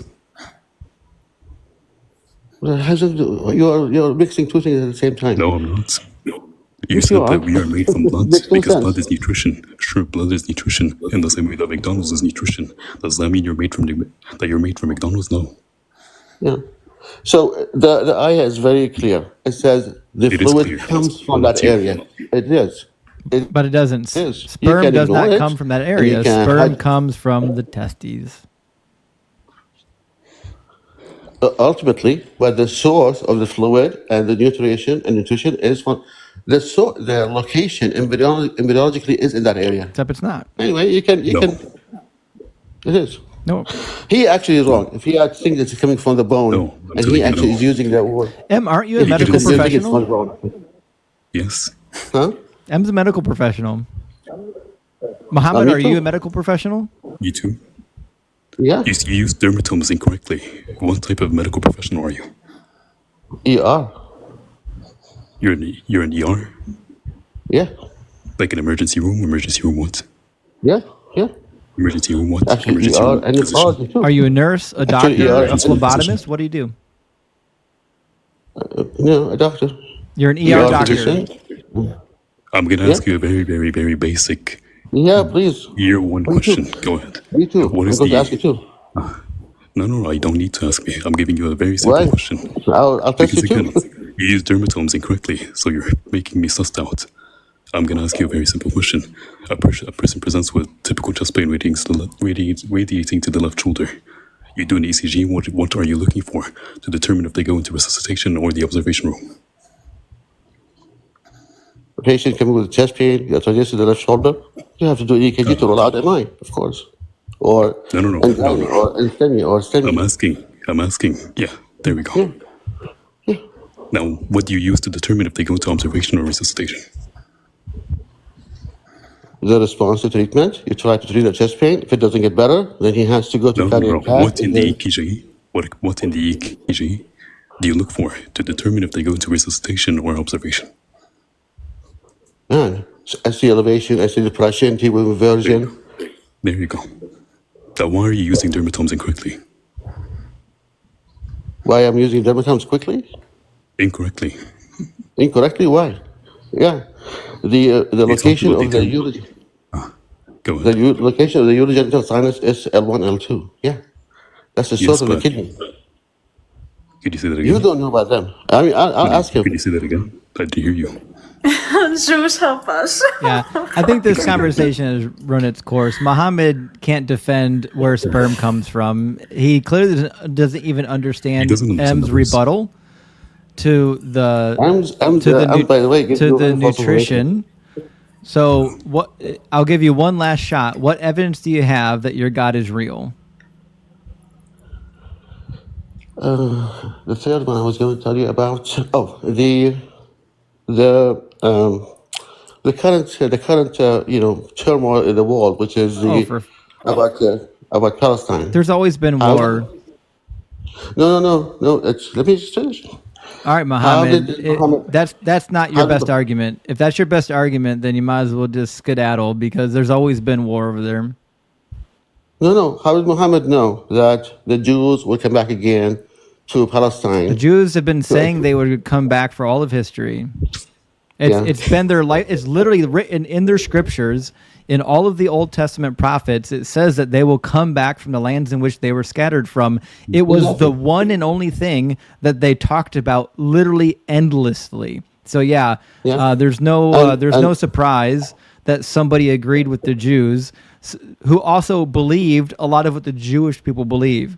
Muhammad believed that Allah was the same God that the Jewish people worshipped. So obviously, if they're worshiping the same deity, then he's going to be inclined to believe that he's going to bring them back to their land eventually.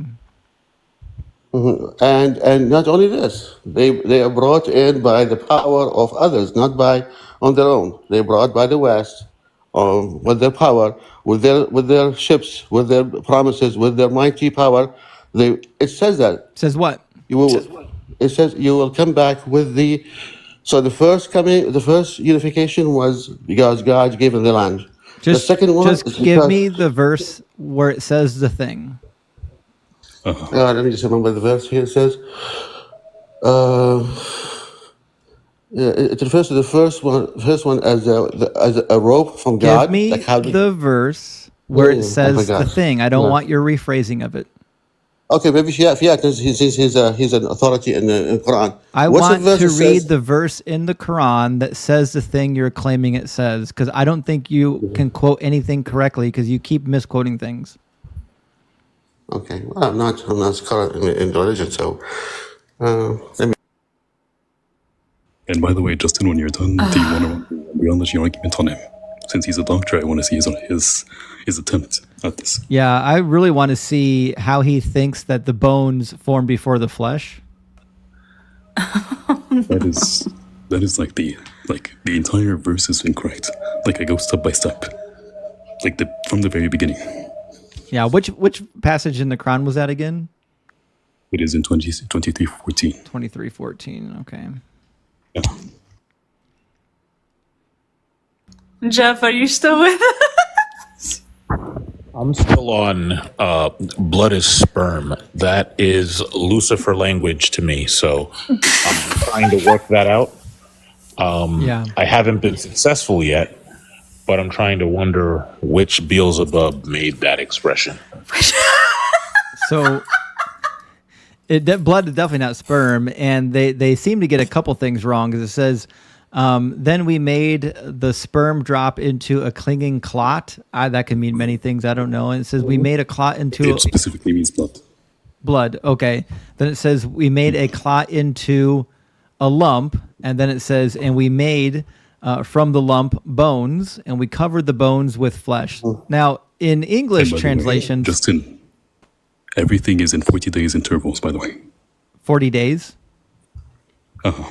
According to the Quran? The Prophet himself said, according to the Prophet, where he explains this verse, he says it in multiple different narrations that between each stage and the other is 40 days. Well, upon which the angel, at the end of the 40 days, prays to Allah and says, oh my God, now it is this. And then Allah just changes into the other thing, and then the gender is determined by the volume of ejaculation, and the soul enters at 120 days. I've actually heard that before. There's a similar myth of that nature in Philo. Philo mentioned something of that nature, but let's go ahead, and Muhammad's back. Yeah, so the verse is Al-Imran 112. So that talks about that will tell you how the prophecy of how the Jews would come back to Palestine by the mighty force of humans, basically بحبل من الناس, with the help of people, not with the help of God this time with the help of people. Now that's exactly what happened. Britain and the United States and the West brought them in because they wanted to reimburse them back from what they have suffered in the Holocaust. So they, Right. okay, well, Okay. let's None of this let the rambling. Palestinians None of take your over. rambling is helpful because I don't know what you just said. What do you want me to look up? Al-Amran. L what?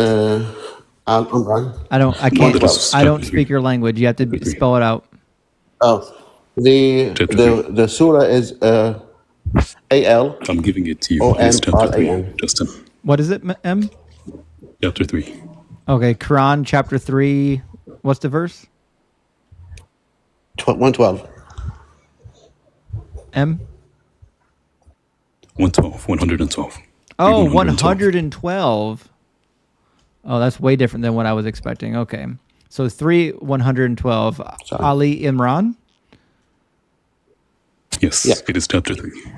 Fantastic. Okay, so let's go ahead and pull this up. So in my English translation, and you guys speak Arabic, so you can correct the English translation if you need to. So they will be stricken with disgrace wherever they go. Obviously, they already were, unless they are protected by a covenant with Allah or a treaty with the people. They have invited the displeasure of Allah and have been branded with misery for rejecting Allah's revelations and unaliving his prophets unjustly. This is a fair reward for their disobedience and violations. Is there something more we should read here? Could you scroll up? Yeah, there's the... No, press on the book. There's a book on the left. An open book. It's right here? The one book. The open book. Yeah, there you go. There you go. The explanation. Okay, there's an explanation. Oh, that's cool. Oh, interesting. I didn't know that. So this is not part of the Quran. This is an explanation of the Quran. Yes, by the biggest scholars. Oh, so the Quran itself didn't actually say about the Jews returning with the help of others. This is somebody's interpretation that he's pulling from. No, he's not pulling from anything either. I'm pretty sure it doesn't even say that in the explanation. Yeah, I don't think it does. Damn, when your own book even turned its back against you. Yeah, I don't see anything in here about them returning to the land with the help of others. I don't even see anything about returning to the land. All right, so Muhammad doesn't even know his own book. He reads his book the same way the Christians read the Bible. Muhammad, I think you're thoroughly cooked. M, did you want to do the gestation embryology debate with him? Yes. All right. Muhammad, I know you're probably looking for something. You're not going to find it. M is better at this than you. Want to do one more topic with M?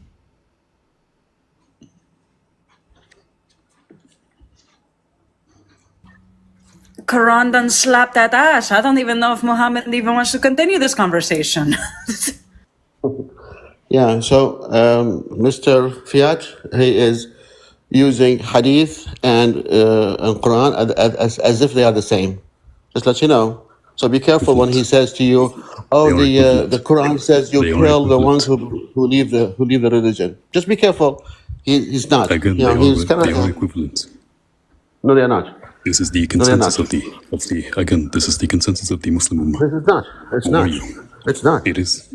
It is. There is. That's why the Hadith has many levels of not I know, not and the true. ones that I'm mentioning are sahih. The Well, ones that but I'm the mentioning Quran is are one piece. authentic. No. The ones I'm So mentioning you are are trying to authentic. kind of you're The trying ones to I'm make it mentioning are authentic. twist the mind. Yeah. So The you're ones just I'm being mentioning are not authentic. honest about it. Again, You the just have ones to I'm be careful mentioning are how you authentic. take things from Fiat. He's not very good. Yeah. The ones I'm Anyway. mentioning are authentic. So, just to be clear, are you saying the hadiths are not true? So he's just They are not he's trying to reliable. tell you They are that not reliable. They are not like Quran. They're not. And every Muslim knows this, except Fiat. Because he loves the religion, so it's in his favor to not say true, that. because I've spoken to many Muslims that accept the hadiths as true. Yeah, Sure do. this is just the No True Scotsman Muslim edition. I talked to a bunch of Muslims that swear by the hadith. Also, Mama Bash, thank you for the pain. I see you. Welcome in, Mama Bash. It's great to have you. Win, Mama Bash.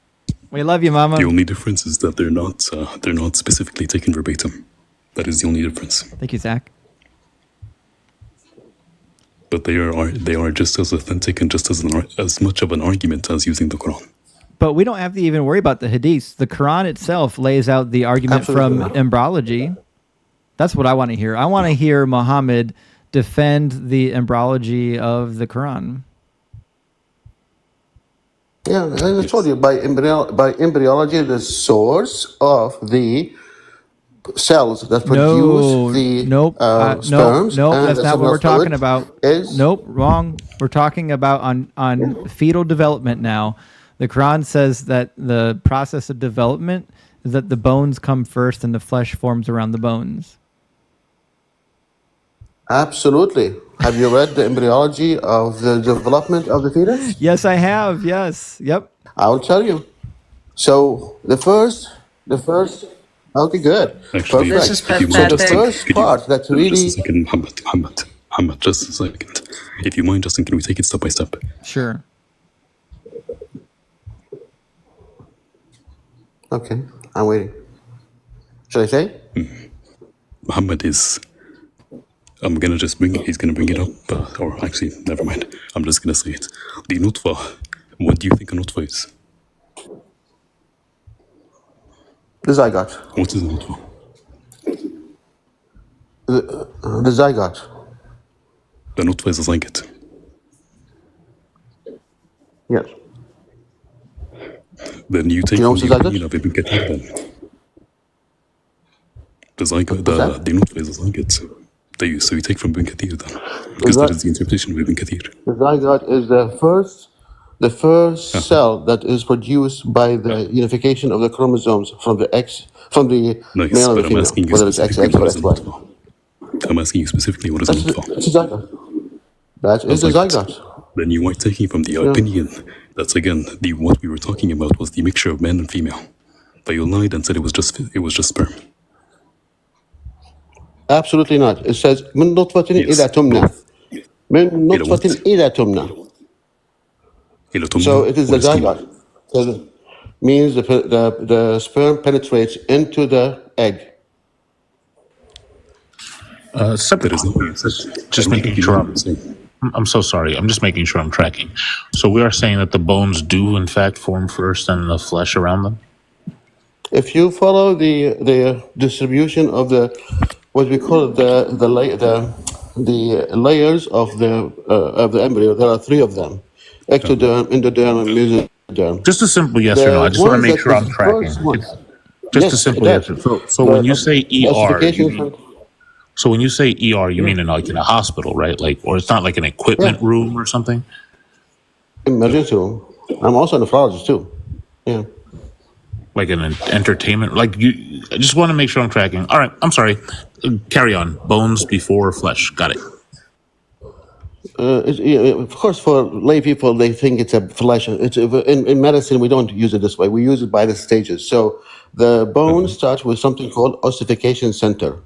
Ossification centers appear first, and then Just a second. the myocytes. Muhammad, just a second. Yeah? What is before the ossification centers? The three layers, which is the ectoderm, endoderm, and Just a mesoderm. second.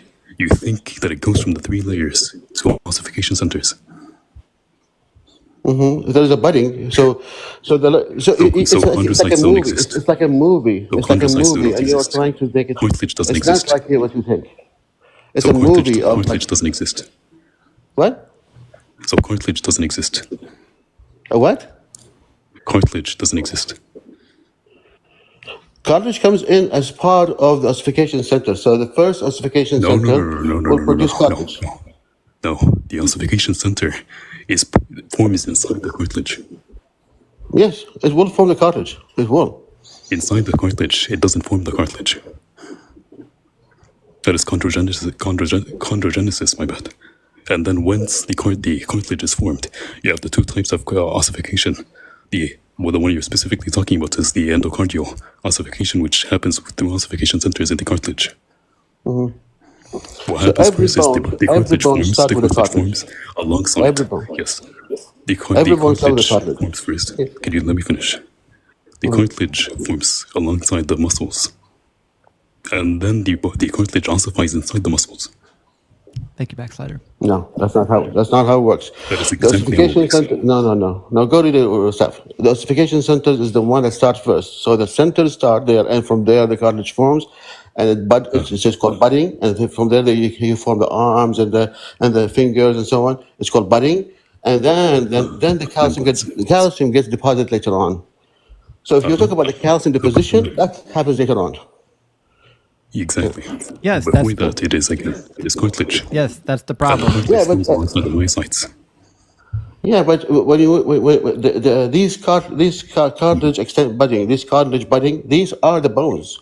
It will be the bone in the future. They become bones. I agree with you. But at the same time, the extensors and the flexors of the lymph buds also form alongside the cartilages, and they hold on to the cartilages. This is how we have the. So I agree. So the muscles built on top. The myocytes form alongside the cartilage. After the cartilage is formed. After the cartilage is formed. Then, not the same time. Not the same time. There is about a day or two in between. There's about a day or two in between. Yeah. I read this like so many times. I read it so many times. Is that how differentiation works? Yeah. So it is the bone by 1 or 2 days. The bone is earlier than the muscle. Yeah. It is. The bone comes first by a day.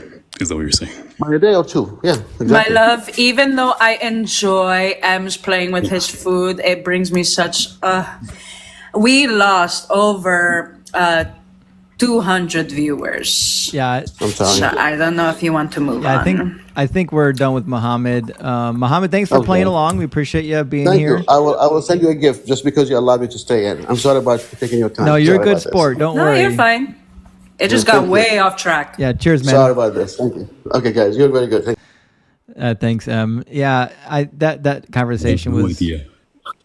getting lost pretty fast. He's a nephrologist too, but he's telling you that it goes from the 3 germ layers into ossification centers, where the ossification centers produce cartilage. Thanks, Muhammad. Oh, wow. Thank you for the little fireworks. Appreciate that. Yeah. Welcome in, Farah. Sorry. Yeah, Faraj. Last time you asked me 2 questions. Thanks to asking. Thank you, Whitaker. What's called? Believe in Hadith or marriage with child. But these important things that people have to understand. Wait, what? What's the I have no religion? idea what you're talking about, and I don't remember our previous conversations. I talked to a lot of people. Okay. So, what's your faith? My faith, I believe God, but no religion. Okay, so you just believe in a nondescript God, a God that you've invented. I cannot describe because books say something, but it's not 100% true. Okay, so what's the name of your God? Whatever you call. Inside of you, you call God, call creator, destroyer, everything. Right, and how do you know he's real? But is real like personal experience? I will say, you will say that's personal experience. Okay, do you believe in one But God or many gods? I believe to all of us together is God. All the elements, micro elements, everything together is God. Is this God? Everything part of God. Is God in my underpants? That's for you bad, for something is good. Yeah, If you're thinking it's bad, All right, so what if you're evidence? thinking it's What bad, evidence do you have for this? I'm saying that you say that your underwear is the bad. What evidence do you your have underwear makes that the child? What evidence do you have that your version of God is real? You can feel it. You cannot explain it by words. So I you can have say no that much. evidence. All right. Thanks for playing along. Okay, we're gonna keep going here. We're gonna keep on going. Just so the men know there is a deity in your pants. That's why we're always on our knees. I can't with this lady, man. All right, Dean, welcome in. Welcome, man. How are you guys doing, man? Good. How are you? I'm good. All right. I'm above age, first of all, so I'm good to go. I believe that. Yeah. And what's your religion? I'm a Christian, man. Fantastic. What would be your best arguments or your best evidence for why the Christian God is real? Speaking in tongues. It's unique. Nobody else has that. Yes, they've been doing it in the East for literally centuries. Have you heard of Eastern mysticism? No, that's garbage. That's nothing to what Christianity Speaking in is. tongues has existed even before Christianity. And you know, we've done scientific studies on speaking in tongues, and the people who speak in tongues only use syllables that are already present in the languages that they know. They never speak in syllables that would exist in, for example, Arabic. Like, you've never heard an English speaker say an Arabic syllable while speaking in tongues, because we just use the words that are already floating around in our brain. Oh, that's not how it works, though, you know? Nice try, though, but that's not how it Speaking works. in tongues is gibberish. Anyone can do it. Kandala Shara, I bought a Honda, I got a Suzuki. No, that's not speaking in tongues, because the tongues that I'm referring to, it needs a translator. Fantastic. Listen, Duvan. There's a lot of people who could speak in tongues. I could speak in tongues too. That's why I got a tongue ring. All right, so let me educate you guys now. I hear what you're saying, but let me educate you now. You see, you can speak gibberish, but no one can translate it. So Yes, it's they definitely can. gibberish. No, Yes, they they cannot can. translate it. Yep, all Who's it gonna- all takes right. is somebody willing to do it. So that's the thing. No. Is I'm very familiar with speaking in tongues. I spent 20 Yeah, but years. that's not factual, though. I spent 20 That's years. not factual. I spent 20 years in a charismatic church when I was a Christian. So I'm very intimately familiar with speaking in tongues, and I've done lots of studies on them.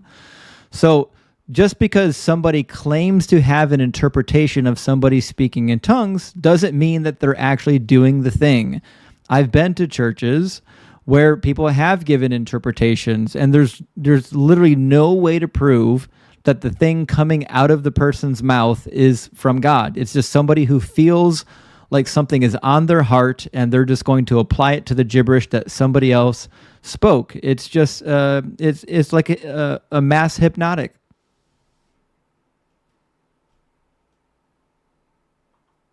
I don't think so. Well, I know so. I respect your views. Well, you don't have any facts for that, my brother. So I respect your So opinion. show me on the that. facts that this comes from God. We have the facts. I just gave it to Great. you. Show me the facts that interpretation comes from God. The same Holy Spirit who gave them the gift is the one Yes, who allowed that's an them to adorable translate. claim, but show me the evidence that God is giving people the language is the interpretation. evidence. What is? The language is the evidence. The language is That's not the evidence. You just said that the interpretation is the evidence. So neither the language nor No, the both of them. interpretation, neither the language nor the interpretation is evidence of anything other than mass hysteria. No, that's an opinion. No, it's true. I respect your opinion, but there are other ways to prove that. Like, you see, let me tell you something. A lot of people say they were in church, but they weren't really connected. A lot of people Glossolalia are is classified as a non-neurogenic language disorder. Most people exhibiting glossolalia do not have a neuropsychiatric disorder. There's all kinds of studies that have been done on this, and none of it goes back to a God. Kayla Ryan, thank you for the $3 donation. Kayla says, "Shamalama Hamalama." We got another tongue speaker in the house. Shamalama to you. You see, that's the thing, you know. So Dean, Dean, I just listen to me, okay? Christians aren't the only people who speak in tongues. It was happening before Christians. It happens in other religions outside of Christianity.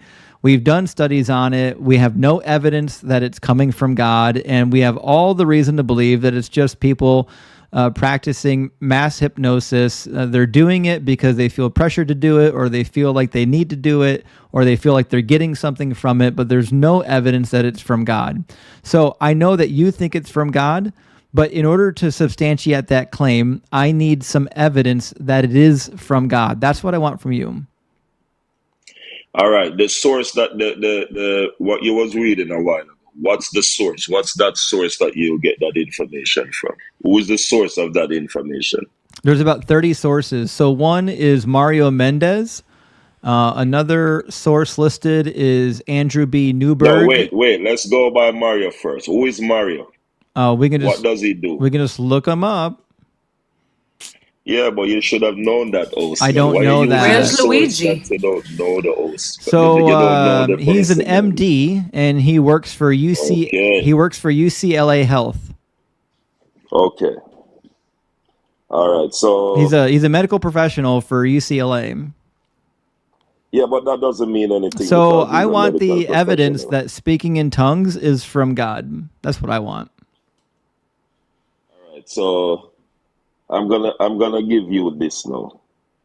It's between the believers to know. Like for you on the outside, That's not it's hard evidence. for you to. No, that's what I'm saying. I'm gonna That's a give you cop that. I out. said Now you're copping for out. I don't want the no, not excuse. capping out. I don't want the excuse. I want the I can't evidence. show you. I can't show you. You rocking with Mario, and I'm rocking Really, with my Holy Spirit. So that's really gonna quickly, be in the middle. You get what I'm really, saying? You are really sticking to quickly, Dean. Mario's story, and I'm Dean, sticking. Yes, go ahead. really quickly, if that was going to be your response, just out of curiosity and with all of the courtesy of King Charles of the United Kingdom, why are you here? I have no idea, but I do know that Tyler Murphy sent $5 for Hail Satan. Also says Hoba Shola All Lada right. Dida Boda Haba. Thank you for that super chat, Yeah, Tyler. but you see that's a joke. You see, he's making a fool of himself. But I'm Ah, shut up. Quick announcement. Thank you all so much for the Venmos, the Cash Apps, the gifts, continuously tapping and sharing the live. We wouldn't be able to do this if it wasn't without you guys. We really appreciate you. And you guys literally keep us going. Now, if you're going to give us that Holy Spirit decoder bullshit, you can hop the fuck off the panel. If you are actually going to have a discussion, then start discussing. But Hanji, I've got my Holy Spirit decoder ring on, so go ahead and tell me what I need to decode. all right. Let's get into something more meaty. But this is what I'm gonna ask you. You don't have to mute me. I respect you if you're talking. Okay. So if someone is talking, I'm gonna listen. So I'm respecting each other. Okay. I believe you. All right. So let me say this now, my brothers. You see, when you say God is imaginary, show us proof. It's not going to be as simple as, oh, it is. It's something that you have to experience a transformation. If you're not experiencing it, it's like it's hard for someone like us to say, oh, here is God and here is Jesus and here is this. How do you So know you're I experiencing believe it? all right, let me share something with you. And the reason why I don't really get into this is because it's a personal experience is one of them, but another one is visual experience, right? I've seen angels before with my natural eye. You see how you react? That's what I'm talking about. You see? When we're telling you evidence, it's gonna come to some neurology issue and all of that. But Okay, it so doesn't matter what we tell I've got you, a friend you're gonna keep who on stick to saw that. the Hindu deities. Are the Hindu gods real? So what? So you believe that what you believe that person that they saw that? I'm saying that I believe that person as much as I believe you. So if you want me to believe you and not them, I need a good reason for it, because I know people who have had similar religious experiences. So I want to know why yours is superior to them. Well, I don't believe that what you're saying about. And I don't believe people what say you're that saying they about see. your No, experience. that's So what I'm saying. It's evidence, me and other people claims see. without It's not evidence just can be me. dismissed without evidence. So what I'm telling Yes, you is that it's not I me. have Yeah. friends in other religions who have seen their gods. So I want to know why your experience is real and theirs is false. It's more than one of us see it. So it's not an individual person So? giving a testimony. Y- It's and- more than one of us. And there's many people in other religions who have experienced their deities. There's literally thousands of ancient accounts. Have you read the Roman histories? Thank you, Rusty. No, I don't really follow up Roman In the stuff. Greek and Roman history, they document their experiences with the deities. There's many visitations of the deities with real people in real life. So again, why is your personal experience true and everybody else's personal experience a lie? Because my God talks to me. And their gods talk to them. So no, their God can't. It's only one God. I'm gonna read you a list of. of. Let me know if you recognize any of these words. Okay. Ooh, let me play with him when you're done. Do you know? Oh, I'm looking forward to that. Do you know risperidone? Risperidone. No, tell me about it. Risperdal. No, tell me about it. Seroquel. No, tell me about it. Zyprexa. No, tell me about it. Zeldox. No. Invega. No. Abilify. No. Clozaril. No. Those are what? Medication? They're antipsychotics. I was just checking. Okay. Justin, did I ever tell you that I made a bet a while ago that you would get proven wrong before me? And it's not going well because I just checked about a dozen linguists that tested glossolalia, and they all seem to agree with you. So I guess I'm gonna have to wait another day or two. But this wasn't it right here. Yeah, this is not a good one. So I studied this topic at all when I was still a Christian, because I wasn't buying into all of the speaking in tongues. It seemed made up to me. And so I read the actual scientific studies that demonstrated that it's just a phenomenon that people are doing themselves. It is not from God. They're not receiving special revelation. It's just something that people think is happening. It makes them feel fuzzy inside, but it's not real. But that's a little bit. But that's a little bit. But that's a little bit off topic.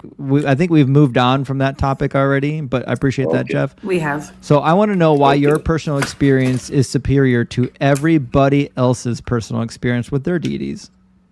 Because it's more than one. I know. Evidence. I already gave you the rebuttal to that. It's more than one in all of the other religions. If I found you 3,000 people who practice Hinduism, I guarantee you there would be a percentage of them who said that they experienced their gods also. And W. Kayla for the $3, Kayla says, I have seen and I have seen and spoken to flying, farting unicorns in the night sky. Actually, I have too, by the way. So that sounds something like legitimate. We're just joking. That sounds like a fairy tale, man. Okay. What I'm saying is that your claim to having a personal experience is no more special than anybody else's claim. I want to know why yours is special. As I said, my God talks to me. I don't just see his angels. He communicates So with me. does the deities of other belief systems. I'm sorry. You're no, wrong. you can Hanji, suck my dick first and foremost. Hanji, tell them about your deities. Because I have had personal experiences with Zeus, Athena, Sobek, and Anubis. So you cannot sit there and say that your deity is the only true one when there are others that are more ancient than your deity ever will be, no less. And also, to get the facts straight, you guys wouldn't even know about tongues if it wasn't for the Pythia, because the Pythia was known for doing that in ancient Greece because she was the voice of the gods, which is why women were stronger. Rubbish. It's all true. It's actually history, bitch. It's history. Women were seen as the ones who could actually talk to the gods. Men went to women to see if they could talk to the gods, which is why we still have the Oracle of Delphi to this day, which is why it is the most traveled to destination in Greece. Garbage. You could call it rubbish all you want, just like the rubbish sitting between your legs, Malakia. You sound like you got demons in you, man. I want to talk to All the right, host. I'm going to cast him out of here and get a serious person. Hanji, just let Sobek know next time that I'm a big fan. And yes, it has to do with Assassin's Creed Origins, but nonetheless. I got you. Huge fan, I got you. So maybe Hanji, maybe we should document it. I'm going to put a document together from the ancient Greek writings about speaking in tongues, because it does show up in ancient Greece. It wasn't just a Christian thing. I want to say in Pythia and also in Delphi, the Delphi Oracle spoke in tongues, I thought, as well. Yes, she did. She would take a hallucinogen Yes. to where she could be most vulnerable and speak to the deities. Right. Welcome in, Paul. Hello. Paul, are you a Christian? Yes, I'm a Christian. Great. Are you at least 18? Yes, I'm 18. Fantastic. What would be your best argument or your best evidence for why your God is real? I'd say the best evidence is the 327 messianic prophecies fulfilled in the Tanakh. It was only a matter of time. Yes. Karam, thank you hold for up. the $1. No more Let me finish. espresso for me. I can't wait. All right. Listen, Okay, Paul, I and- know that you're excited, and I just want to let you know that this is hands down my favorite topic. I would talk about this topic all day, every day. What prophecy do you want to go to? I want to go to Genesis 3:15 and 1 Samuel 2:35. Genesis 3:15. That's the best one. Give me. Start. No, I with have it. other ones, but Okay. All right. We're new Genesis 3:15. All right. Hold on. No imagination. yeah, I'm not going to use any of that. That guy was kind of bullshit. I'm not going to lie. Yeah, it was getting kind of crazy there. Okay, so Genesis 3:15 is about a snake. It says, "The Lord God said to the serpent, because you have done this, cursed are you among all the animals and among all of the wild creatures." Okay, is a snake an animal and a wild creature? Yes, it was Satan who Great. took on that form. And it says, "Upon your belly you shall go, and dust you shall eat all the days." Do snakes crawl on their belly? No, I'm pretty sure that was using symbolic language representing who took that form. Oh, 'Cause if you read- so it's symbolic now. It's not real. No, I'm not saying it isn't real. Read the next verse. That's what I'm saying. It says, Read, "I will put flip through. enmity between you and the woman, between your offspring and hers." Does Satan have children? No, he doesn't have children. He will strike your head, and you will strike his heel. Fantastic. So this is literally referring to exactly what humans and snakes did in the ancient world. Do you know why snakes are represented in Genesis 3 like this? As I'd assume as being like deceitful. Yeah, so snakes in the ancient world were considered to be one of the most accursed animals and an enemy of mankind. And you'll find this in the rest of the ancient Near Eastern literature. For example, there's a story called Inanna and the Hupulu tree, where Inanna has her special tree of divinity robbed from her by a snake. And then also in the Epic of Gilgamesh, dives down through the sea of death to retrieve the plant of immortality. And then when he gets to the shores of the sea, or the body of water that he was on, when he wasn't paying attention, a wily snake snuck up and took his plant of immortality. This is a common trope in the ancient world, that snakes were kind of an enemy of mankind. And how did you kill a snake in the ancient world? Well, you treaded on them, you stepped on them. That's why in the ancient world you find depictions of deities and people of great power treading on the heads of serpents, because that's what you did. You stomped them in the head. Yeah, well, the Bible, according to the areas that it was mentioned in, it's actually in Mesopotamia, so it probably did share a lot of the cultural upbringings they had. But just because they had similarities, that doesn't necessarily like outlie of what the Bible says, because the accounts of Genesis, even though were written at the time of Moses, I don't believe that. What evidence do you have that Moses wrote this? Because this looks like post-exilic Hebrew to me. What? Genesis gives no indication that it was written anywhere near the time of Moses. How so? Is there what? What language do you think Moses spoke and wrote? I'm Hebrew. Yes. What form of Hebrew? Was it Paleo?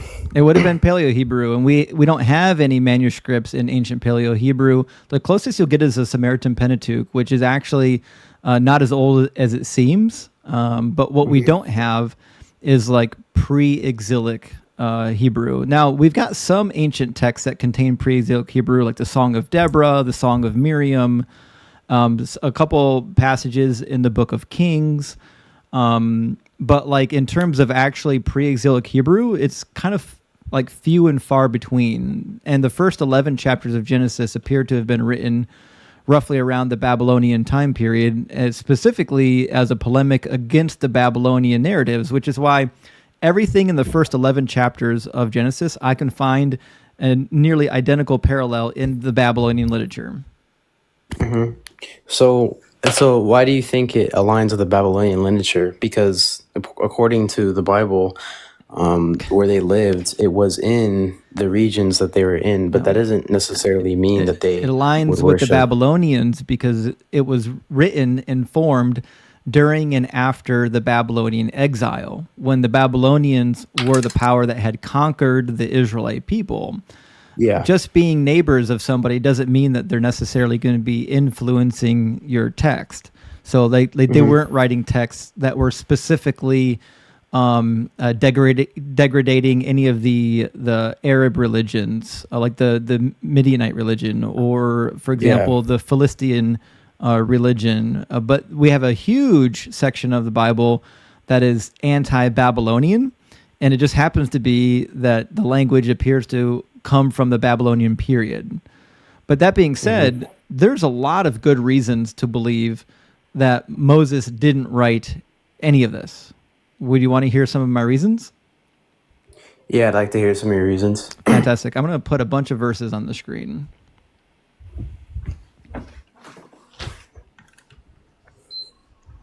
I know we're getting away from the prophecies topic, but I promise we're going to get back. It's my favorite topic. Okay. So Genesis 11:31 is anachronistic. It says, Terah took his son Abram and his grandson Lot, son of Haran, and his daughter-in-law Sarai, his son Abram's wife, and they went out together from Ur of the Chaldeans to go into the land of Canaan. But when they came to Haran, they settled there. Now, the Chaldeans didn't exist in the time of Moses yet. So this could not have existed. There's no way Moses wrote anything about the Chaldeans. So this could not have existed. There's no way Moses wrote anything about the Chaldeans. This could not have existed. Wait, hold on a second. Let me mute her. Yeah, you're getting a call. Yeah, phone call. In the meantime, guys, keep tapping that screen. Let's see if we can get host to 300K likes. Thank you. Be sure to keep sharing it out. I see 600. Oh, shit. You're Nero. 616. Hey. W Nero. W Nero.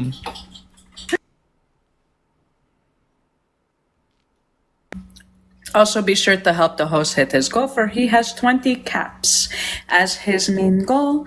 We're only going until midnight, yes? Yeah, I've got to get to bed by midnight. Thank you so much, Ryan, for the cap. I appreciate that. Guys, thank you so much for all the comments and shares and gifts and support. We're having a great time tonight. We really appreciate your support. It means all the world to us. And I hope you guys are having fun, because we're having fun. I think Paul had to take that phone call. He's teacupped. I'm having a blast. Hello? I've learned so much today. Welcome. I'm glad, Jeff. Welcome back, Paul. Hello. Yeah, so you were saying, I'd like to provide some evidence as to why Moses may have been some authorship to the Torah. Well, I don't think that he wrote nothing. There's a couple passages in the book of Exodus where Moses is instructed to write something down. But the bulk of the evidence is that he didn't actually compile anything, because even the passages that you're referring to is talking about Moses in the third person. Moses is not going to write about himself in the third person. But read Genesis 36:31. It says, "These are the kings who reigned in the land of Edom before any king reigned over the Israelites." Well, Moses could not have known that this was true. Moses lived 400 years before there was a king over Israel. So obviously this was written by somebody who lived after at least the first king of Israel. Bela, Beor, reigned in Edom, Dinahaba. Oh, so, well, okay, yeah, so that's what a lot of people say about, like, even the Gospels, too. But I feel like even if they did write this stuff down, they probably had like other people that were similar, like that were like acquaintances with them, and they wrote the stuff down. That's what the Gospels have. No, that's not my point. That's not my point, Paul. What? Moses lived at least 400 years prior to the first king in Israel, which means he could not have wrote the phrase in 36:31 that these are the kings who reigned in the land of Edom before any king reigned over the Israelites. He would not have known that any king was reigning over the Israelites ever.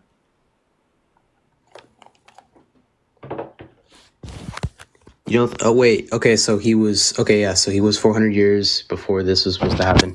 So, what other passages, if you read the other verses surrounding it, is there any other passages that hint towards that Moses? We can't hear you. You're muffled, my man. Oh, is there any other passages that like that refer to him as not being at that time? Because you said that verse. Moses didn't live for 400 years, did he? He lived for 100. No, he didn't live for 400 He lived years. for 120 years according to the Bible. Yeah. Okay, so he didn't live. So what are these? He didn't live at the time of the first king. The first king was Saul, and Saul reigned right around the year 1000, maybe shortly before it. According to the Bible, Moses lived in the middle of the 1400s. The 1400s, yeah, BC. when he led. Okay. Right. So he's Okay. 400 years departed from the first king of Israel. He could not have known that there was ever a king over Israel. And we've got a bunch of passages like in Deuteronomy where it says, then Moses set apart on the east side of the Jordan 3 cities. That's weird. Why is the author writing as though he's on the west side of the Jordan? Because... Well, I feel like, well, he probably, okay, so probably the Bible likes to integrate, like, okay, like stuff that is to come. So the author probably, when he was writing this, he was probably writing about the area that he was in and not like the exact, yeah. You're almost there. You're almost there. Whoever wrote Deuteronomy 4:41 was writing on the western side of the river, correct? Because he's saying that at some point in time, Moses set apart on the east side of the Jordan River, right? Mm-hmm. Right. Well, if that's true, then it had to be after Moses already died because Moses never crossed over to the western side. And we see more of that in Deuteronomy 4:47 and Deuteronomy 1, Deuteronomy 3, Deuteronomy 4. There's like a dozen passages or more that talk about what happened previously on the eastern side of the Jordan, which would lead me to believe that whoever was writing later from the western side. Mm-hmm. Hold up, I'm going to pull up the verses right now. Hold on a second. Right.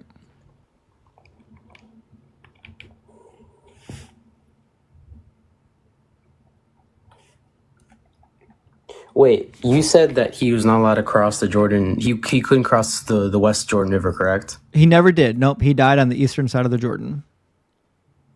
Yeah, it was because he sinned. So that verse that you gave, it supposedly has him crossing to the west? No, I'm saying whoever wrote this was writing from the western side of the Jordan, which is why they keep referencing events that happened earlier at the eastern side of the Jordan. Mm-hmm. Yeah, Benjamin, I see your comment. We're going to get to that one too. Oh, yeah. So, well, yeah, I kind of see what Benjamin was getting at because the Canaanites were in those lands after Israel conquered them in Numbers 13. That's a different topic. We're talking about the reference to what happened previously on the eastern side of the Jordan. Okay, yeah. So the author, I don't feel like this is a contradiction because it's not a contradiction. Moses, I didn't say it was. Yeah, but okay, yeah. Moses never crossed through the Jordan River. That's exactly my point. Yes. If Moses was writing from the eastern side of the Jordan, he wouldn't keep referencing things that happened on the eastern portion of the Jordan. Yeah, that's what I was trying to say. Like there could have been close people who wrote the stuff that was already originally wrote down and wrote in their area. That's what I'm saying. So not Moses. Yes. So somebody after Moses wrote about Moses from the western side. I'm saying from the scrolls that were written, and then they were in their area and they had the scrolls and they written them. We don't have the original scrolls that Moses wrote down. I mean, it's pretty much almost impossible. That's what I'm trying to say. Okay, so I don't think you understand my point, that maybe that one's too convoluted. We'll try an easier one. Deuteronomy 4:37-38 says, and because he loved your ancestors, he chose their descendants after them. He brought you out of Egypt with his own presence by his great power, driving out before you nations greater and mightier than yourselves to bring you in, giving you their land for a possession as it is still to this day. This passage in Deuteronomy could not literally be true or written by Moses because they didn't drive out the people of the land. And when it says as still today, literally would not be true in Moses' time period. In Moses' time period, they had not conquested even a single portion of the land. Wait, how did they not conquest any portion of the land? Because they didn't they didn't cross the Jordan until after Moses' death when Joshua and Caleb led them in battle. Okay, so the land that you're referring to, Og's Kingdom in Bashan, that's on the other side of Jordan, correct? No, Bashan is in the far north. Yeah. On the eastern side. But listen to what it says.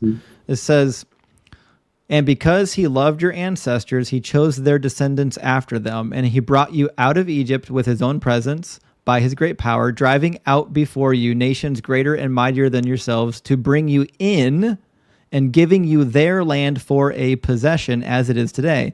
They never possessed the land of Bashan. No, so I believe they did. Hold on. They never possessed it, you said? Not on the eastern side, no. That belonged to the Arameans. Okay, and what verses indicate that outside of this that support it? You could just look at the map, right? Yeah, the map. Wait, what map are you referring to, though? Because maps can change over time. The settlement of the tribes? Yeah, there's different maps. I'm saying like maps, like not all maps are going to like have the exact same region location. They change.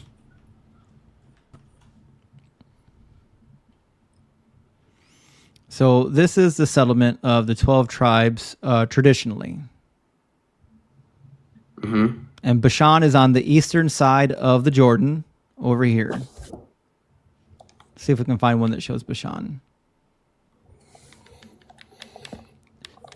Now, Manasseh, during the conquest period, took over part of Bashan, but certainly not during Moses' time period. Why is this not loading? Try to get one that loads. There we go. Bashan should be up here near Damascus. But none of this was true during Moses' time period. This land was conquered after Moses already died.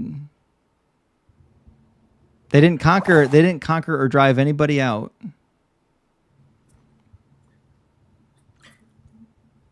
And Moses. Well, maybe it was probably referring to a time to come, honestly. Yeah, but that's what I'm saying is the Lord promised many things that would have to come.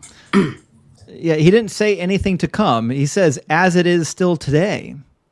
Why would Moses use the phrase, as it is still today, if literally only a period of, 12, 15 years passed? As it is still today, like referring to them driving them out?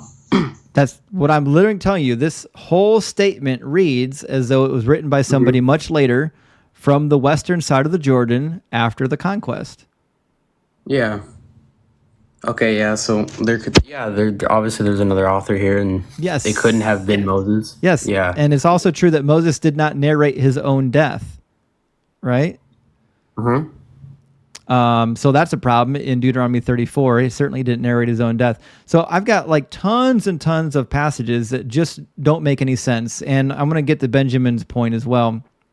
Genesis 13, Genesis 12, Genesis 14 says in 13:7, strife arose between the herders of Abram's livestock and the herders of Lot's livestock, and in that time the Canaanites and the Perizzites lived in the land. Well, that's a weird statement. It's written as though somebody is saying that at this current time period, the Canaanites are not in the land. At that time, the Canaanites and the Perizzites lived in the land, meaning not this time. So this was written, as other passages, as though it was already after the Canaanites had been driven out.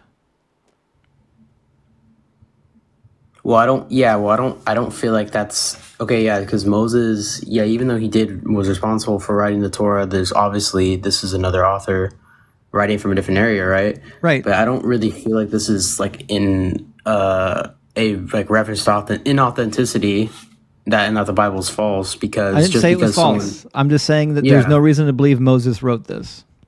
Yeah, I'm just saying it just because someone didn't like write it in those exact words because there's different like authors that even if it wasn't Moses, because if they're talking about the area during their time and stuff like that I'm referencing, I don't really see how that plays a big role in proving that Moses is like, oh, he's not from God or anything. Right. What I'm saying is Moses, nothing in the Bible would lead me to believe that Moses wrote these books. He doesn't say he wrote them. They're not. Nothing is written in the first person. Everything mentioned about Moses is in the third person from somebody else telling the story. No sane, rational human being is going to write a story about themselves in the third person. Or maybe they had the scrolls and they were writing it in third person. Why? Find me one document in history where they wrote about themselves in the third person.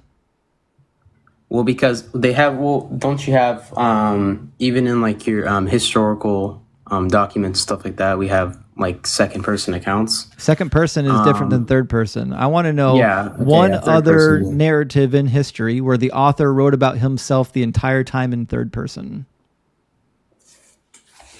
Hold up.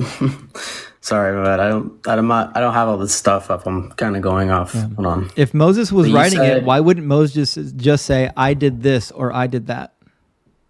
Well, I feel like he did write it. It's just the people who got the scrolls after he died, they wrote it in a third person. But how could you possibly substantiate that claim? Because we have the evidence that it's in third person. What we don't have evidence is that was ever in first person. And why would somebody go back to Moses' writings and change all of his first person references to third person? Why would they desecrate his writings? I don't feel like they were trying to desecrate it. They were more trying to write off of what they found. And they probably like, oh, we're going to write off of the view that it is today as well as it was back then, but we're not going to change anything of the words. We're just going to change the perspective and point of view that it originally was, but preserving the words that were kept in it. Why would they do that? I don't know, but I don't feel like that's that big of a deal. I don't feel it like is a big deal. Yes, because if you think Mosaic authorship is important, we need to have some evidence that Moses authored this text, and there is no evidence that he authored this text. Now, to be fair, I don't think it's important, by the way. I don't think you need Mosaic authorship to be a Christian. Okay. Well, I don't feel like he wrote this exact word that you're writing right now. I feel like this is already someone else wrote it down from what they already had at their time. Like probably like, I don't know. And you said like 400 years later with the Edom kings, I feel like they had the scrolls and they are like, okay, we're going to write it in third person. I don't know. I'm not a historian by any means, but I think that's Okay, so I just want to. Can I add something real quick? Mm-hmm. Just to say that like, if there's no reason for them to change the tense and they're just kind of doing it, then you also have to accept that there could be no reason for them to change other things, and so they may have just changed all sorts of stuff. Since they're just doing stuff willy-nilly, right? Mm-hmm. Yeah, well, okay, yeah. So they obviously, the people who were loyal to the faith, which was Judaism, the Abrahamic religion, I feel like I don't think they would really modify it if they had peer like reviewership or whatever, and they had like many people like review the text and say, okay, we're gonna write down the words of Moses from a different perspective, but in the same kept and preserved words that he got from God, Yahweh. I don't feel like they would have anything to change in it if they were loyal to the religion and had great faith in what they believed in. So I don't really think they would modify the texts that were given to them from their ancestors. You just said they did. They modified all of Moses' writings to be in the third person, and they added a bunch of information that Moses couldn't have possibly known. Well, they didn't. Yeah, okay, they didn't like take away the words that Moses wrote. They preserved them and they added. How do you know which ones are Moses's? there's no way to know that. So then claiming that Moses wrote it is silly because there's no way to know if he wrote it. All we can do is look at the actual evidence, and the evidence doesn't point towards Moses. Yeah, but there could have been a lot of factors. I mean, they're living in a desert with harsh conditions. I mean, they could have lost the scrolls. Yes. Something could have happened. I don't know. And it could There's have a lot been of completely different made up factors. in the 7th century. Could have been means nothing to What? me. Could have been. No, I'm not saying could have been. I'm just saying like that's a very high likelihood. I don't think it's a high likelihood. I think it's a low likelihood that Moses wrote it because I don't even think Moses was real.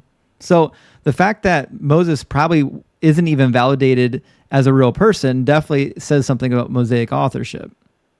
Well, what about the let's not spend the whole night talking about Mosaic authorship because it doesn't do anything for anyone's position here. Mm-hmm. It doesn't do anything for my position, doesn't do anything for your position. I want to talk about the prophecies. That's my favorite topic. Yes. That's what I was. Yeah, I'm not too good on the authorship. I was more gonna. I know the prophecies a lot, so right, and I studied them. Fantastic. So, what prophecy did Jesus fulfill?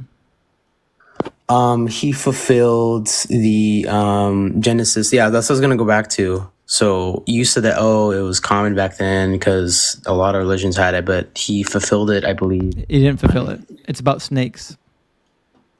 No, it's about read the verse. That's not what it was really. There's meaning in it. It's about snakes. That's why it says, among the animals and among the wild creatures, these are snakes. Does Jesus crawl on his belly? No, Well, then it's obviously not about Satan. No, here's why it is. Because if you read, here's why it's not. Because whoever's being cursed, they're being cursed to crawl on their belly. Okay, yeah, that was okay. So does Satan crawl on his belly? Yeah, he was a serpent. No, he doesn't. Oh my gods. Read 15. So this is just a post hoc rationalization. Not even the New Testament teaches that this was Satan. The closest you're going to get is the book of Revelation, which is quoting from Isaiah, which is about the Leviathan, not about this particular story. Well, it says if you read the last bit of part of 15, it says he will strike your head and you will strike his heel, right? I've already addressed this. That's how ancient people unalive snakes, by stomping on their heads. Well, I want to give you what's happening in Genesis chapter 3. Is Genesis chapter 3 just a long explanation for why the world is the way that it is? Because it explains why women have painful childbirth. It explains why Adam has to till the ground and produce fruit by the sweat of his brow, even though the world was actually made for them.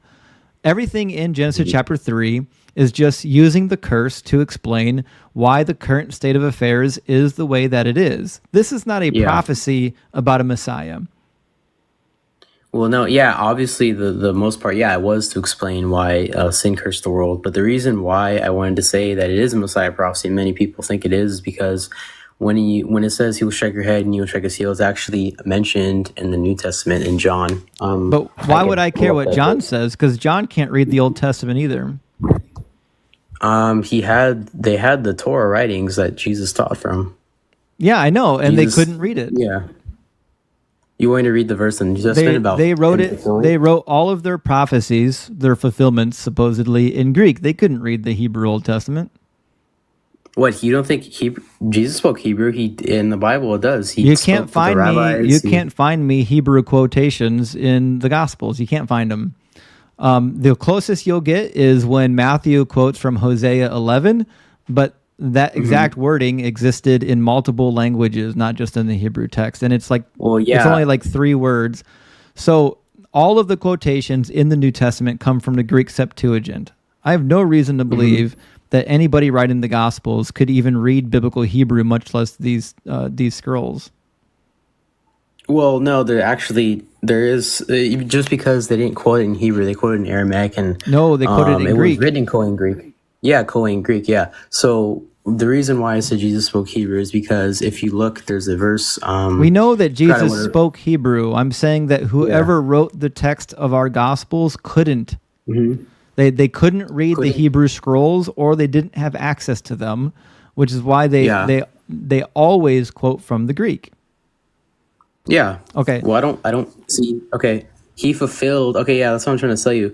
In about the Genesis 3:15, there's a darker mentioning of it. I know, and I disagree with your New Testament scholars or your New Testament writings interpretation. I have no reason to believe that this is a prophecy about Jesus or Satan or any Messiah. So I know what the New Testament says. I disagree with it. I want to know linguistically from this paragraph how you get Satan.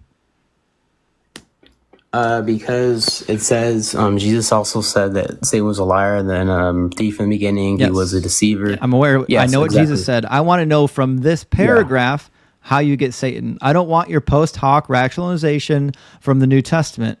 I want to talk about this text. Where does it say Satan here? If you read above, go to 14. Go to a little above, like 13 and 14. Yeah, it says that he tricked Eve. Obviously, snakes can't talk, right? Oh, obviously they do in the ancient Near East. Talking snakes are abundant, as are other talking animals like talking birds. So again, everything in this chapter lines up with the writings from ancient Babylon and even Assyria. So again, this is about an animal. Well, yeah, it was the reason why it was Satan is because it deceived the woman. Because you want it to be Satan. But where in I'm the not saying I chapter, want it to. where I'm telling in you this the reason chapter why. does it say anything about Satan or a Messiah? It doesn't have to directly mention by name, oh, this is Jesus Christ and this is Satan. But it does mention snakes. Implied. Yeah. Fantastic. So why would I believe that this snake is anything but a talking snake? Because it was deceitful, and that's what Satan was doing. So and that's what? what Jesus explained. So what? Snakes Because are he was- deceitful. Read every ancient Near Eastern text Obviously. about snakes, and they're always described as being deceitful or sneaky. Have you not read any ancient Near Eastern mythology? Have you not read the narrative of the snake and the eagle, where the snake tricks the eagle trying to ascend to the heavens? Trying to get him to ascend to the heavens. Literally in every ancient Near Eastern text where snakes are involved, they're tricking somebody. That's what they're known for. When was that writing? When was that Greek writing you're It wasn't referencing? Greek. It's written in ancient Babylonian. Babylonian? It's in, What is it dated It's in to? Akkadian. It's dated to about the 14th century BCE. 14th century. Okay. So, so you think, okay, yeah. So this probably, this Adam and Eve story with the snake and all that. Yes. It probably did exist. No, I think it did happen. I don't think it did. What probably happened? But I think I know you think did. That's is fine. a lot of people probably made up, like copied like their what they heard and stuff like that from Noah and all that about the flood, because we have the epics of Gilgamesh about the flood and the and that there were giants and that Gilgamesh was a giant himself. I feel like they were trying to copy what they heard, because the Bible, there was nothing written at that time. It was more of just stories passed on. I feel like the Mesopotamians and Babylonians, they probably took those and they made their stories and said, oh yeah, we have these stories too. Yeah, look, we have an eagle, we have a snake, and we have No, the we have all Babylonian these writings stories. predate the Bible by a long shot. Yeah, I know, but there's no writing of the Bible. Yeah, that's what I'm saying. It was just passed down of what they heard in the stories and from what God was saying. It was passed down. So before, I have no idea what you're getting at, my man. What I'm trying to say is, before anything was written, I'm saying all they had was passed down stories that was Oral tradition, I know, yes. Yeah. Fantastic. So they didn't have any way to, You're way off the point. The point is, I have no reason to believe that this passage is anything but an ideological tale about why things are the way that they are. In other ancient Near Eastern mythologies, we read much of the same. We find supernatural explanations for why the state of affairs is the state of affairs. So this is not a prophecy. I know that your New Testament wants it to be a prophecy, but it's not a prophecy. Can you go to an actual prophecy in the Bible? Okay, yeah, I'll give you an actual prophecy. Okay, go. I'm gonna give you two of them. So go to 1 Samuel 2:35, and then after that, I'll tell you about a Psalms verse. The prayer of Hannah. Let's see. Let's get there. So this is already after the prayer. Okay. So the one of whom, 35, sorry. I will raise up for myself a faithful priest who will do according to what is in my heart and in my mind, and I will build him a sure house, and he shall go in and go out before my anointed one forever. So this is, I feel like this is a Messiah because no Samuel couldn't have been a high priest who lived forever, nor could it be David. I know, that's what I'm saying. It can't be David either because it's the line of the Levites. Yeah, line of Levites. Yeah, because of the high priest and was the anointed Jesus one a Levite? forever. Jesus wasn't a Levite. No, he's from the tribe of Judah. So he's definitely not the fulfillment of this. This is talking about the establishment of the Levitical priests.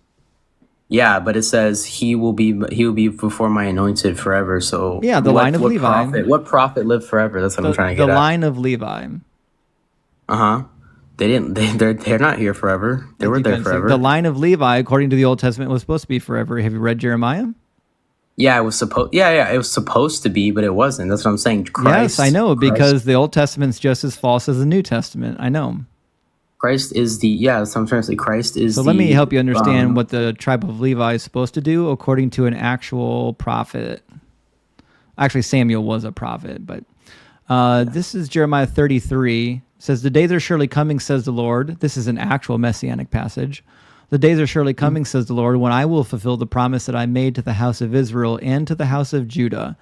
In those days and at that time, I will cause a righteous branch to spring up for David, and he will execute justice and righteousness in the land. In those days, Judah will be saved, and Jerusalem will live in safety.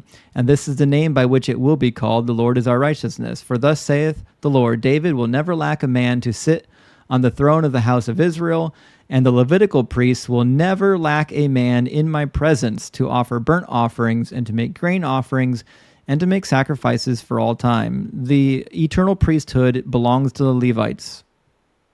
The eternal priesthood, yeah. So, how could this eternal priesthood, Levites, how could they walk with the anointed forever if they didn't live forever? They are the anointed. Are you aware that the priests were anointed?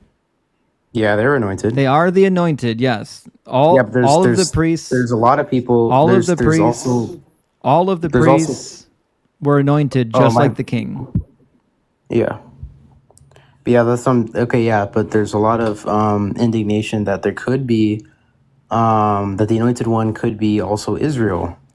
Oh, right? It certainly could be Israel, but that would be a bit of a stretch.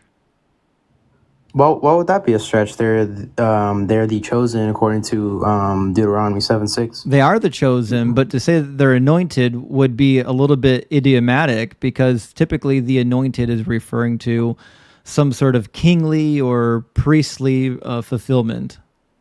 Yeah, but they're also referred to as the begotten Son too in those senses.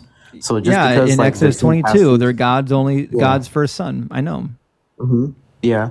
So that's what I'm saying. Okay, so if you don't believe this is messianic, the 1 Samuel 2:35, no, I okay. Definitely don't, because Jesus was never a priest for the first part. Okay, well that's okay. I have a direct mentioning of a son of man. You want to go to Daniel chapter 7, verse 13 to verse 14? It's about time we're gonna get to Daniel. Rabbi Hannah's in here if you want to bring her up. I don't think we'll need to, but stand by, Rabbi Hannah. I'm sure that he's going to make some outlandish claim about the Jews eventually. What do you want to read? You want to read when the kingdom gets handed over to the son? Yes. Fantastic. Yeah, read 13 and 14. Okay. We're going to start in 11. I watched then because of the noise of the arrogant words that the horn was speaking. And as I watched, the beast was put to death, and its body destroyed and given over to be burned with fire. As for the rest of the beasts, their dominion was taken away, but their lives were prolonged for a season and a time. And I watched in the night visions. I saw one like a human being coming with the clouds of heaven, and he came to the Ancient One and was presented before him. To him was given dominion, glory, and kingship, that all people, nations, and language would serve him. His dominion is an everlasting dominion, and it shall not pass away, and his kingship is one that shall not be destroyed. I'd love to see in the New Testament where Jesus was ever an actual king. Oh, you want to see where he's an actual? I can give you where he's anointed by the Father. No, I want to see where he's an actual king. You want to see? I have a verse that says he's anointed as an actual king. No, I want to see in the New Testament where he was actually the king, not where somebody said he was the king. Because as far as I'm aware, he never sat on the throne of King David, not once. I'm pretty sure he did. Wait, so what do you? I want to see the passage where he was actually ruling and reigning as the king over Israel. In fact, this passage is even more than that. It's about all the nations serving him. Did all of the nations serve Jesus as king? All the nations? No. But it says that all the people, nations, and languages will serve him. Yeah, will serve him. Yeah, apparently, yeah, they will. It didn't say that. It says, to him was given dominion and glory and kingship, that all people, nations, and languages should serve him. Mm-hmm. Yeah. But that never happened. All people, nations, and languages didn't serve him. Daniel, okay, yeah, so I'm saying Daniel, it's not referring to him on earth that, oh yeah. So it's not fulfilled yet. No, I'm saying, no, he already did fulfill it if you read Then how come every nation, language, and people don't worship him?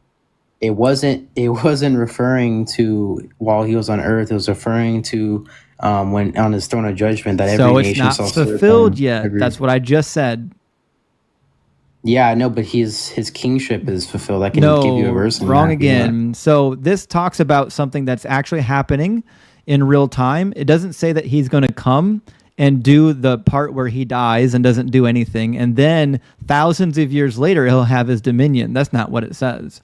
It says that he saw someone like a human being coming on the clouds of heaven, and at that time all dominion was given to him, and all the people, nations, and languages would or should serve him.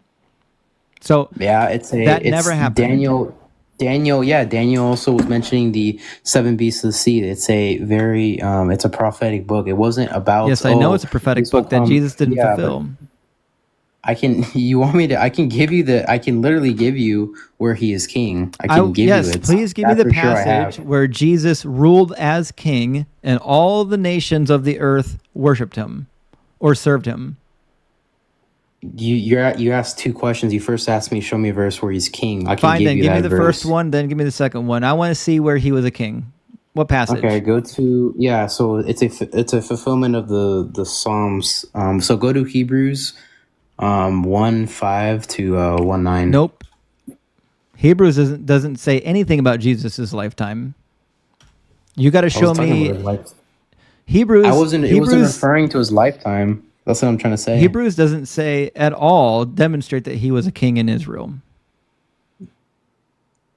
You can read. I've read Hebrews. Hebrews is a post hoc rationalization for Jesus dying. I want to show me in the Gospels, in the historical narrative, where Jesus was ever a king, or even in Paul's letters. That's what I'm trying to tell you. It never said he's going to be king like on earth. It says that when he saw him, the Old Testament says that he will be the Old Testament says that the Messiah will be the king on the earth. Yeah, when he establishes his new kingdom, the new Jerusalem. Then he didn't do it. His new earth. Then he didn't fulfill the prophecies. That's what I'm trying to. He didn't know the verse that Daniel was seeing him in the clouds. That isn't when. Oh, that's when he was on earth. So he didn't fulfill it. No, it wasn't talking about that. It was talking about the future when the Son of Man establishes a new earth. Then he didn't fulfill it. If it's talking about something Jesus is doing later, then he didn't fulfill it. Well, if you don't accept the Hebrew verse, so Paul, you're missing the point. If Jesus didn't fulfill all of this prophecy, then he didn't fulfill the prophecy. Anyone can come and die. Nobody cares. When the Messiah comes, he's going to do the things that other people couldn't do. Simon Bar Kokhba came and died. Other people named Jesus even came and died. Coming and dying and claiming to be the Messiah is meaningless unless you can fulfill the prophecy of actually being on the throne all the nations recognizing and serving you, and there being eternal world peace in accordance with Micah chapter 4, Isaiah chapter 11, Jeremiah chapter 22, Jeremiah chapter 23. I'm sorry, 33. So yeah, so he wasn't. Oh yeah. So you're talking about, oh, where is he, a king of Israel and all the earth and brought peace? Yeah, that's what the Jewish people thought that he was going to do. But why? Yeah. So that is his purpose. That's what I'm trying to say. But when he came down to earth and he humbled himself as a man, when he died on the cross and he was to take on the toll of the sins of man. It wasn't to He didn't need to die for anyone's time as a sins. human.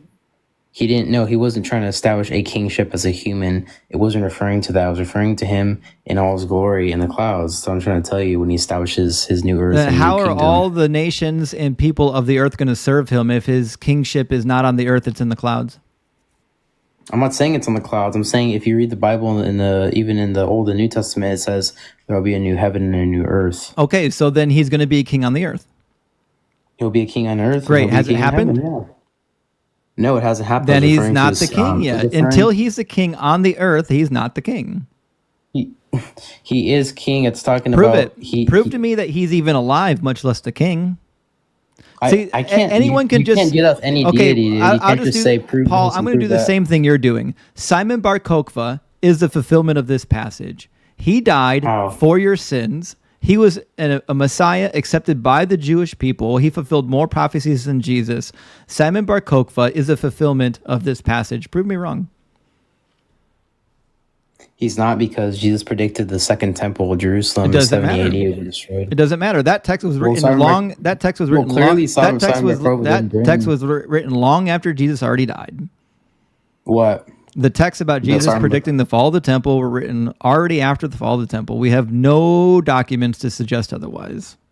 So why is Simon Bar Kokhba not the fulfillment of this prophecy?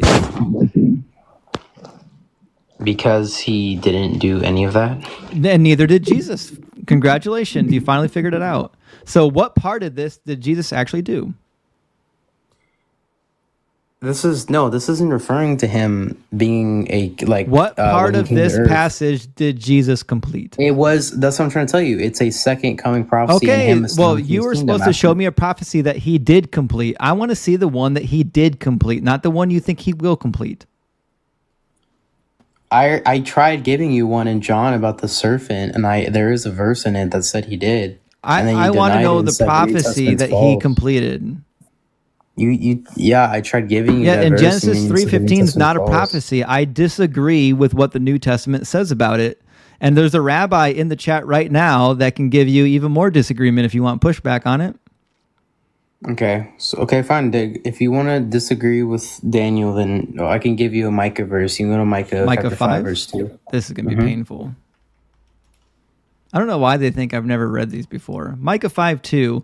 But you, O Bethlehem of Ephrathah, who are of the little clans of Judah, from you shall come forth for me one who is to rule in Israel. Did Jesus rule in Israel? To rule in Israel? Yep. He was the king of the Jews. Yeah, that's what they called him. Sure. Show me in the New Testament where he was the king. Or do you want him he's a king and ruler of everyone? Or do you want show me from the New Testament where he ever reigned as king? Don't show me when they don't show me a verse where they mocked him at his execution. Because so you're asking for him being mocked being mocked at your execution is not the same as being the king. Show me a passage where he was an actual ruler, an actual king in Israel. He didn't. He wasn't referring. He said his kingdom is of heaven. And I know. Yes, that's the kind of BS I would say if I didn't fulfill the prophecies. This prophecy isn't about being a king in the clouds. This prophecy says he's going to rule in Israel. That's a geographical location. Read the next. Whose origin is from the Ancient of Days. Yes. Yeah. So this is it's saying that he's from the Father. No, it doesn't say the ancient days. It says from ancient days, from long ago. Do you know why it says from ancient days? Why? Why does it say that? Because up here you've got the ancestral household of King David. It's referencing the line of King David. Ephrathah was the ancient matriarch of the Davidic line of David, as was Bethlehem, although they weren't married. It says, but you, O Bethlehem of Ephrathah. This was the matriarch where Bethlehem came from. That's why it says that he's going to be a ruler in Israel whose origins are from old. From where? From the line of David, the line of old. Yeah, Jesus was from the line of David. Except he was never a king, and that's your problem. Because thousands of people came from the line of David. David had many wives. But you're not a king just because you came from the line of David. Yeah, but okay, so he was on earthly flesh. He wasn't going to say, oh yeah, I'm king, I'm going to rule over you all right here, right now. And he wasn't saying that. What he was saying is, I am a king, and I was sent down here for my father, and I will establish a new kingdom. Yeah, and he was a liar. This doesn't say a new kingdom. It doesn't say a kingdom in the sky. It doesn't say a spiritual kingdom. It says he is going to rule in Israel. You take, okay, yeah, in Israel. So show me a passage where he ruled in Israel. It says his origin is from old. So who do you think this is? This can't. The line of David. Yeah, it could be from the line of David. Jesus. It could be me, but I have a question, just for clarity. Are you saying that Jesus did rule in Israel? I'm not saying he ruled as like a king while I was King Herod. No. I'm not even worried about a king. Did he rule as an alderman? An alderman? A mayor, a dog catcher.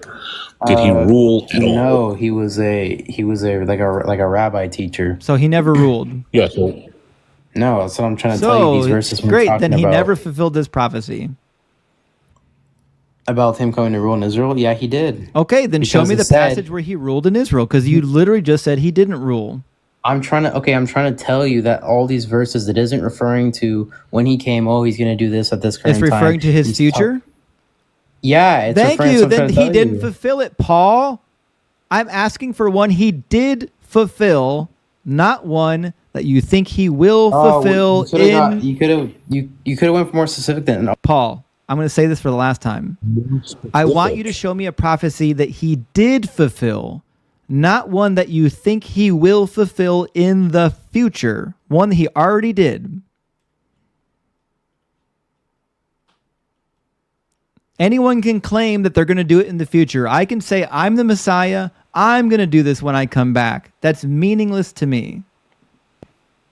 All right. Hold on. You know what actually kind of frustrates me about these prophecies and their interpretations is this notion of temporality, where somebody's going to give me a prophecy and I have to, I'm going to unalive, and then generations beyond me are going to unalive, and then it's going to be fulfilled some date in the future, which kind of renders the prophecy useless, right? Because and that's not the only time it happens. And by this, I mean not in the text, in the interpretation. There are so many messages where God gives a proclamation and something doesn't happen, even from the beginning of the book, where the interpretation is, oh no, it happened so much later. So then the original message becomes I could tell you Genesis 2:17 constantly gets reinterpreted as a day is 1,000 years, right? But in the moment, here, Justin, if I was to tell you, if you're thirsty and I say, don't drink this bottled water, or I'm going to unalive you in 1,000 years, in seconds, how quickly are you drinking the water? I'm not drinking the water. If you're going to unalive me in 1,000 years, I don't think I care. Yeah, so you're drinking it. You're if you're thirsty, right? You're gonna. Oh hell yeah! If I'm thirsty, I'm drinking the water. I don't care what you say. Yeah, you're downing it. Yeah. So that's what I'm saying. So here, if somebody is supposed to come and then rule in Israel, and then they unalive, and I'm told, hey, wait, some number that nobody knows amount of time. Can you go to the suffering servant? Oh no. Paul, are you sure you want to do this? Because I cover Isaiah 53 every night that I go live, every single one.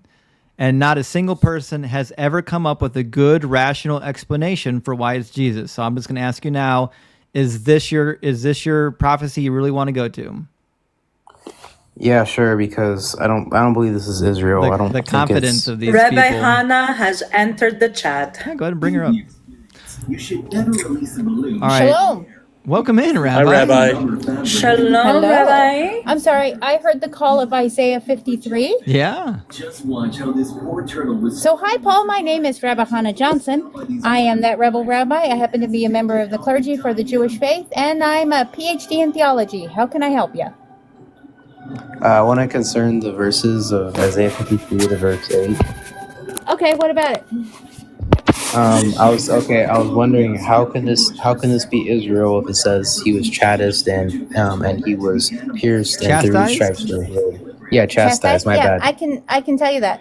So the whole book of Isaiah is split up into three separate writings. We have First Isaiah, we have Deutero Isaiah, and we have Trito Isaiah. Now, the Isaiah passage you're talking about occurs in Deutero Isaiah. So this is written about the Babylonian exile of the Jews, but it is written as if it's happening in the future, but what they're talking about is in the past. This has already happened. They're out of the Babylonian exile, and they're now making documentation of their time in Babylonian exile. Yeah, so there's two interpretations, and in both of the interpretations, it's talking from the future about the past once they're already freed from exile. And exactly. And in the interpretation that I typically take is that it's what the nations that abused the servant are going to say when they witness the deliverance of the servant. But we didn't even get that far yet, though. They witness the deliverance Paul, of the. Paul, you're getting a call.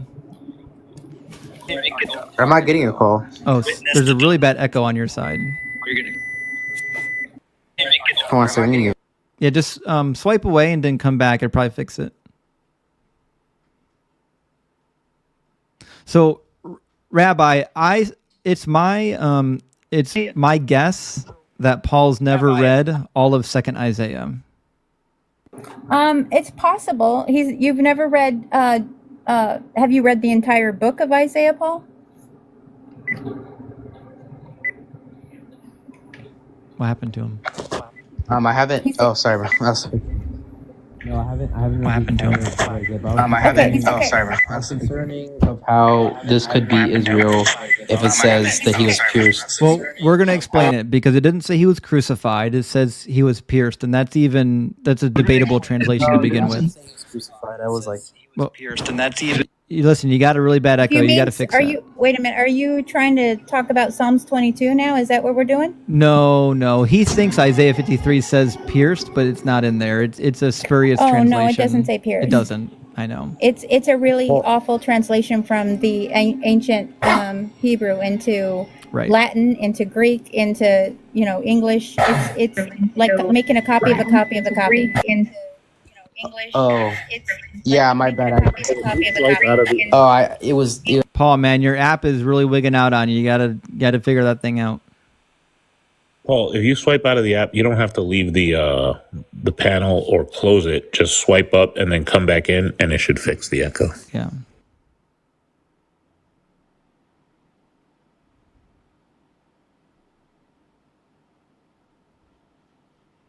All right. Well, he's back. We'll see if the echo goes away.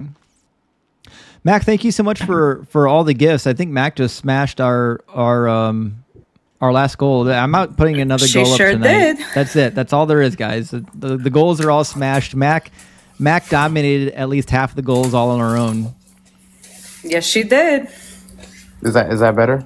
Yeah, I think you're good there, Paul. Oh yeah. So, Paul, here's the problem that Rabbi and I have with Christians, is that they haven't read all of Isaiah. Specifically, can you turn the TV off in the background? Oh yeah, that's me. Hold on. sorry.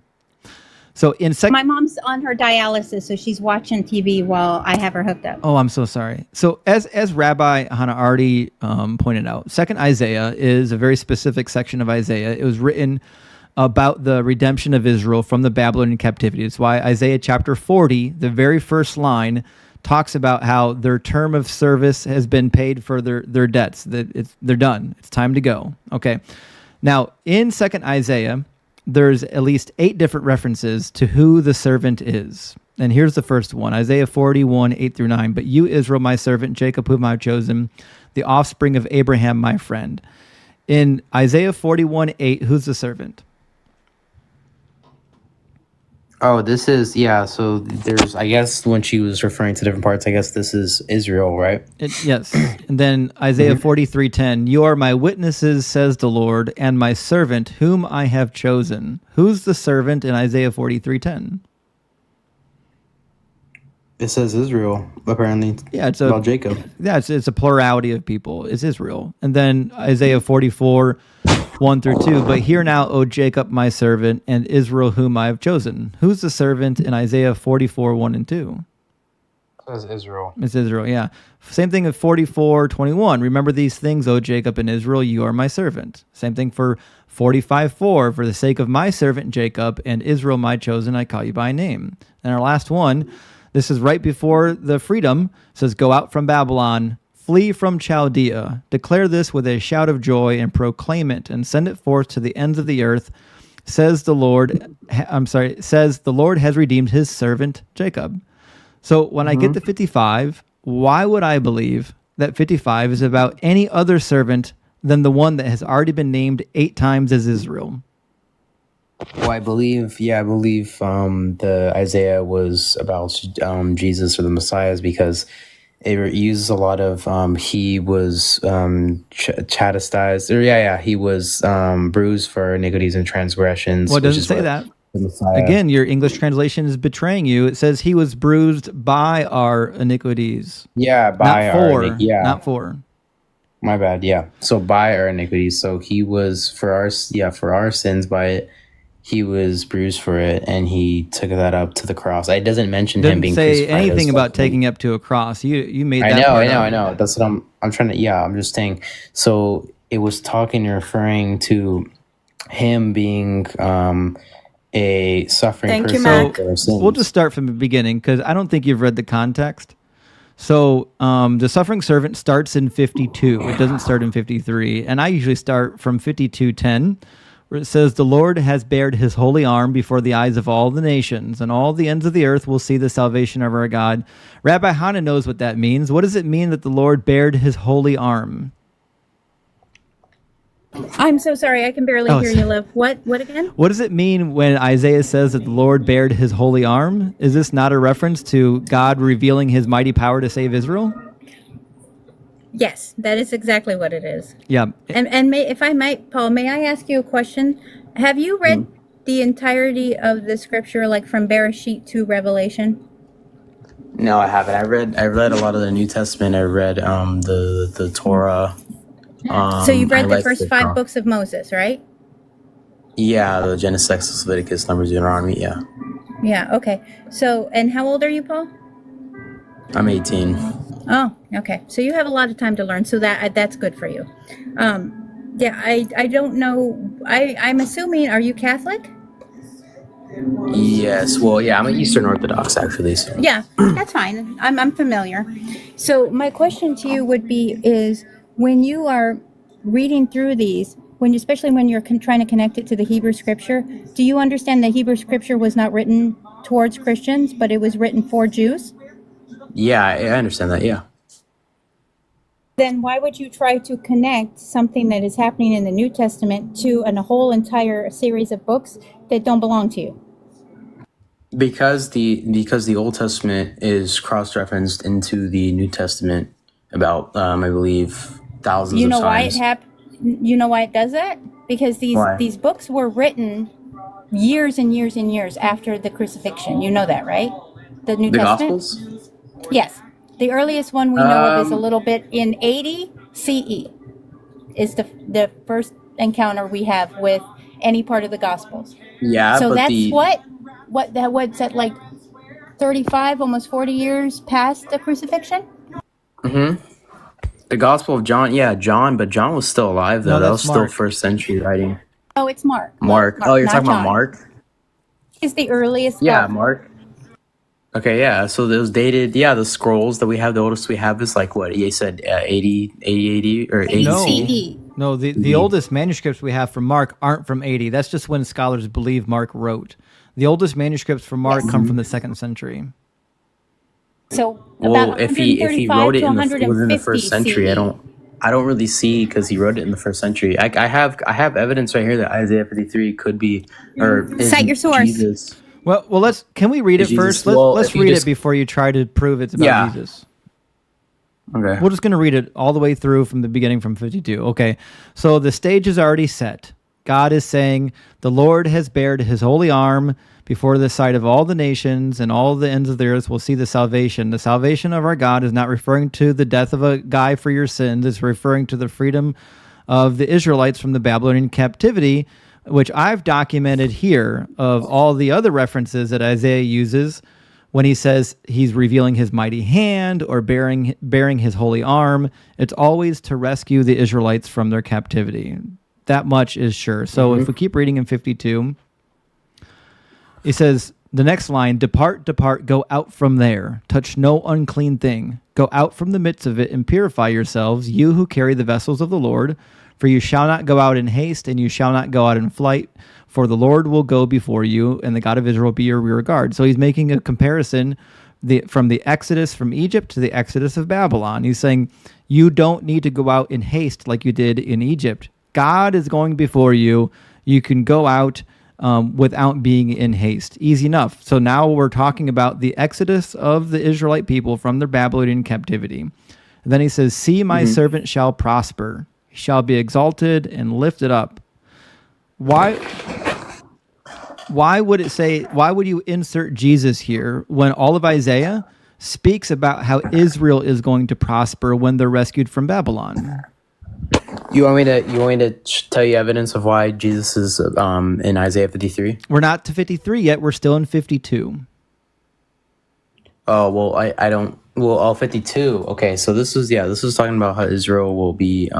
Yes, they're going to be redeemed from Babylon, right? Mm-hmm. Yeah, redeemed and from they're going to Babylon. be exalted. Mm-hmm. Okay, and so we'll keep reading. The next verse says, just as there who are many astonished at you, in the plural, so marred was his appearance beyond human semblance, and his form beyond that of mortals. So so he shall startle many nations, and kings shall shut his mouth because of him. So again, this is exactly what Isaiah says in the rest of the book about when he rescues his people from captivity, that all the nations that had previously held them captive will come to recognize the power of their God. And it says in chapter 59 that the kings are going to have a procession bringing you their wealth. They're going to bring their wealth to you even in 57. So, and then Isaiah 62 says, the nations will see your vindication, and all the kings your glory. You shall no more be termed forsaken. So again, I have no reason to believe that this is about anybody but Israel, right? Okay, so we keep going on. The last line of 52 says, for that which had not been told to them, they shall see, and that which they had not heard, they shall contemplate. And this is important because, as Rabbi already said, the very next line in 53 is a personification of the nations giving their report of what they've witnessed. It says, who has believed what we have heard? Or in the Greek, it says our report. In the Dead Sea Scrolls, it says our message. And to whom has the arm of the Lord been revealed? Well, in 52, who has the arm of the Lord been revealed to according to all the passages prior to this? It's been revealed to the Babylonians, where the Israelites have been held captive. And it says, he grew up before him like a young plant, like a root out of dry ground. He had no majesty or form that we would look upon him, nothing in his appearance that we should desire him. Now, the root out of dry ground, why would we believe that that's anybody but Israel? What verse are you on? 7? I'm 53:2. 53:2. Okay, so I believe that the reason why this is Jesus is because his appearance was suffering because of when he was persecuted and he was being tortured. And I can provide more evidence as to why Isaiah 53 is him, because we're in Isaiah 53:2, and it says 53:2. that he grew up before him like a young plant, like a root out of dry ground. Do you know that Isaiah in chapter 60 literally tells you who the root is? Isaiah 60:21, your people will all be righteous. They shall possess the land forever. They are the shoot that I planted, the work of my hands. The shoot out of dry ground was planted by the Lord, and it's the nation of Israel. Okay, so I want to address also Isaiah 53 verse 4 because Well, we're verse not 5. at 4 yet. We're on 53:2. I know you want to skip ahead, but I'm not going to let you do it. So in 53:2, why would this be about anybody but Israel? Really quick, my machine is giving me hell, so I'm gonna have to drop down. But please listen, Paul, and don't listen to respond. Listen to learn. Yeah, thanks, Rabbi. Thanks for being here. We love you, Rabbi. Thank you, Rabbi. I could bring up Bert. Bert is here as well. Bert might have to take Rabbi Hannah's. Yeah, Bert might have something good to say. He's awesome. All right, so 53:2. Why would this be about anybody but Israel?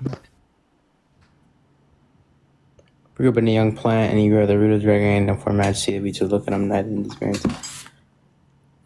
Well, because he had no form of majesty, we took in him. I feel like people didn't desire him because he was in agony and he was being tortured. That wasn't my question. His appearance. My question wasn't how do you think this compares to Jesus? My question was why can't this not be about Israel? Because Israel is described many times in the Old Testament as just this, being without majesty, without anything that anyone else would desire. In fact, Yahweh in the Old Testament literally likens them to a woman who is trampled by the roadside, who's dead in her iniquities and sin.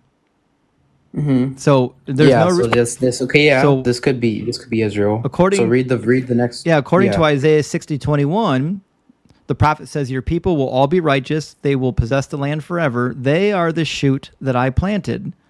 So the shoot that we get here in 53:2, I have no reason to believe that it's anybody but Israel. Why would it be anybody else? I mean, it could be Israel, Okay. but okay. So that's fine. Yeah. It could be Israel. So far we are now in 53, and we get the personification of the nations describing what they have witnessed. And so far they're witnessing what they believe is now a nation being redeemed, and they're realizing that the redemption is by a God that is much more powerful, and turns out they aren't actually forsaken by their God. Says he was despised and rejected by others, a man of suffering and acquainted with infirmity, as one from whom others hide their faces. He was despised and we held him of no account. Is there any reason why that wouldn't be true of how the Babylonians would describe the Israelites after they got freed from captivity? Well, if you look at Jesus, he was also despised by wasn't my many of the question. Jewish people. My question is there any reason why this couldn't be applied to Israel? Obviously, the Babylonians didn't like him, and the Persians, they're the ones who freed them. But I feel that this could go both ways, because in both worlds, Babylonians, they didn't like the Jews, but also Jesus, he was also perceived by many and disliked by many. Right, so it can honestly go both ways. But we've already established thus far. We're now through the third verse of chapter 53. We've already established that the servant appeared to be Israel, and there's no indication that it couldn't be Israel. Mm-hmm. Okay, so let's read, keep going in verse 4. Surely he has borne our infirmities and carried our diseases, yet we accounted him stricken, struck down by God, and afflicted. But he was wounded by our transgressions and crushed by our iniquities. Is there a reason why that couldn't be applied to how the Babylonians did the Israelites? Because although Israel did suffer, but Israel wasn't healed by their own wounds. When it refers to it was referred that he was healed by his stripes, right? And also Jesus' wounds. No, you didn't. Healed. That's what you didn't read it. It didn't say he. It says we. Thank you, Evie, for the galaxy. WEV. It says, surely he has borne our infirmities and carried our diseases. What does Isaiah say that the nation of Israel is to the nations? What does he say about that? It says it carries the griefs and sorrows, but I feel like No. What is Isaiah? Isaiah says that Israel is a light to the nations, and they are a covenant to the nations. And it says here, Isaiah 55 says, I will make with you an everlasting covenant, my sure and steadfast love for David. See, I made him a witness to the peoples and a leader to the commanders of the people. It says, you will call nations that you do not know, and the nations that you do not know will run to you because because of the Lord your God, the Holy One of Israel, has glorified you. This is chapter 55. So God is glorified by being glorified by his own people. And it says here that God is giving the restored Israelites as a covenant to the nations. Yeah. So it says he's glorified and he's among the nations. And I'd like to say that if this is about Israel, Isaiah 53 to 4 to verse 5, how is it that Israel wasn't healed by their wounds and these transgressions? You keep getting it wrong. It's not Israel speaking. I know it isn't Israel speaking. You think it's about Israel. It's about Israel. Isaiah 42:6. I am the Lord. I have called you in righteousness. I have taken you by the hand and kept you. I have given you as a covenant to the people and a light to the nations. The salvation comes through the Israelite people, not through a king, like a special king that's going to die for your sins. You have to look at the suffixes of the words that are being used in the Hebrew. Like you're not actually understanding or parsing out the Hebrew properly. Well, he definitely doesn't know Hebrew. That's fair. So, but the other thing too, remember, you already agreed with me that at the beginning of 53, it appears to be a report from the nations who had the Israelites captive, right? They're demonstrating or they're reporting what they've witnessed, and what they've witnessed is the power of God redeeming his people. So all of this chapter is a report from the nations. It's not from the Israelites. So what they're saying is that by the suffering of the Israelite people in captivity and subsequently to their Savior being saved from captivity, they are going to witness the salvation of God. That's how the nation of Israel is a light to the nations and a covenant to the people, because God is going to glorify himself when Israel is glorified. So how does this, if this is the Isaiah verses about Israel and the verse that you read, I know those verses that you gave before, it's talking about Israel and it's personifying it, but if we're going to the verse that we're talking about right now, it wouldn't really work because in terms of the Old Testament prophets, they did suffer and Israel did suffer, but they weren't fully healed. They weren't fully saved or any of that. I don't know where you keep getting this from. This passage is not saying that Israel's being healed. Although that is in Isaiah. If you read all of Isaiah, that's in there. But that's not what this passage is saying. So what is this, through his stripes we are healed? What does that mean? The we is not about Israel, and it's certainly not about Christians, and it's certainly not about every person in the world.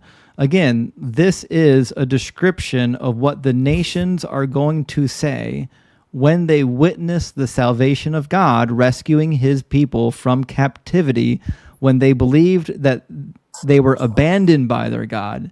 It was through witnessing it that they are made whole, because now they know that the Yahweh is the one true God. And that is the entire arc of 2nd and 3rd Isaiah. If you read chapter 40 to the end of Isaiah, everything in that section of the text is about how God is rescuing his people. And through the rescue of his people, all the nations are going to see that Yahweh is the true God. So, you think this isn't Jesus, because who's the he that we are saved by, or the stripes that through his stripes, who's the his and who's? It's the servant Israel. We already established this. Every mention to the servant in 2nd Isaiah is a he, because the servant is a personification of the people group. So I know it says he. It says he because it's still following the poetic license that Isaiah has laid out, that the servant is a he. Wait, but how is he? But it says stripes. That's saying that he was whipped, right? No. So how? I mean, yeah, that's it could the be stripes. it could be a reference to whipping, but it's more or less just a reference to being injured, and that's not even in my translation. It's an interpretation at best. Mine says he was wounded. He was wounded by our transgressions and crushed. Yeah, that's and crushed by our iniquities. And then you read the rest of the verse. Oh yeah, verse 6. Yeah, just read the rest of it. Upon him was the punishment that made us whole, and by his bruises we are healed. Not stripes, bruises. And all we like sheep have gone astray. We have turned to our own way, and the Lord laid on him the iniquity of us all. Of course, because if you read 2nd Isaiah, the people are going to realize that they punished God's holy people, which is why they are going to repent. That's why the kings of the nations are going. Israelites punished their own people? No, this is the nations speaking. Okay. This is not from Israel. This is the nations giving the report of what they have heard and seen. He would have to rectify all of Deuteronomy. He would have to rectify the book of Jonah. He would have to rectify every single instance in which there are blessings and curses based on going away or straying from God. And thank you, Goku. That's what this is all about. This is just consistent with everything in the Deuteronomic history. This is consistent with everything in Jeremiah and everything in Isaiah. You are anachronistically reading your own theology into this text, and you're using this text to circularly prove your own theology. Right. Nothing about Isaiah 53 cannot be applied to the nation of Israel. Literally all of it can be applied to the nation of Israel. And there's even parts that cannot be about Jesus. Literally cannot.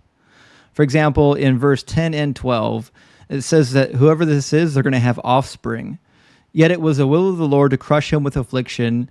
When you make his life an offering for sin, he will see his offspring and shall prolong his days. Jesus' days weren't prolonged, and he didn't have any offspring. Verse 12, therefore I will allot him a portion with the great, and he will divide the spoils with the strong. That's war language. Jesus didn't divide the spoils with the strong, but if you read Isaiah, Isaiah says that the nation of Israel will get the spoils of the strong, led by a procession of kings. You know what Okay, so I think with that verse when he said separates the spoils and the strong, I think that was referencing of Jesus judging, like separating the evil and the good, the sheep and the goats. That's not what it says at all. The spoil is a war language. The spoils and the Israel will be saved. Yeah, because when Jesus came, he established a new covenant with Israel, expanding it to all Gentile nations. Well, that can't be true, because according to the new covenant in Jeremiah, it's going to result in an actual king on the throne and Levitical priests in the temple forever. We'll read that next. Isaiah 60:11. I want to talk about what Bert brought up, though, in a second. It says, your gates will be open, day and night they shall not be shut. So the nations shall bring you their wealth, with their kings led in procession. This is the vision for the post-exile. This is the vision. It's not about a dying Messiah. Now, to what Bert said, our interpretation of Isaiah 53 about the nation of Israel matches every other prophecy given in the Old Testament. There's not a single prophecy in the Old Testament that would be incongruent with our interpretation of Isaiah 53. The problem you have is every single messianic prophecy in the Old Testament completely contradicts Isaiah 53 being about Jesus. Wait, so what about the verses 7 and 9? You didn't read those verses. Yeah, we can read them. Let me get back up. I just wanted to say that verse sounded like some hetera type shit. Yeah. He was oppressed and he was afflicted, yet he did not open his mouth. Like a lamb led to the slaughter, like a sheep before its shearers, he is silent, so he did not open his mouth. Do you know how they were led away from the land? Do you know we have pictures of it from Babylon? Yeah, they were freed. They were freed by the Medes and Persians of Cyrus the Great. No. Do you know how they were led into Babylon, into the exile? Oh, how they were let in is because they disobeyed and Babylon captured them, and then now they're in their land. Sorry, Daniel, my question's too vague. I'll take that one. I'll be more specific. They were led into Babylon, chained and roped like animals in a procession, and then they were presented to the king just like animals. We literally have pictures of it. Or, well, not pictures. They're inscriptions on the palace walls. So yeah, did you read verse 7? Oh, I just did. Yeah, he was oppressed and he was afflicted, yet he did not open his mouth like a lamb. So when he said he didn't open his mouth, that was actually. Let me read it. Like a lamb that is led to the slaughter, like a sheep that before its shearers is silent, he did not open his mouth. Now Jesus did open his mouth. Jesus talked quite a bit during his trial. Jesus quite literally said that you will see me coming on the clouds. It was okay, yeah. So that was referencing. So it's not about Jesus. Execution. No, read Matthew chapter 27, verse 14. Did Jesus talk during his trial? Yeah, when honest, yeah. Did Jesus didn't answer while on the trial. Thank you. Okay, any of the charges. He was talking about the charges. So Jesus did open his mouth. He didn't open his mouth about the charges, but he did open his mouth. In the face of execution or of any of the charges. Doesn't say anything about charges in Isaiah. It says he was. It says like a sheep that was before his shearers is silent, so he did not open his mouth. But when Jesus was before his accusers, he did open his mouth. Really? I have a question. This sounds so dirty. Yeah. So right now we have one chapter in Isaiah, and all of the surrounding chapters seem to indicate that this book, this part of the book at least, is talking about Israel. There are also about a dozen or so,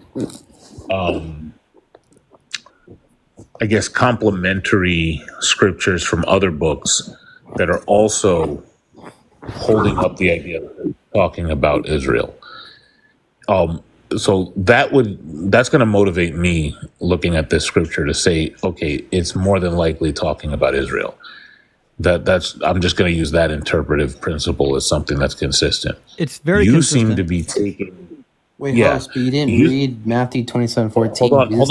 Hold on, Paul. In Matthew 27:14, it says he didn't answer a single charge, but then, of course, we know that he did open his mouth.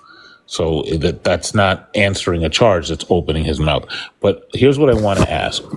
It seems like you want to isolate this chapter outside of Isaiah and eliminate everything that surrounds it and analyze it on its own. And so I guess my question is, what would motivate someone like me to do that? To just take the chapter on its own and completely ignore everything around it?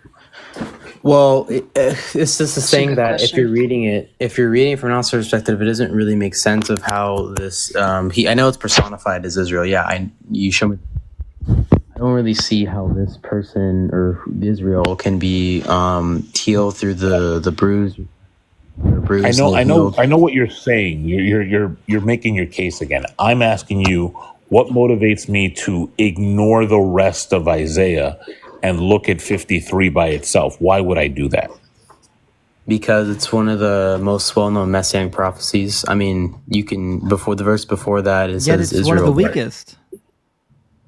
How so? Isaiah 60, 1-3. Arise, shine, for your light has come. The glory of the Lord has risen upon you. For darkness shall cover the earth, and a thick darkness the peoples. But the Lord will rise upon you, and his glory will appear over you, and the nations shall come to your light. The kings to the brightness of your dawn. The whole message of 2nd and 3rd Isaiah is that the nations are coming to Yahweh through Israel. That's the whole theme of the book. You cannot read Isaiah 53 and ignore the rest of the book. Okay, yeah. So So he didn't open his mouth, but he did. Okay, so he didn't open his mouth on any charges, but he did. Okay, so what about Isaiah 53 verse 9? I want you to there's a sign to grave. I get really itchy in my buttocks region when I asked a direct question and it's not answered. And I'm going to tell you, Paul, my buttocks should never be itchy. I own a bidet.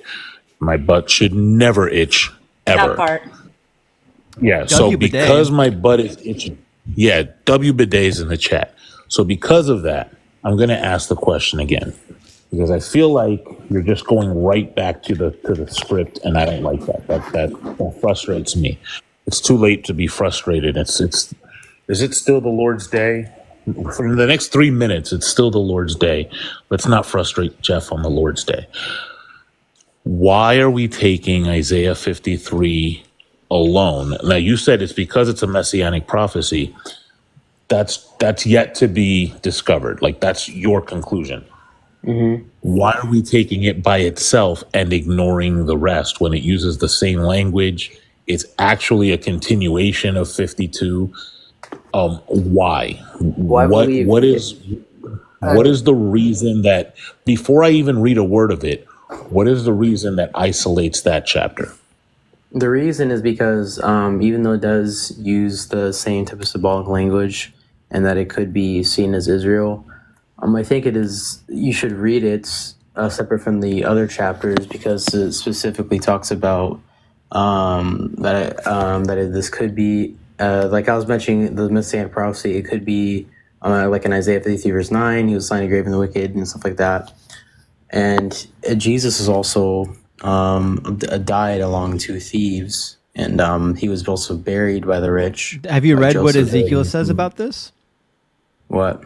Ezekiel 37 says, then he said to me, mortal, these dry bones are, this is the vision of the dry bones. Mortal, these bones are the whole house of Israel. They say, our bones are dried up and our hope is lost. We are cut off completely. Oh, familiar language. Therefore prophesy and say to them, thus saith the Lord God, I am going to open your graves and give you up from your graves. O my people, I will bring you back to the land of Israel, and you shall know that I am the Lord when I open the graves and bring you back from your graves. Babylon is being personified as the graves of the Israelites in the book of Ezekiel and even elsewhere. Yeah, this is not the only one. So Israel did go and to the land that is cut off from the living. Mm-hmm. Justin, So what tense what should I'm trying to prophecy say be is in? it says that assigned a grave. Bert, that's a good question. Prophecy should be in the future tense. Prophecy is something that needs to be fulfilled according to Deuteronomy 18. And what tense is Isaiah 53 in? Oh, it's clearly in the past tense.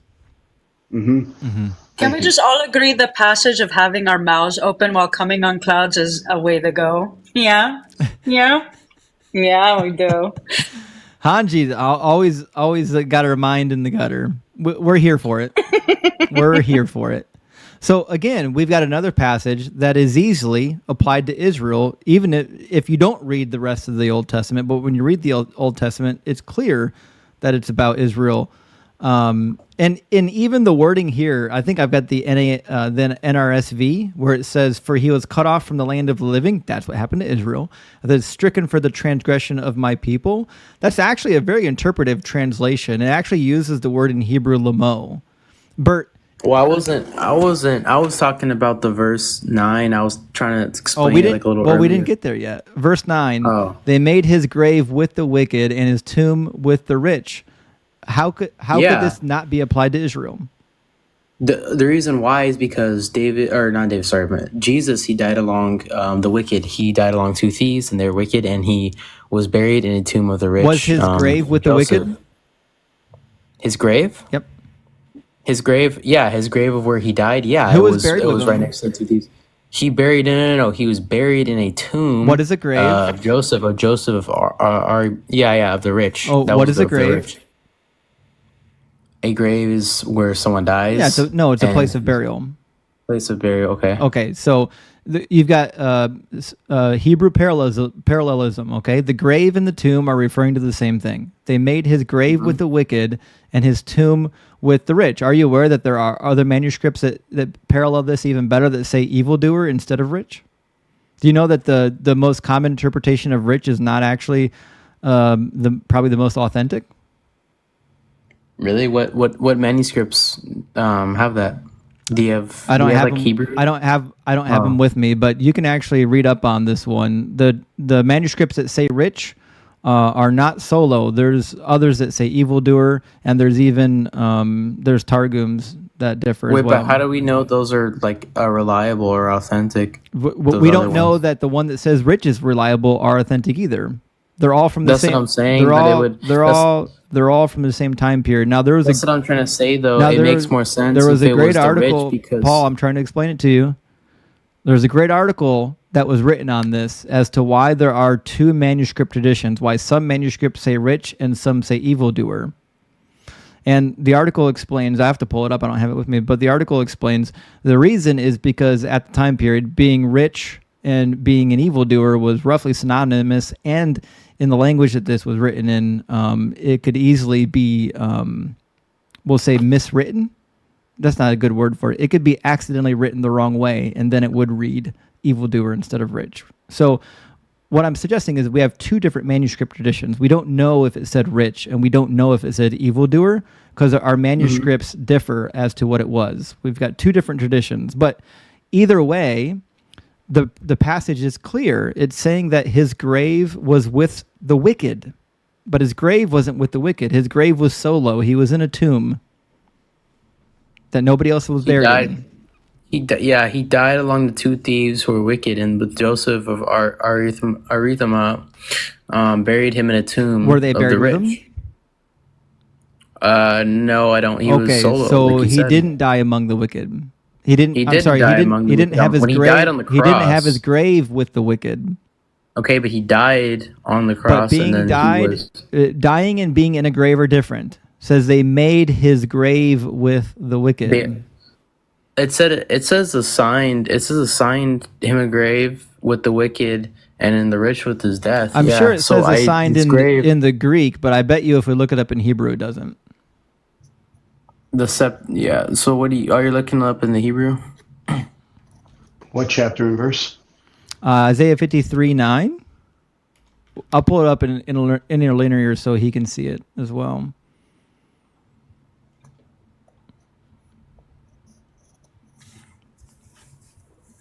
Oh, it looks like it's a assimilated Natan. And it is. It's just the verb Natan. To give, to set, to place. It's a very standard Hebrew verb and very common. It just means to put something into place or to set it down or to give. Or to give. Exactly. Give is very common.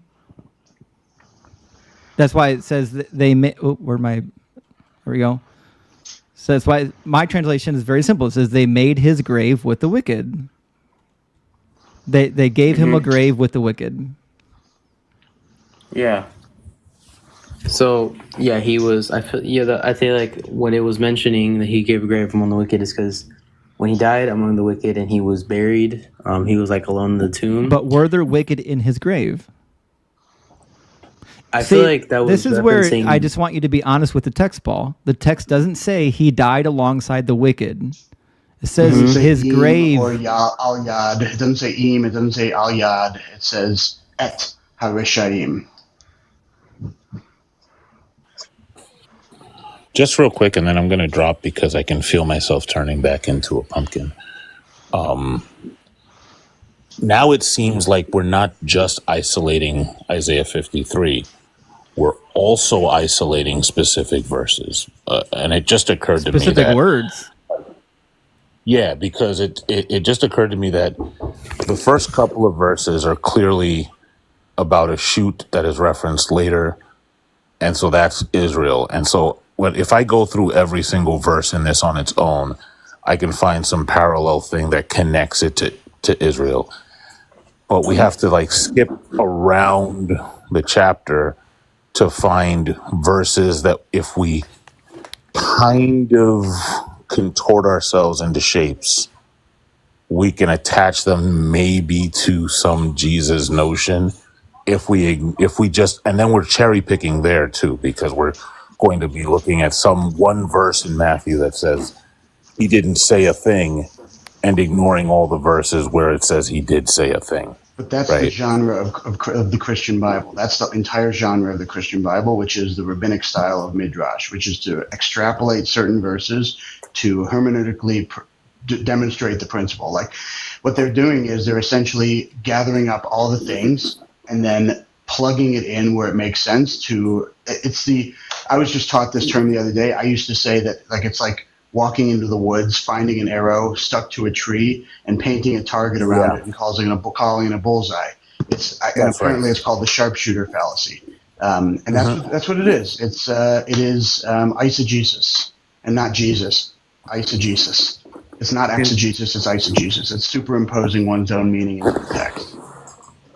It almost makes me wonder, Justin, if you were to bring out another person similar to Jesus that with equal contortion you can match to 53, would a Christian be motivated to say, well, it could be about that person also? Right. So this is an excellent point, because this could actually be about Simon Bar Kokhba or about any other person that was executed by the state that was believed to be a messianic figure. There's no reason to believe that Jesus coming and dying was a fulfillment of anything, because coming and dying is something that anybody could have done.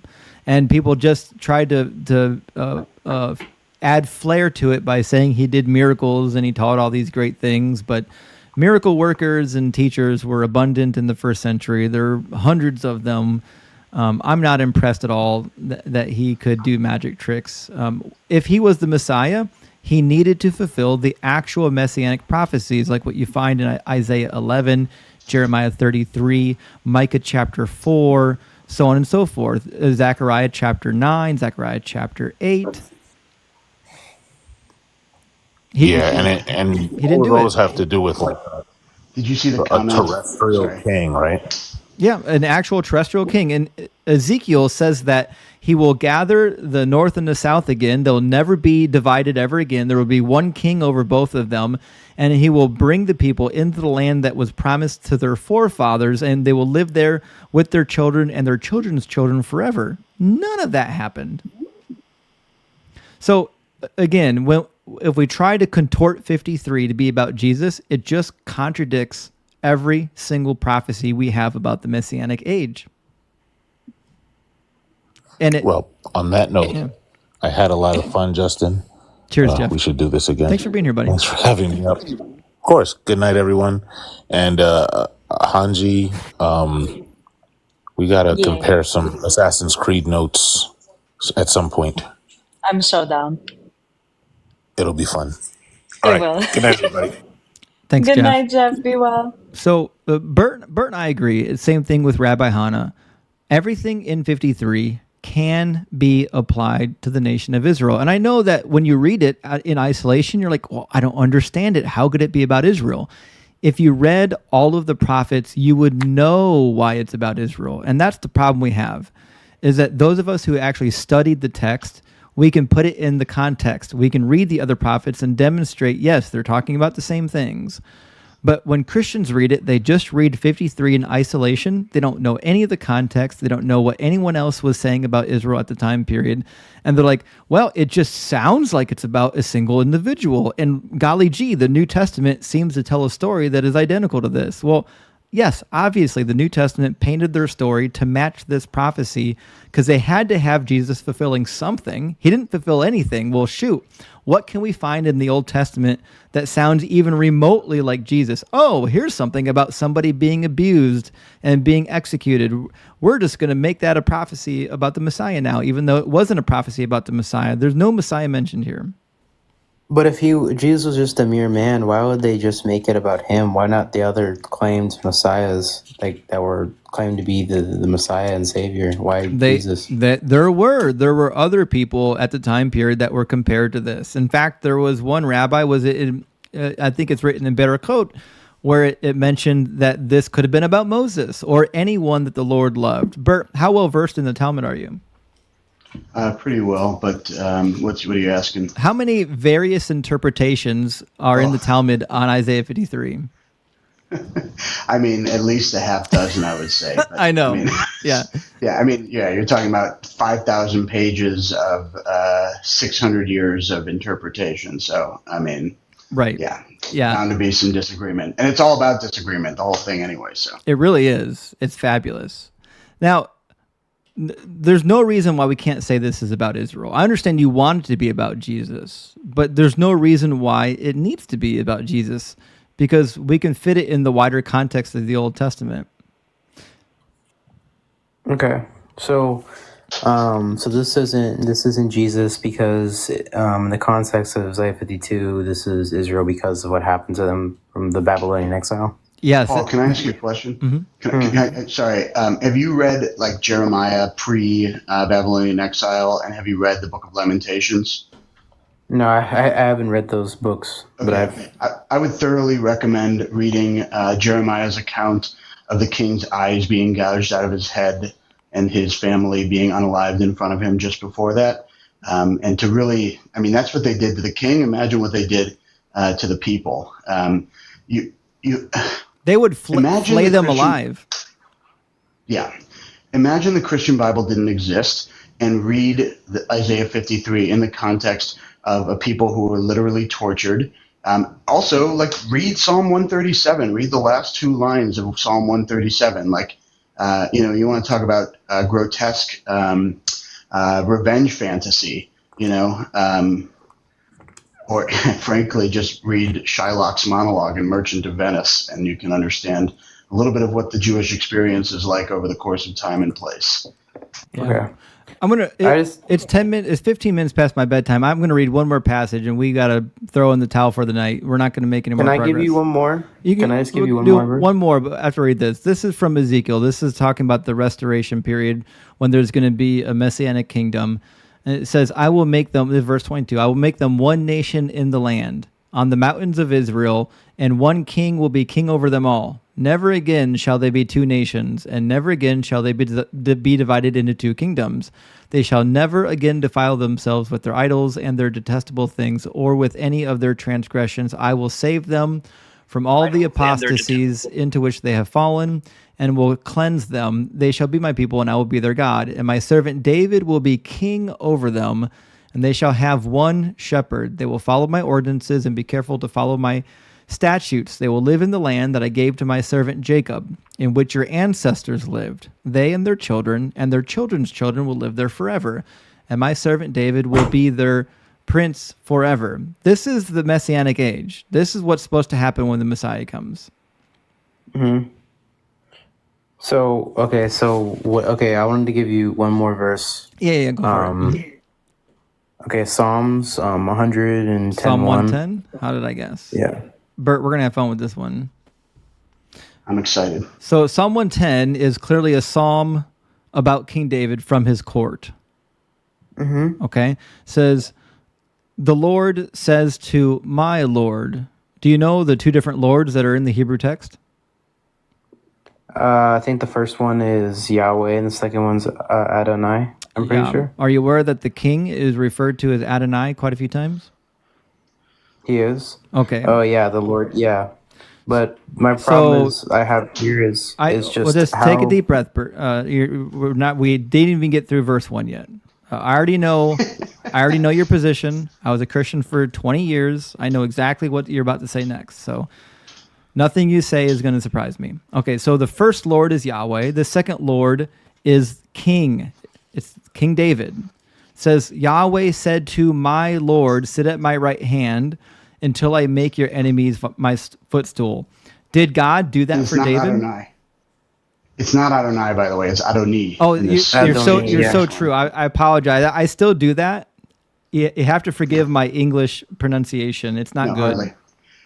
Well, it's important because the suffix means like my lord, like Right. All right. So in 1 Kings chapter 5 verse 3, what happens? I've got my Bible. I'll pull it up. Oh, I read that verse recently. It was basically saying that the enemies are under the soles of the foot of King David. Yep.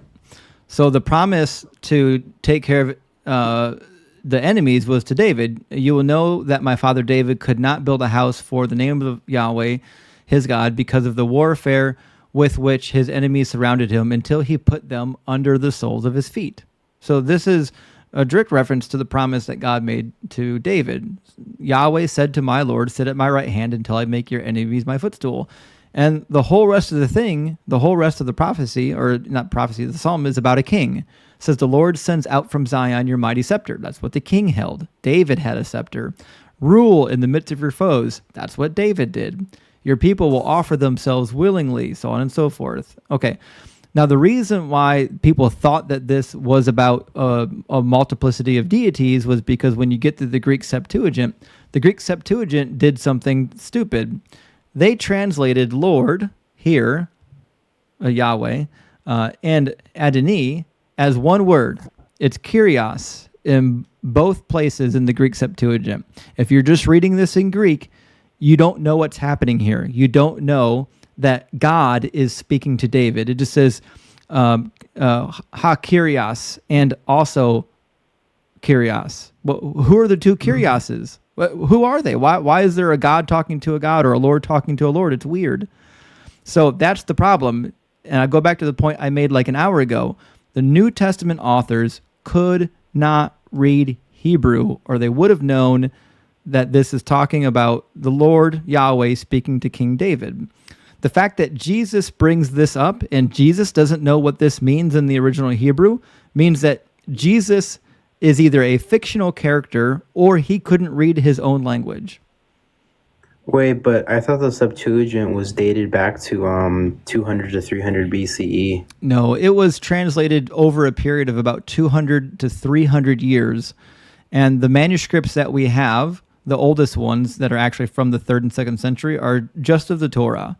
The manuscripts that we have of the Psalms probably came from the 1st century, right after the freedom from the Greeks. Mm-hmm.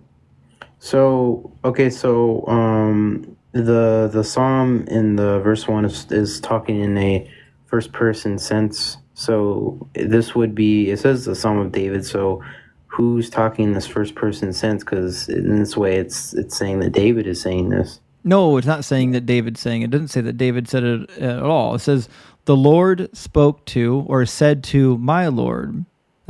Who's ever speaking here has a God and has a Lord. It's a member of King David's court. Wait, but how do you know it's a member of King David's court if it's written in like a first person sense and not like a third person, like, oh, he said this to David or something like that? It wouldn't be like a third person It's sense. just how Psalms begin. Like a Psalm of David is just how Psalms begin. It's like you might have a Psalm of Korach. Yeah. Right. There are lots of Psalms, some of them written by David, some of them written about David, some of them written by Asaph, some of them written by Korah. So there's no reason to believe that this is a psalm written by David. It would be weird for David to write a psalm that says Yahweh said to my Lord. What you're doing is you're now transposing Jesus into this when he doesn't actually need to be into it. Okay. So this could be David. That's what I heard some people saying, that since it's a psalm, there's 73 psalms attributed to David, but I guess not all of them. He didn't write every single one. Oh, of course not. Yeah. Yeah. Look at verse 5. It says, the Lord is at your right hand. He will shatter kings on the day of his wrath. He will execute judgment among the nations, filling them with corpses, so on and so forth. This is just war language that God fulfilled for David. Mm-hmm. So this is all about David subduing his enemies.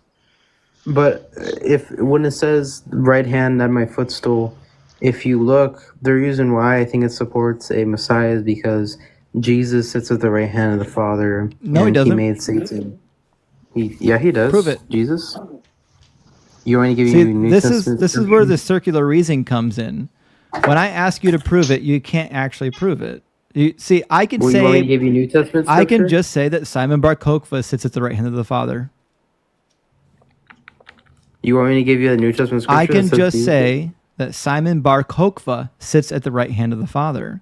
How do you know that Jesus is at the right hand of the Father? What's your evidence? Because if your evidence is that the New Testament says so, that's not good evidence. We've already demonstrated that the New Testament can't even read the Old Testament appropriately. And how many times does it say that David is at the Father's right hand? I know it does mention it, but Yeah. I feel like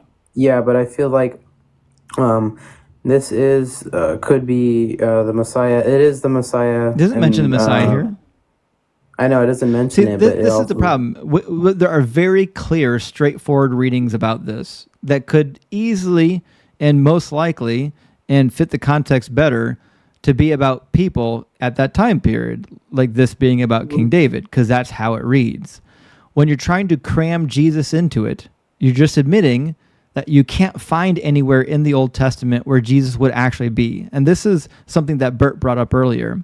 Prophecy is a very specific genre. This is not a prophecy at all. So all this is a psalm. It's a psalm that somebody wrote probably to be performed in worship. It's not a prophecy. So this is the problem with Christianity. You can't point to any actual prophecies that he fulfilled.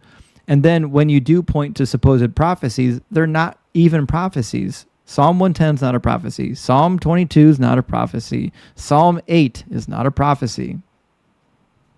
Wait, but how am I supposed to show you if you fulfilled them or not if you don't accept the New Testament scripture? Because they're not prophecies. That's what I'm saying. If the New Testament says that there's a prophecy in Psalm 22, and I read Psalm 22 and there's not even a prophecy there, then I have no reason to believe that the New Testament is telling me things that are true. Now, if Jesus did something, if the New Testament says, hey, you know, Jesus was king over Israel and he ruled over these people, I'm not inclined to believe that is true because we have the writings of the Jews, but at least you can point to the book and say, look, the book says he fulfilled a prophecy, but you can't even do that. Okay, so when he fulfilled, you think this isn't a prophecy of the Messiah, but it's not.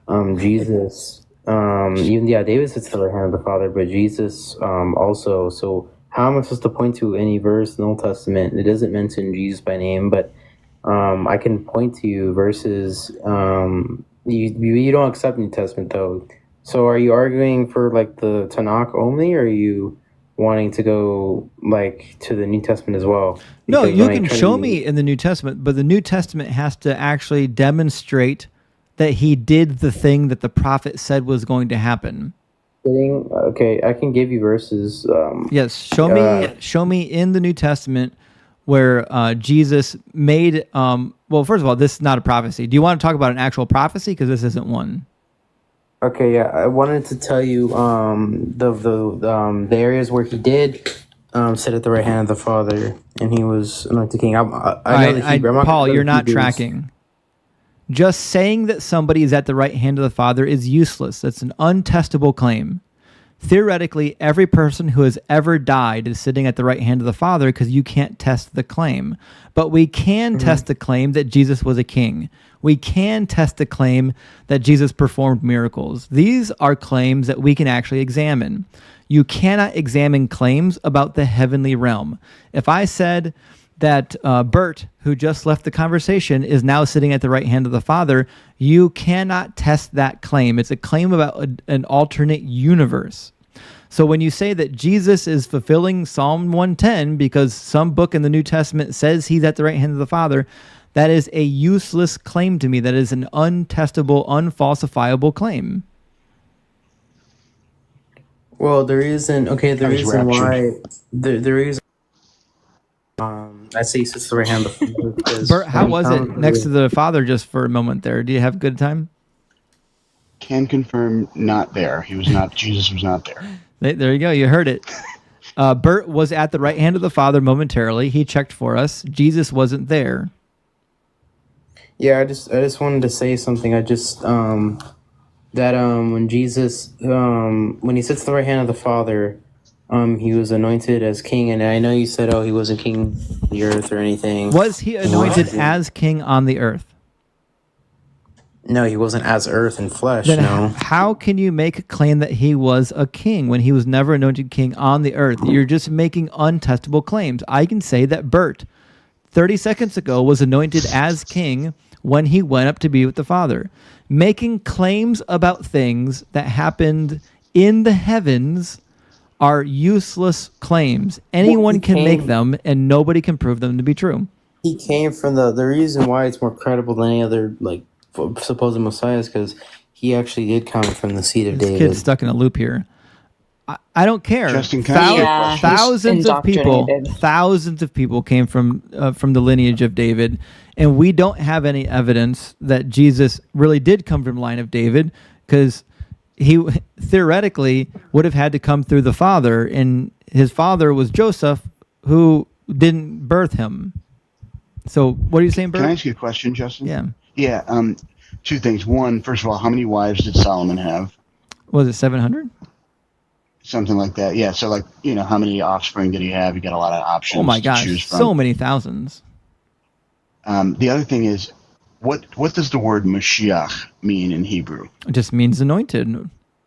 Anointed one. And what are the various types of unctions that exist in the Hebrew Bible? Typically priests and kings. Priests and kings. And what is necessary for an unction to take place? Well, it needs to be revealed by God, and then you need to be anointed by a prophet.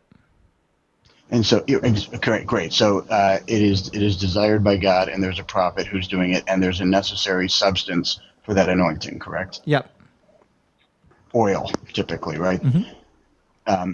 I'm hard pressed to find, and I could be wrong. I'm not a close reader of the Christian Bible, but is there any point in time where Jesus is anointed with oil by a prophet? There's not. No. In fact, he explicitly says that when the woman washes his feet and anoints him with oil and dries it with her hair, that this is in lieu of a real anointing. Actually, in one passage, it says it's for his burial anointing, even.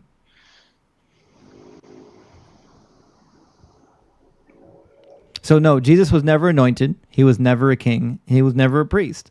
So to make silly claims like, well, he is a king in heaven or he's a priest in heaven, these are silly claims. I could say the same thing about anyone. Simon Bar Kokhba is a priest and a king in heaven. Prove me wrong. Also, during the Sermon on the Mount, did Jesus talk about what it's going to be like in heaven, or what was the major concern? And what's the major Jewish concern? Is it about some heavenly world, or is it the earthly world? And because my memory serves me, and I know it's only a translation, but it's "Thy kingdom come, Thy will be done on earth, as it is in heaven." Mm-hmm. Yeah, and so it seems. Sorry, go ahead. I'll say there's no concept in hell. I'm sorry, in Judaism that I'm aware of, where for simply not believing the right thing that you're going to go to hell for all of eternity. I don't know anywhere where that exists in Judaism. Not even in the Talmud. In the Talmud, the longest period you can spend in hell is 12 months. And nobody would even consider it for 12 months, right? Because everybody just mourns for 11 months. Right. So the whole idea that Jesus is a fulfillment of the Old Testament, but if you don't believe in Jesus, you'll die and burn in hell for eternity. It's not even part of Judaism. These texts were written by non-Jewish people pretending to be Jewish that didn't really know the faith. Well, I would say Hellenist. I would say Jews heavily influenced by Hellenism. Right. That's good. Every Jew after Alexander the Great was a Hellenist Jew, and that's why the Book of Maccabees is absolute bullshit. Also, excuse my language. Yeah, well, that's a good Not conversation wrong. to have. All right, so Paul, listen, it's 12:30. I'm supposed to be in bed 30 minutes ago. Isaiah 53 is not going to get you to the finish line. Psalm 110 is not a prophecy. Psalm 22 is not a prophecy. You need to go and read the actual prophets, and I don't think you have. Read all of the prophets and see what they say about the Messiah.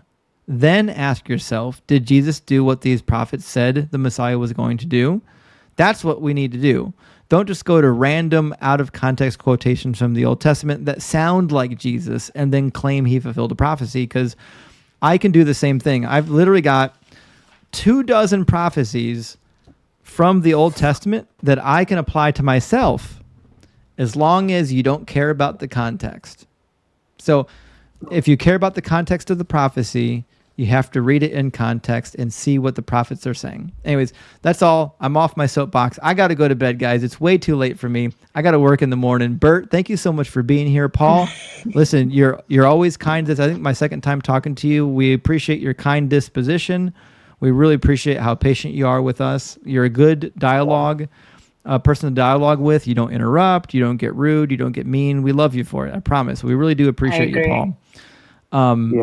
Thanks. But Thanks for having me, Justin and Hanji. Oh, Bert, we love you Good too. night, Thanks for Bert. being here, man. Talk to y'all soon. Guys, we've had a Yes. long night. Please thank your moderators. Make sure to show them love. Make sure you're showing Hanji love. If you're not following Hanji and Bert, make sure you do. We're going to be live again on Wednesday night, so look forward to that. Paul, Yes. come back anytime. But I really, my hope for you is that you're going to read all of the Old Testament prophets and then ask yourself whether or not Jesus is the Messiah. Okay. But All right. I Good was night. Good night. I was doing the Good same night, thing Paul. when I was 18. I was doing the same thing you're doing right now. I was online and I was trying to convince people to come to Christianity. And I was challenged in the same way that I'm challenging you right now. And throughout the course of my journey, through Bible college and seminary along the way, I came to the conclusion that Jesus could not have been the Messiah if you actually read the Old Testament with any level of integrity. But anyways, that's a discussion for another day. We appreciate you, Paul. We'll see you again in the future. Guys, we love you. I'm out. I'm going to bed. Get your pets spayed Bye, and neutered. guys.